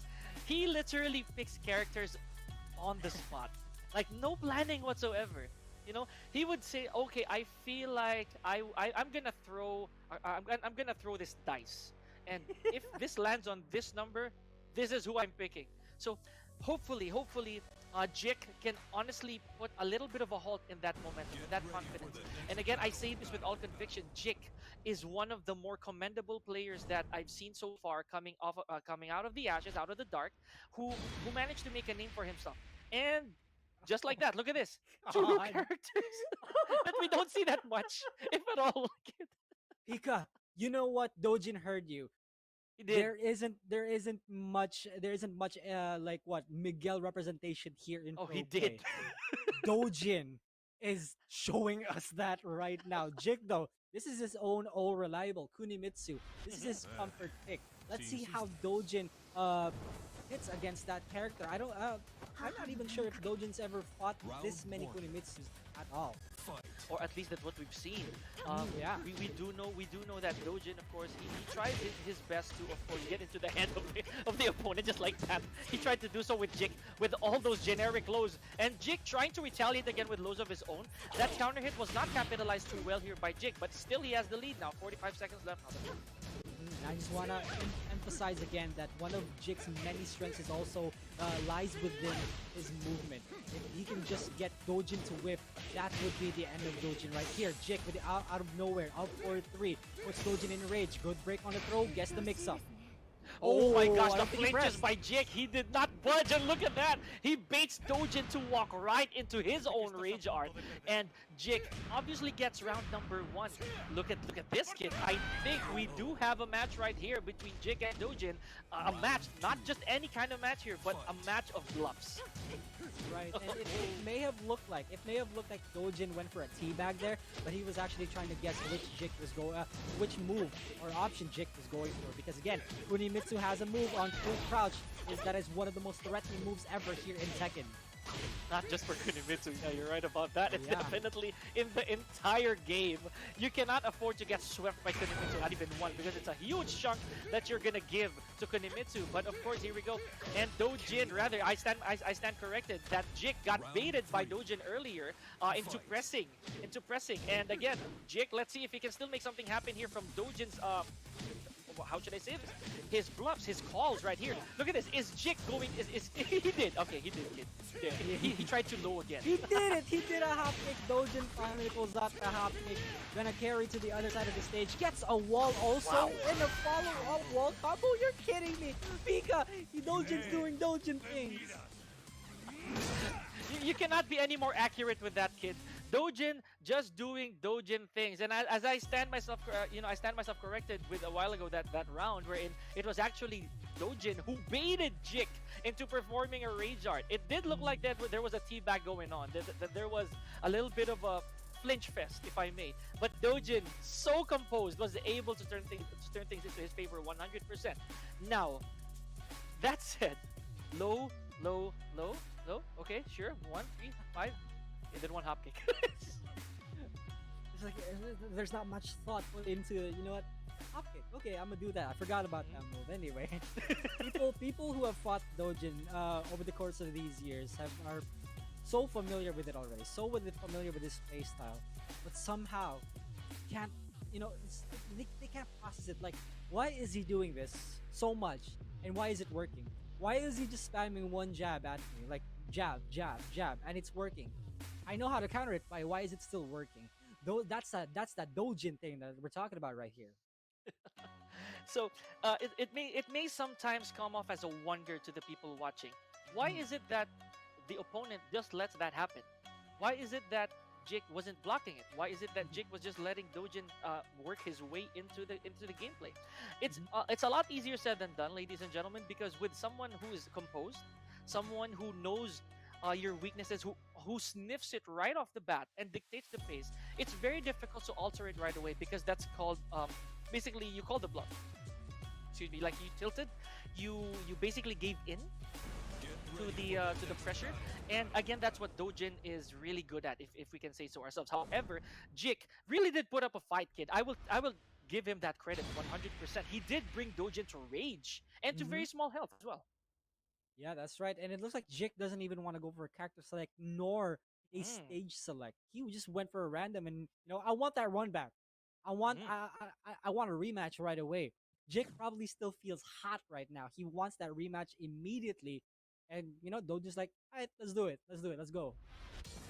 This time on a different stage as well, ladies and gentlemen. Mishima building may look like it actually has some weird things about it, like change of levels, but it doesn't have any aesthetic value. So there's no one here who can break balconies or floors whatsoever.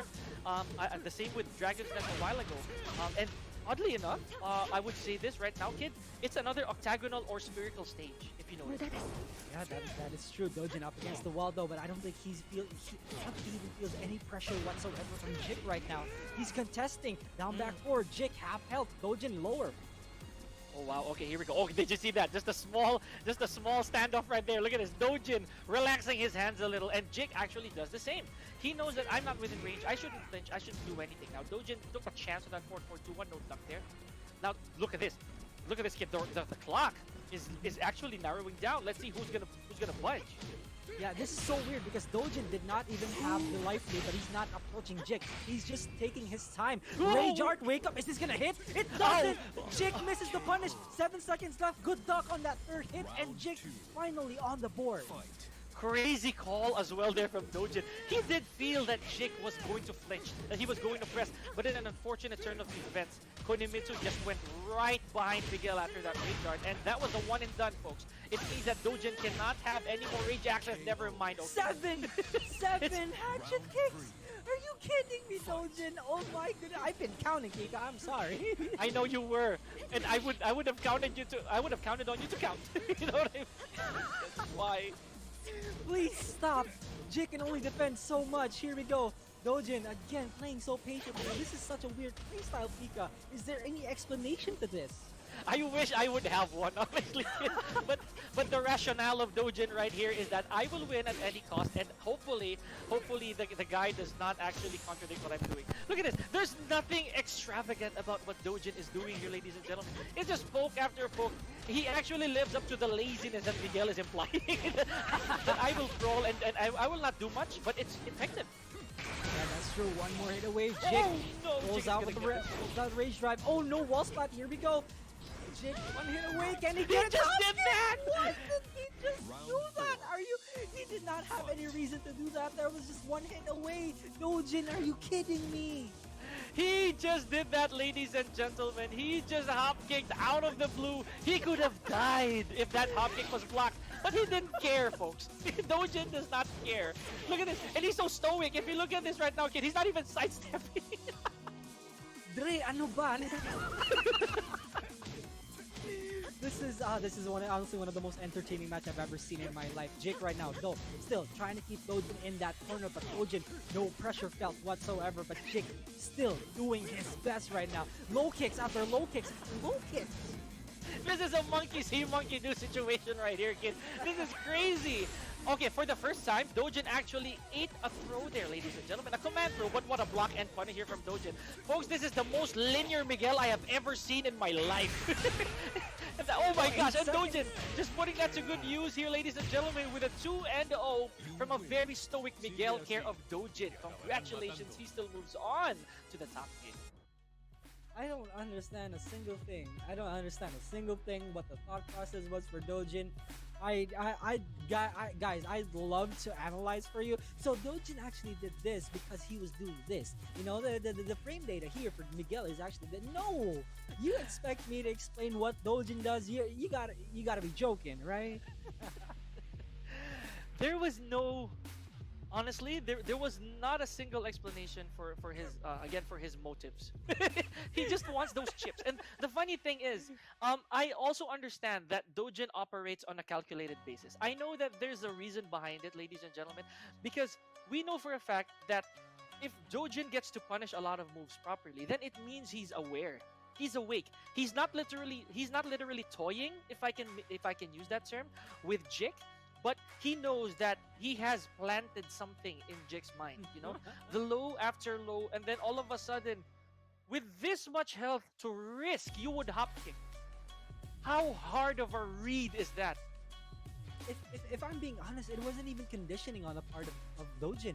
No, there was no conditioning there whatsoever. It was just Dojin, you know, it was just Dojin picking something out of the box. It says hop kick, so I'm gonna hop kick. Anyway, congratulations to Dojin for qualifying for top 8, sending Jik to losers bracket. He still has a chance, ladies and gentlemen. But for our next match, Pika, please do the honors. Okay, let me breathe a little from that, ladies and gentlemen, because that was just some sick Tekken plays right there from both Dojin and Jik. Congratulations as well to Jik. He made it this far, still not the end of him. Now, ladies and gentlemen, yes, we have not forgotten. We still have Dolan 1, 2, 3, 4, 5, and we have Typhoon, and they're up next. Okay, so having said that, ladies and gentlemen, we saw the match between Dolan and Jules earlier, where Jules took the commanding 2-0 over Dolan, right? Now, when it comes to Typhoon, he of course scored himself another 2-0 under Neri's expense, which we unfortunately I don't think we saw that, but now we have the slated losers final between Dolan and Typhoon. Now, let's point this out, ladies and gentlemen, that Typhoon also does have a Feng Wei or understands how Feng Wei works. So let's see if that knowledge can come into play against a very confident Dolan. And fun fact, these two in the losers finals right now, these two guys are the ones who beat Neri, my boy Neri from Cebu. So in the losers bracket, Neri was up against Dolan. He lost 2-0. next is Typhoon. And another fun fact number 2, both use Feng against him. So we should probably expect a Feng mirror in this losers finals, unless of course Dojin, rather Typhoon, finally picks the Leo. Okay. I wasn't wrong in that sense. There really is a Fang in there, You know what I mean? And it seems to be the meta. Against Neri, sadly, he was eliminated from the tournament. But again, still good job to Neri. I give him props. In this case, I cannot swerve to any particular direction right here, kid, because both these players, both Dolan and again Typhoon, they're using characters, of course, that are very well rounded. I would say suited to their playstyles, basing on how I've faced them before as well. And let's see who will emerge as the more composed player here. We've seen a lot of fast-paced games earlier as well, kid, if we can say so ourselves. Some of them kind of went slightly over the time limit or towards the time limit, but majority of them were really high octane. It's like they're in a hurry. They want to secure their slot as quick as they can and not give enough reading time for the opponent. I think that's one of the plans that Dojin had prior. That I'm gonna stretch this. I'm gonna buy time so that you have more to read. But to some people, like say for example with what happened to Dolan a while ago, he was trying to set the pace. He was trying to play it quick, and who knows, Typhoon might just do the same thing. Yeah, that's right. And Dolan's pace or Dolan's play style, Jules is already so comfortable with it. When we've seen in the winners final, Jules was already so comfortable with that play style. He's seen that play style over and over again in his professional career. And this is what we call Jules, the iron wall of defense. He's not phased by that, right? So right now though, Typhoon, I'm not even sure what type of play style he has. He probably operates like Dojin. He probably plays it safe like Jules. This is the beauty of tournaments, right? Anything can happen. And or he could just be plain Typhoon. He could just play it the way he wants to play it. And who knows, ladies and gentlemen, if I may call it as it is, he may even bring out the first Yoshimitsu on stream, because that might just happen. Not to mention, he also has a Kunimitsu. He knows how Kunimitsu works, and it seems also that Kunimitsu is a fan favorite. A lot of people have been wanting to see Kunimitsu in high level play. But again, Typhoon, we know that he does have a lot of characters up his sleeve. Not to mention he has a lot of experience. Now with Dolan, however, he is fighting again for tournament life. Actually, both of them are. But in Dolan's case, this is a statement-making chance for him to take out one of the people who plowed through the loser side of this pool. Yeah, that's right. And before we get into the match or into further discussion, we'd like to let everyone know that you can go ahead and support the players and the channel by clicking the match arena on Twitch chat right there, adding to the prize pool. That's really gonna help the players a lot. And if you're watching on Facebook, you can go ahead and see the post on the Tatakai Pilipinas on Goliath concept page on the description. You can go ahead and add to the prize pool right there. So again, thank you guys so much for the support. Thank you so much, everybody. And again, this is Tatakai Pilipinas, ladies and gentlemen, the first of its kind here in the Philippines. The first Tatakai, rather, here in the Philippines. And it's awesome to be here. Still bringing the action is Pika and my boy Kid with a K. I had to say it. Just to check my spelling, you know what I mean? But again, just to make a quick recap right there, ladies and gentlemen, Dojin versus Jik was such a crazy match. It was really too much for Jik to gauge in that match. There was 100 lows in that match alone, and Dojin just made made good use of them. Yeah. And Jik, I would say he didn't buckle. I would say he did not crack, but he did make some mistakes leading into that attempt to stop Dojin. You think the hop kick was a mistake, Pika? Both at pixel health, he did a hop kick out of nowhere, like he could do another combo if it hit. You think that was a mistake?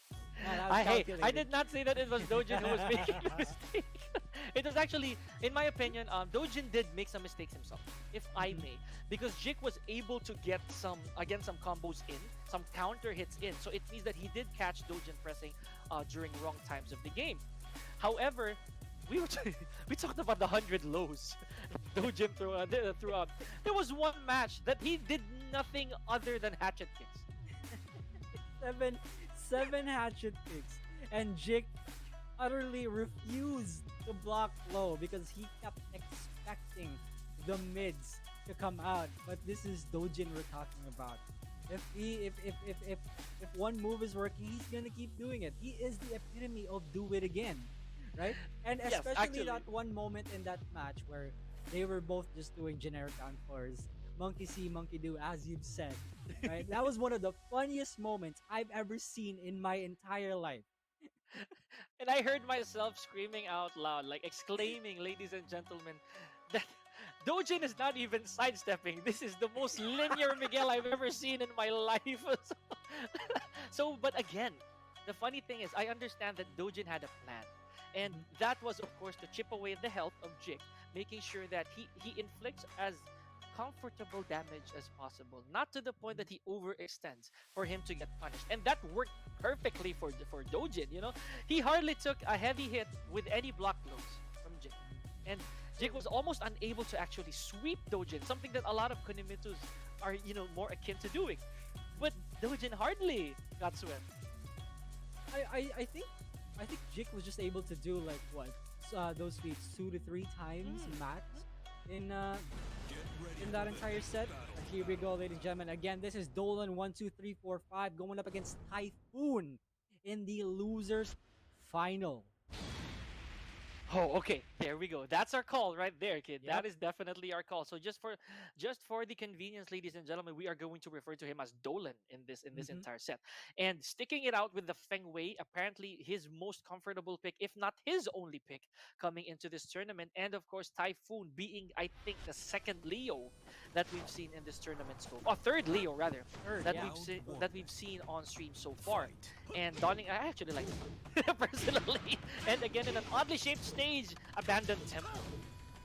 I don't know, Pika. It's a bit too shiny for me, but here we go. Typhoon dealing a lot of damage onto Dolan already 10 seconds in. Dolan looking for the backsway, but can't find anything.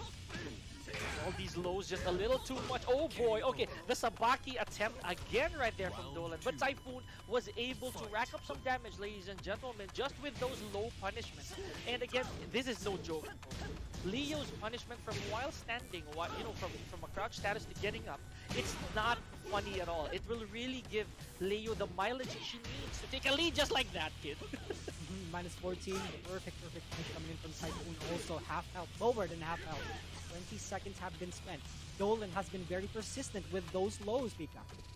Despite the fact that he actually does get punished and has shaved off numerous amounts of health, huge health from Typhoon's punishment, he still goes for it. But now Typhoon, oh my gosh, okay, with a great call of a rage drive there from Dolan. Round 3. Takes it back in round 2. Now Dolan is turning the party up. Typhoon looking for an opening, going for the generic down forward. Dolan connects with the sidestep for himself. Oh wow, he did not actually go for a wall combo there. Unusual choice from Dolan. Could have racked in more damage, but he must have a plan for this. And I think he didn't want to put he didn't want to bring Typhoon away from the wall if that theory is actually correct, if I may. Now, oh, no punishment of a down back 1+2-1 there from Dolan, blocking Typhoon's mid option. Here we go, Dolan now setting the pace.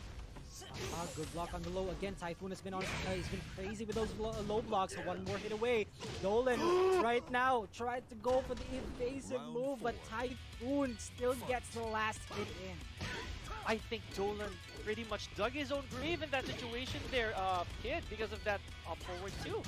Basically, he gave that opportunity to Typhoon and got hit from the rear. Here we go, Dolan now again with a huge lead, but we've seen this a while ago from Typhoon.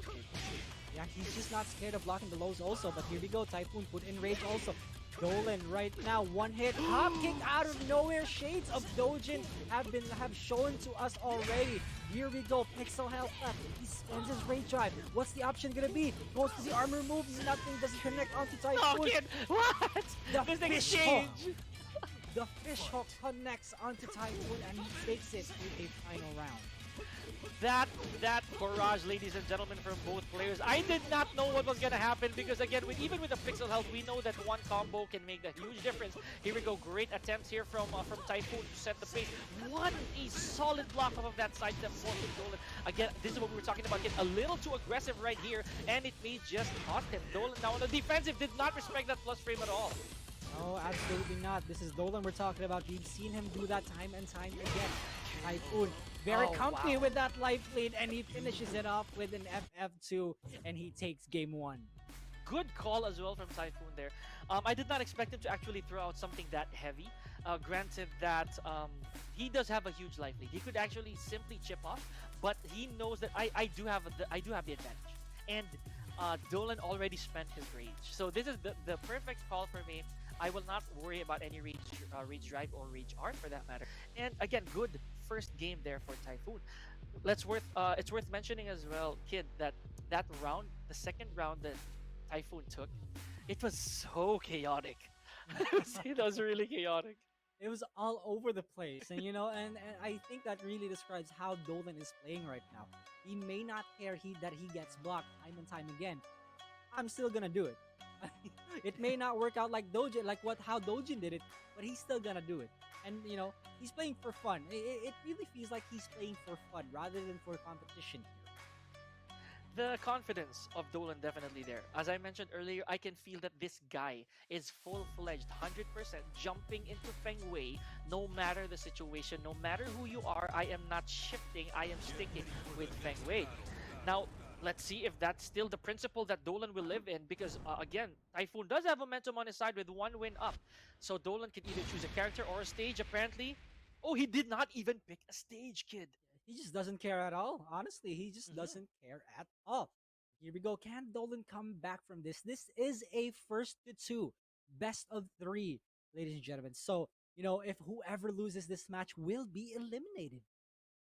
Unbelievable work here already from Typhoon rather, because we know the Typhoon, ladies and gentlemen, he is one of these people who does have again the choice, or he may opt to choose for a different character, but since the momentum is on Typhoon's side, I think his Leo is enough to get the job done. But Dolan, whoa, Kid, the first back sway right there from Dolan, and it actually worked. Oh, trying to go for the setup right there. Fish hook into the Iron Mountain, but Typhoon left outside of rage. Now he is in it. Magic Pixel. We've seen Typhoon win this before, but no, Dolan again denies him of that opportunity. Round 1 to him. Bad call right there from Typhoon. He did have the life deficit, so Dolan understands that, I can't risk a little bit of my power crush. I can take the damage, but it will definitely kill him. Look at that!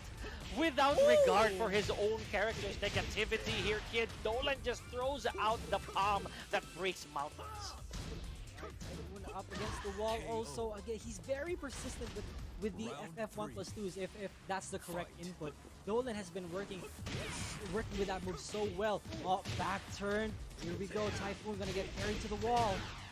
Oh boy, here we go. Okay, so Dolan with a great block right there off of that low. And here we go. Oh, he is now setting the pace here, Kid. But Typhoon not out of this yet. He chooses to use the rage drive. Maybe get some momentum coming his way. Here we go. Oh, did not push through with that while standing forward +2. Oh, the side switching F2+3, but never mind. Dolan takes game number 2. It's almost as if he didn't lose game 1. Again, this is what I'm talking about. This dude doesn't seem phased. Whatever is thrown at him, even if he was so close to winning the first game, he still comes back from it. He's still persisting with the moves that he's been using, like the FF1+2 or the sidestep 4. Any option that's been blocked by Typhoon, he still does it.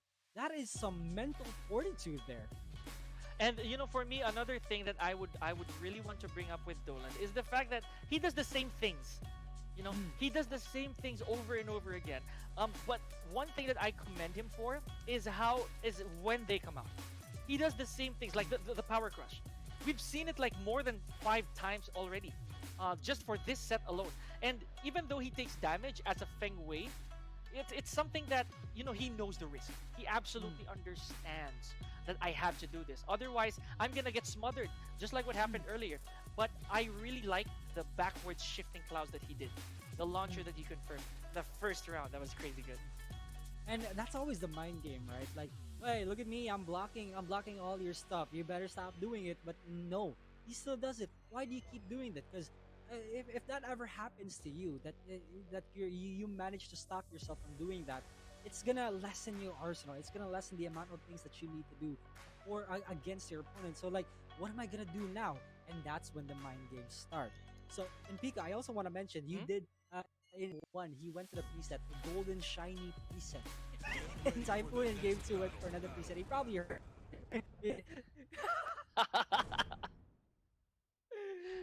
Well, okay. It's just a favorite personally. But, oddly enough, look at this. Typhoon also, after losing that game, ladies and gentlemen, he did not change the stage. He did not actually choose to go for a stage that will favor Leo. Round Instead, one. went for random. He returned the favor, basically, kid. Okay, so he did hear that. he doesn't like the silvery, the flowy garments of Leo. Now instead goes for this really rocker type outfit. But 10 seconds in, and Dolan now needs to catch up on damage versus Typhoon. Yeah, this is Typhoon's domain right now. The spacing that he has. FF2 whip punish, Dolan half health.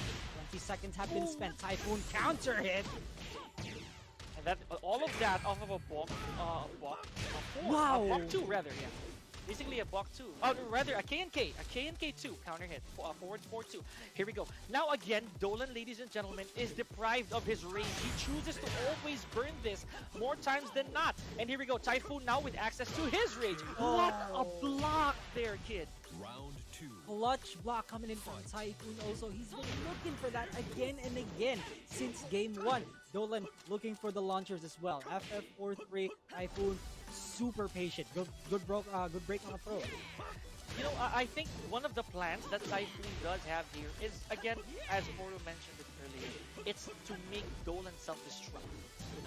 That he wants Dolan to risk a lot of these things. If you notice, Dolan actually just keeps going. It's something that, again, Typhoon has been capitalizing on. If you notice, he's just turning up, he's just waiting for the pace of Dolan to slow down and then capitalize on that mistake. But Dolan, relentless with full cardio in play right here, kid. Oh, speaking of cardio, this man just threw someone up in the air. That is some insane calisthenics. I don't know what. But Dolan again takes back round 2, like as if Typhoon didn't have any momentum. Wow, did you see that Sabaki attempt as well from Dolan right there? He's trying. He did. Like I said, he will keep doing the same things, but just change the timing. Here we go.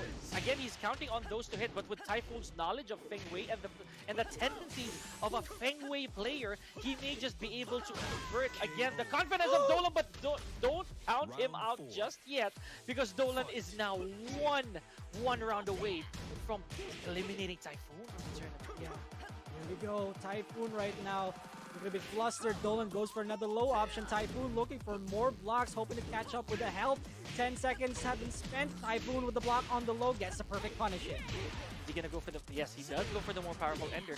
Wow! And just like that, one combo, one counter hit, and Typhoon can potentially just tie things up. Never mind the confidence of Dolan just going into this with a back turn throw. Did not actually punish that, ladies and gentlemen. And he's doing it again, kid!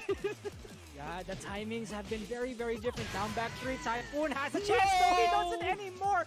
The headbutt sends him to hell, and Dolan eliminates Typhoon, proceeds to top 8. I am resilient, says Dolan, ladies and gentlemen.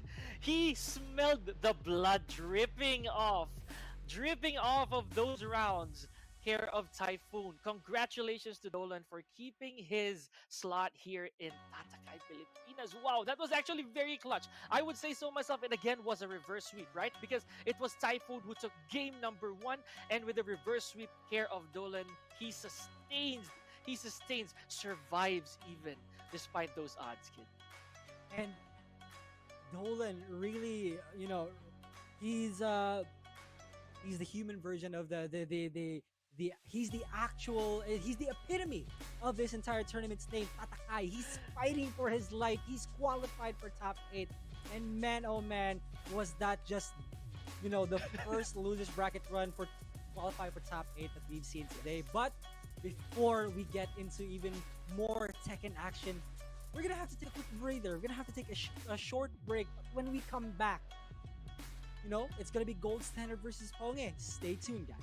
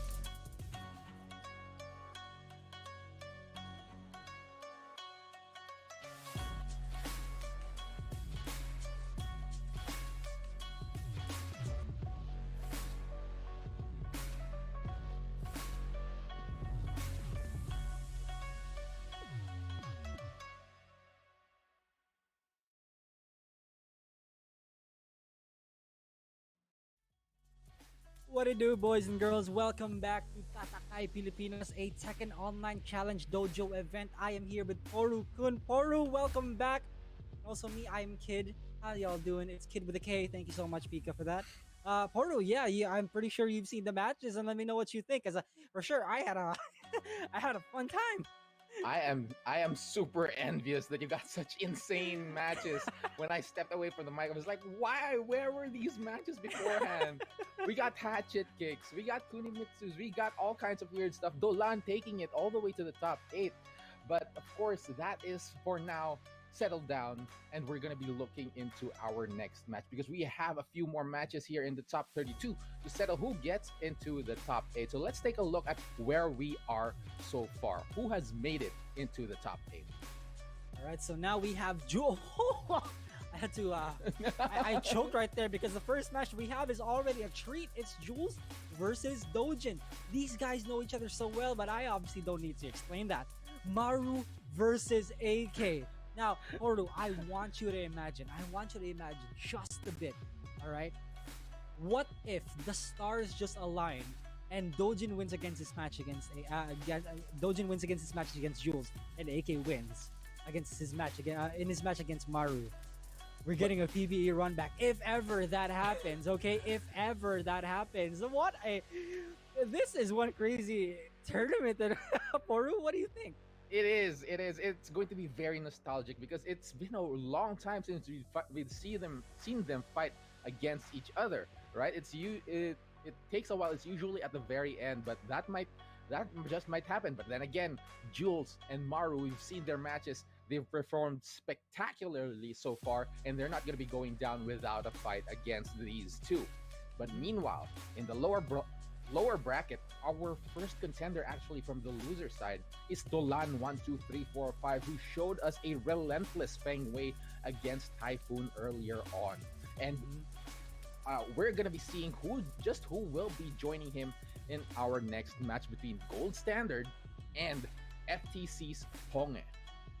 Man, I was watching Ponge earlier while I was out to grab a bite, right? And I just heard this guy took down Jason, and I'm like, whoa, who is this guy?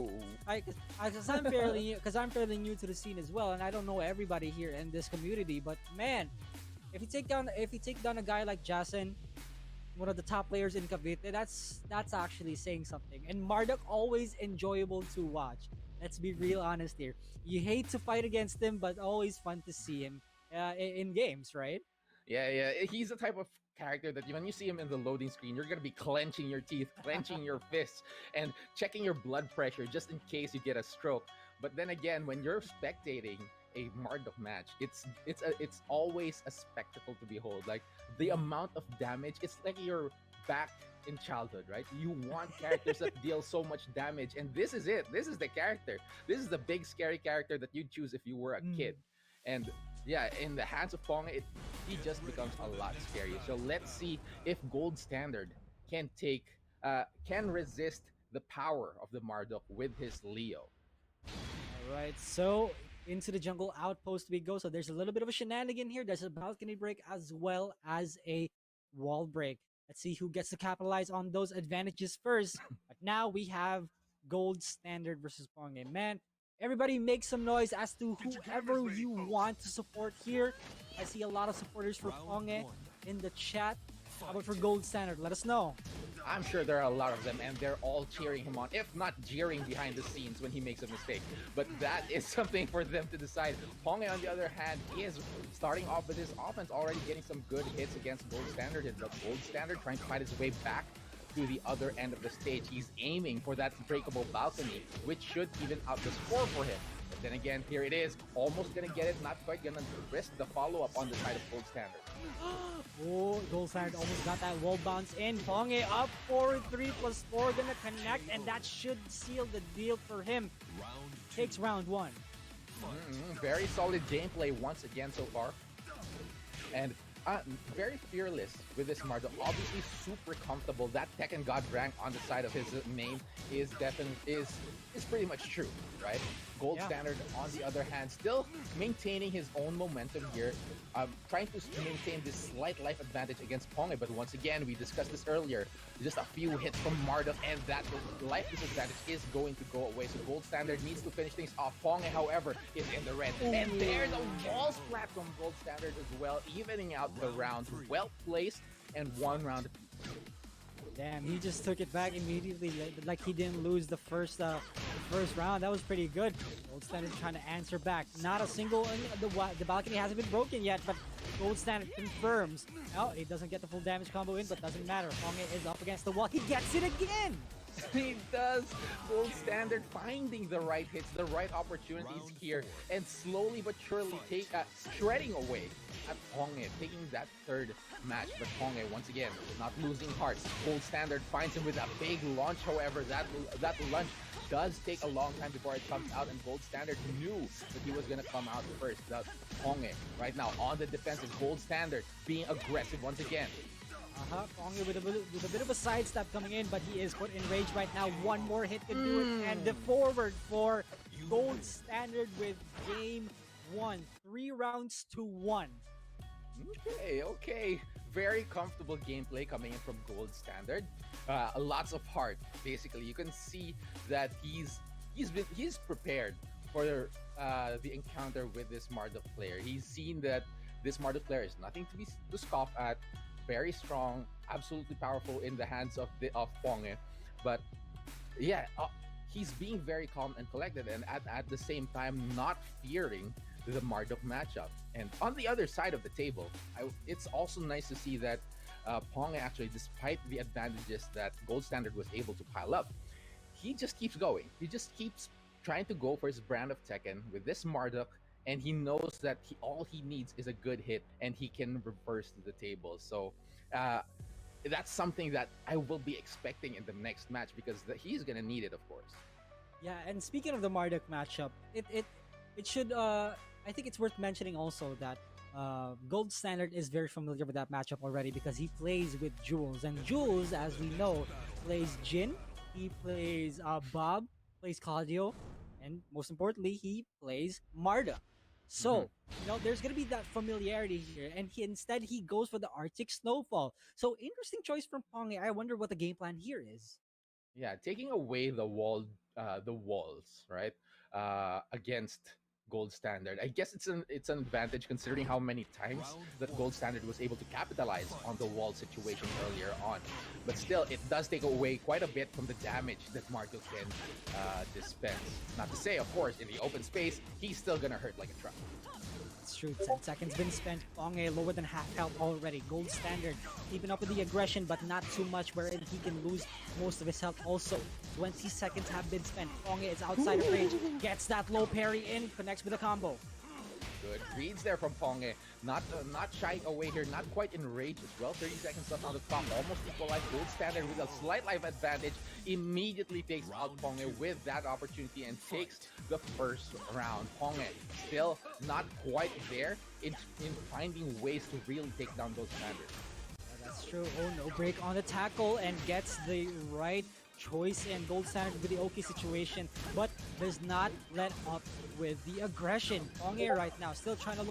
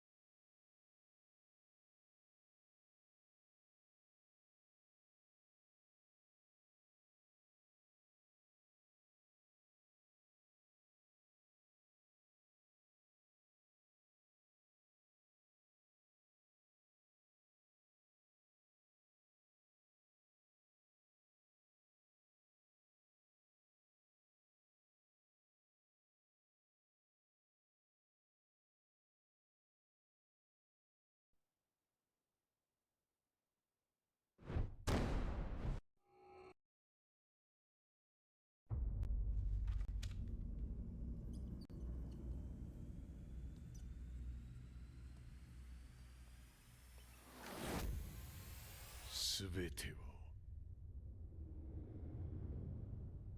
ここから始まった。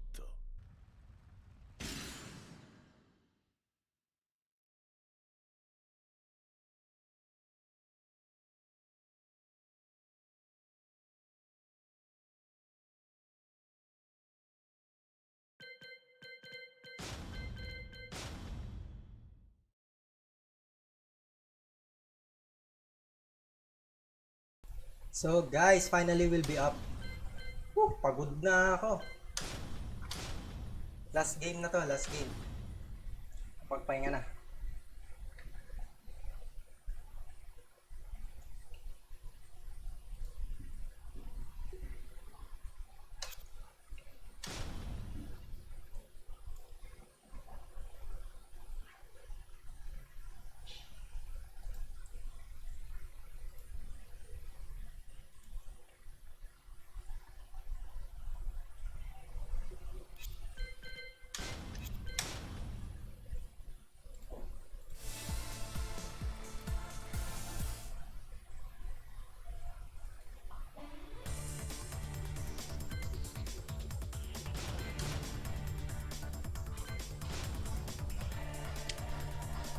Oh, last game, last game.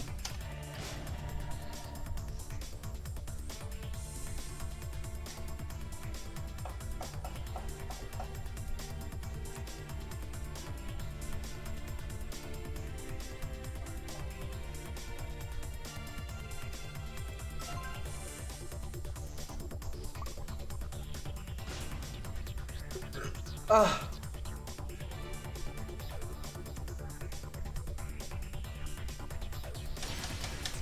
Welcome to the king of Kazuya Mishima. Ko pa mapindot yung Kazuya, oh.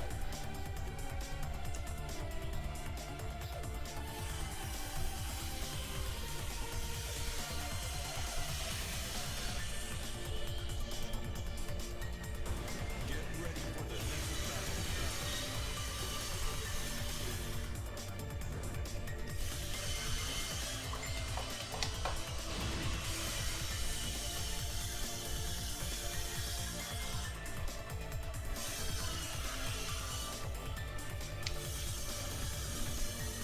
Okay, okay. Same time, yeah. Round one. Fight.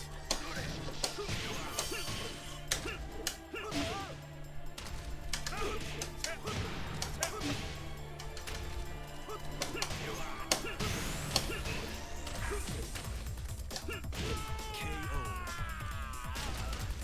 Round two. Fight. KO.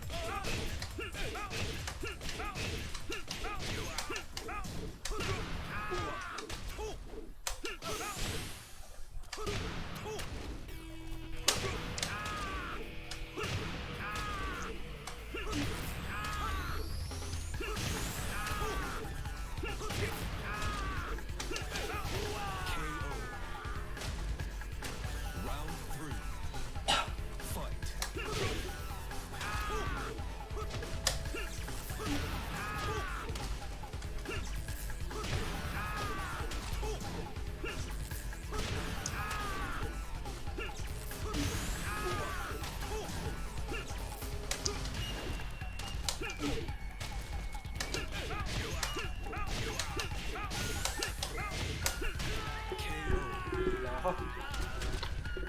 You win.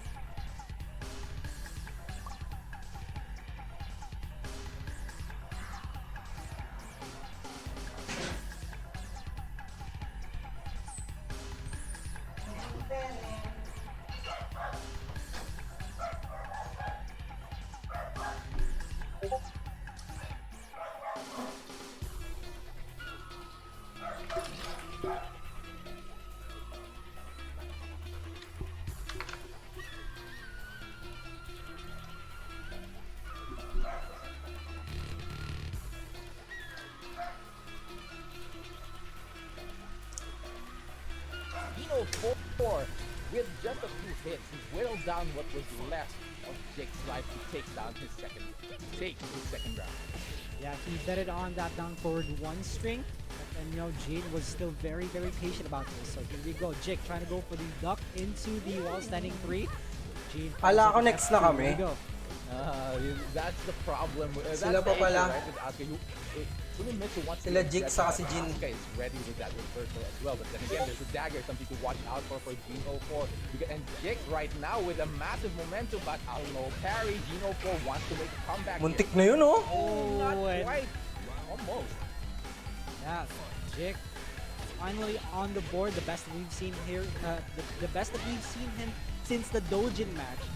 Jin right now up against the wall. The pressure is on. Jake knows how to use that pressure. Yeah, we haven't seen a single full crouch. We haven't seen a single full crouch mix-up coming in from Jake also. That's true. That is something that Keenan does excel in, the full crouch mix-up. That's what really grinds the nerves of most players. Gino 4 is in the red, however, tries to go for the retry, but no, a hop kick, the Hail Mary from Jig saves him, and now we're down to the final round of this first game. Both of them showing that they want to make it into the top. That's right. And now Jin's being carried to the other side of the stage as well. Gets the wall pressure in, and Jig trying his best to keep him there, but this time he's the one up against the wall. Jin is maintaining the pressure. The pokes are coming in. Good punish by Jin. Oh, gets the follow-up as well. Oh, not quite enraged is Jig. No throw break on the side of Gino 04. Could be the swing in momentum in Jig's favor. Jig, it does have the rage, spends it immediately. Here comes the full pressure, but a down! Grabe. The ground punch from Asuka, such a daring choice from Gino 04, just completely shattering what Jig was expecting from it. I don't know if it was brave disrespect. I don't know what trade that leaves. I don't know what trade that leaves in Kunimitsu after the multiple down back 3-3s. But it seemed like Jin had the right choice, and he just went for the Hail Mary down. You know, very good call from Jin 04. And Jin might have to play a bit more patiently this time. And when we're talking about patience, Zakina really does come into mind. Jin has been playing that correctly. Hindi ko makita. Hindi ko na pinapaano, pre. Hindi ko na ipapakita kasi naka full screen na ako maghang. Okay na muna to. Pinapanood ko lang para alam ko kung magsa-start na kami.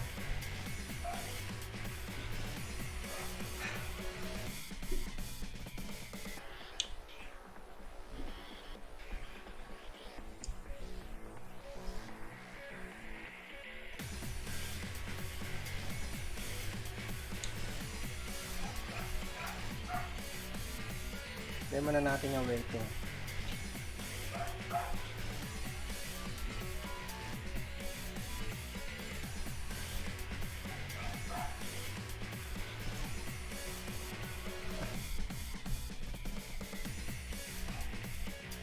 Sige. Thank you, pre.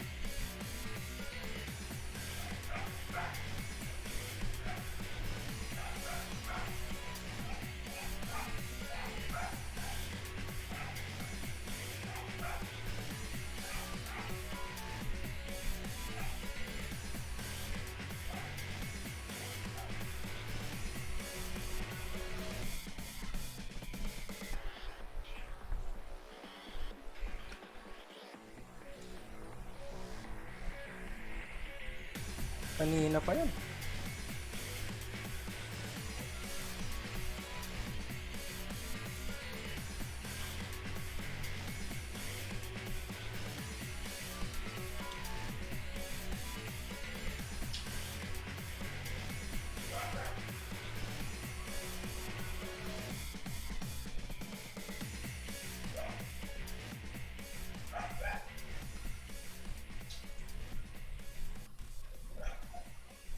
Gago.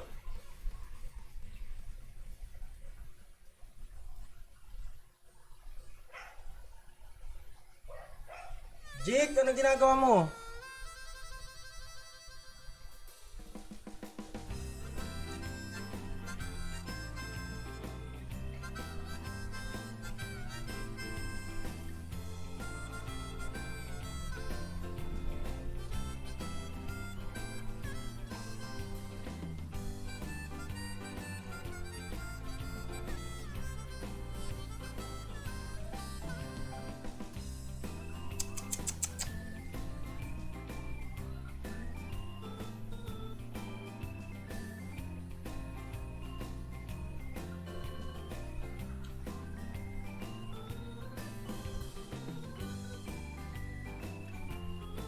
Gago.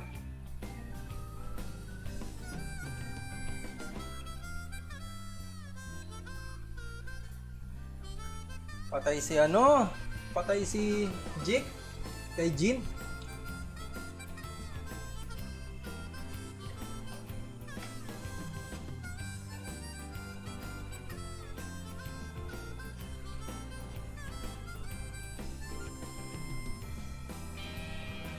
Four moves on to the top 8, sending Jake home. That was some top tier as gameplay and just fantastic Tekken, thrilling Tekken on the side of Gene 04. Oh, absolutely. And you know, big shout outs to Jake for making it this far. It's been a tough journey for him, also having to go through many big names such as Dojin and you know, right now just Gene 04. It's really, you know, a really commendable effort for this guy, and you know, he deserves all the praise that's coming to him also. But with that being said, we're gonna move on to pool number 3, which is Ooh. On versus Midnight Mayhem's very own Keenan. Oh my goodness, hanging in there. The Noctis, the only Noctis of the competition so far is Keenan. He's going to be up against Hapon to fight for top 8. Now this is a match that I'm looking forward to because does my memory fool me, or does Hapon have a Noctis?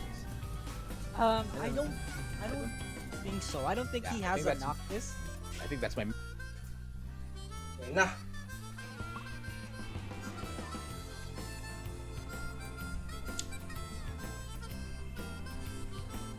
Standby mo na daw.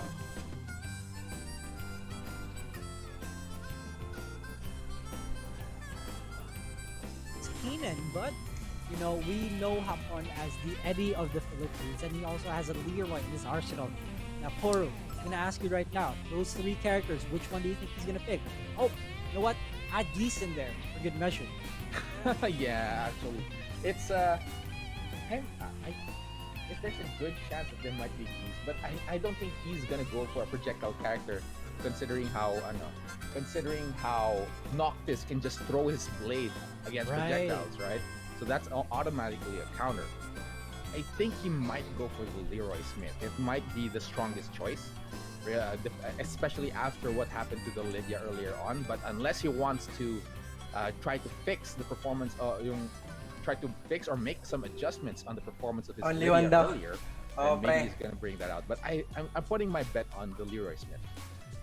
Yeah, that pick makes a lot of sense because you know Leroy, as we all know, is one of the strongest characters in Tekken right now. So, and especially the fact that this is the losers final. Whoever loses this Pagod one, na will pagod not na qualify ako, for pre. top 8. So, if Hapon wants to go big, he needs that Leroy 11 pick. PM It's pa go big akong or go ano, home for Hapon. gising. Meanwhile, Keenan, of course, hasn't really been deviating from his choice of Noctis. So that's definitely what we're going to be finding out. Well, I won't say definitely because who knows, right? These players have been keeping some secrets from us, and I'm just happy to see some different things coming out. And with an opponent like Hapon, Keenan's gonna want to pull out all the stops definitely. Yeah, for sure. And you know, Hapon's been in this Heto na! Last match. Last match. To the king of Iron Fist, Noctis Lucis Kylo. Thank you, Mami. Last match of the day, guys. Win or lose? Actually, win or lose, solid na rin yung run ko eh. Solid na rin yung run ko. Madami na rin akong naipanalong laban. Hindi na masama. Win or lose to. Kami.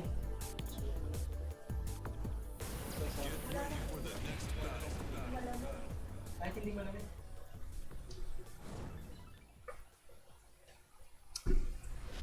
Gis. Leroy.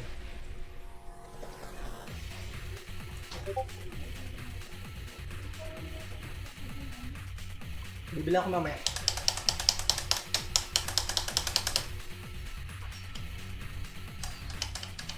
Wala sa freezer. Round 1. Fight.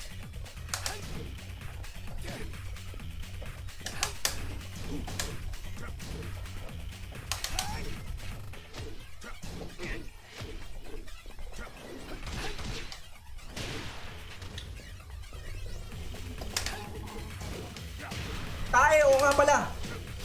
Gago, ang dalas ng kamay ko. Low. Okay lang. Okay lang. Round 2. Fight.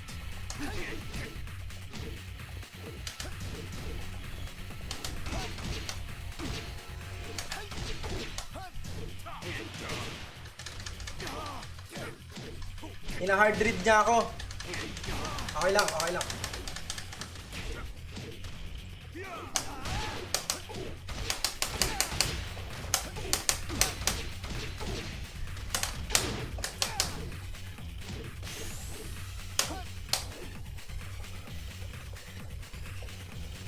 Hinihintay niya yung rage drive! Hinihintay niya yung rage drive!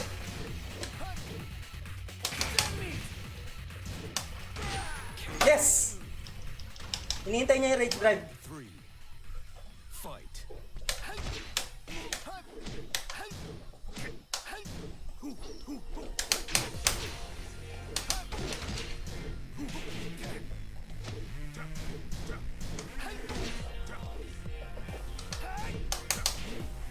Uy, ang tapang niya!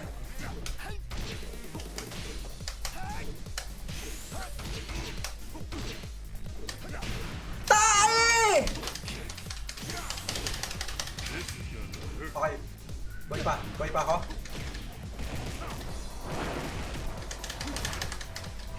Patay na. Round 4. Wala akong matras. Fight.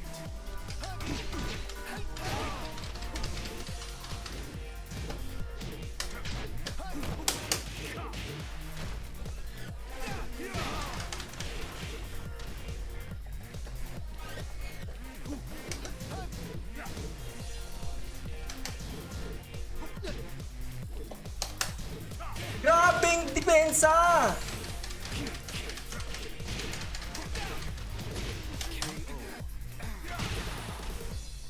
You lose.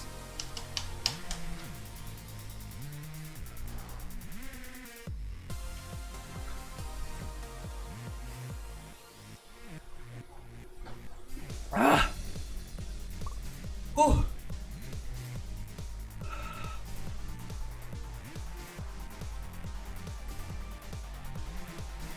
Di ba, turn ko na eh. Isang tuto na lang, checking ko na lang sana ng tuto eh. Hindi siya nagpapa-down to, hina-hard read niya yung down to ko.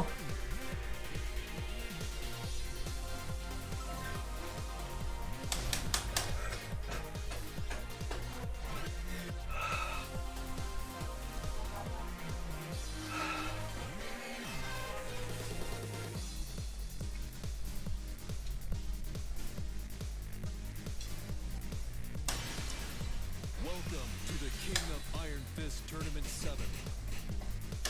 Noctis Lucis Kylum.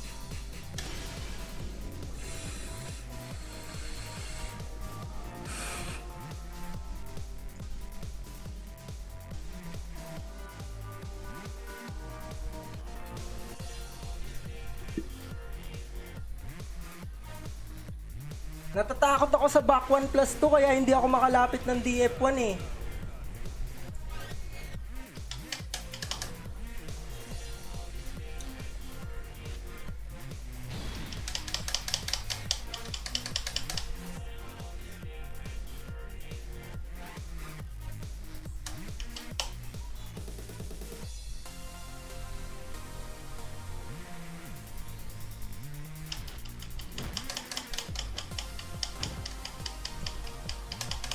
Round one. Fight.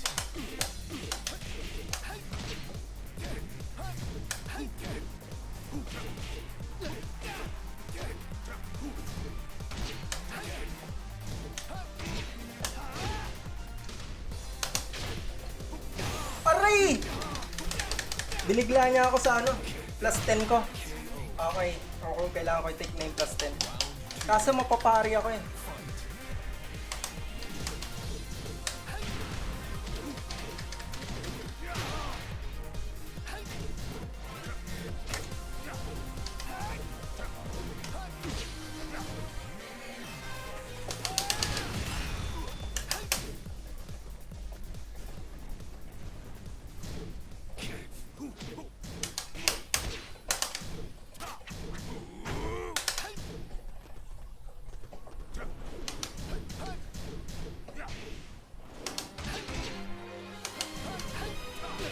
Putang ina, ang galing!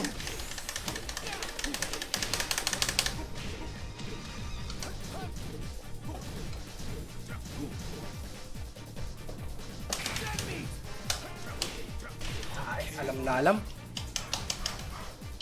Round three.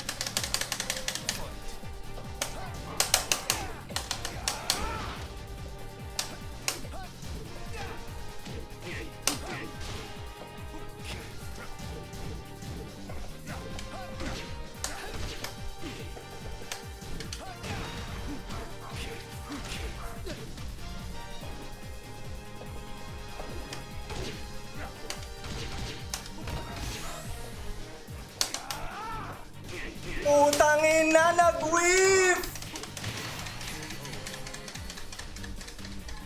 You lose. Kaisa-isa kong aura, nag-whip!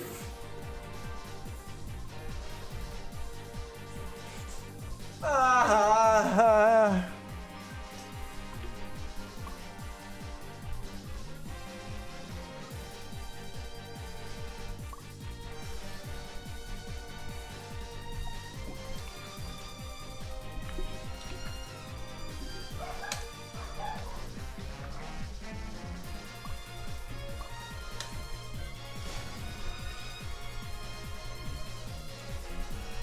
Ah!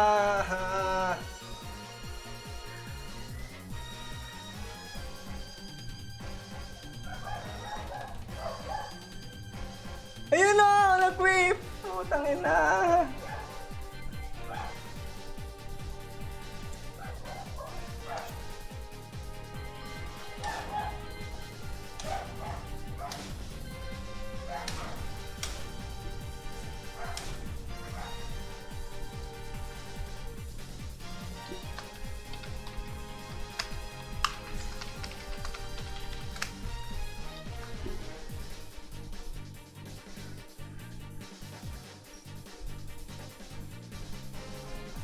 Ah!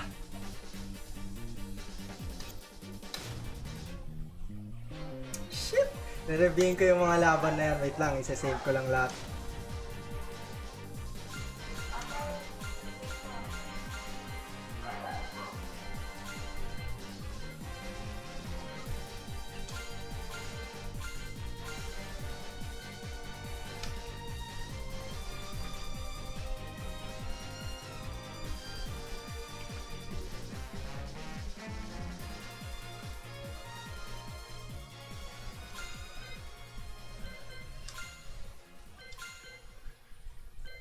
Okay na yan. Woo. Anyway guys, salamat sa pagtatambay. Pagod na ako. Next time ulit. Okay na, nagbunga yung seminar ko. Sayang, Apex na sana. Rapi.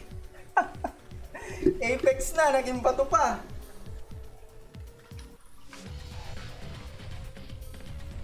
Again, thank you so much guys to everyone who's watching. We have 15 viewers right now. Thank you so much.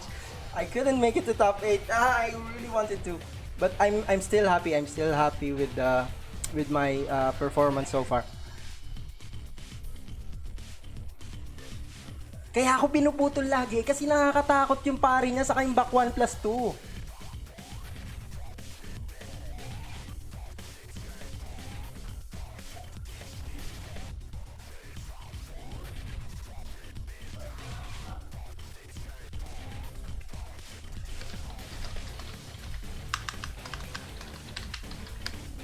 Nanakaawan ako ng laro. Utang ina, back 1+2, patay na, isang pindot na lang.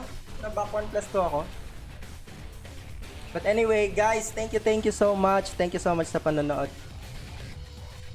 Alam ko once ma-block to this Keenan pare kasunod. Sayang.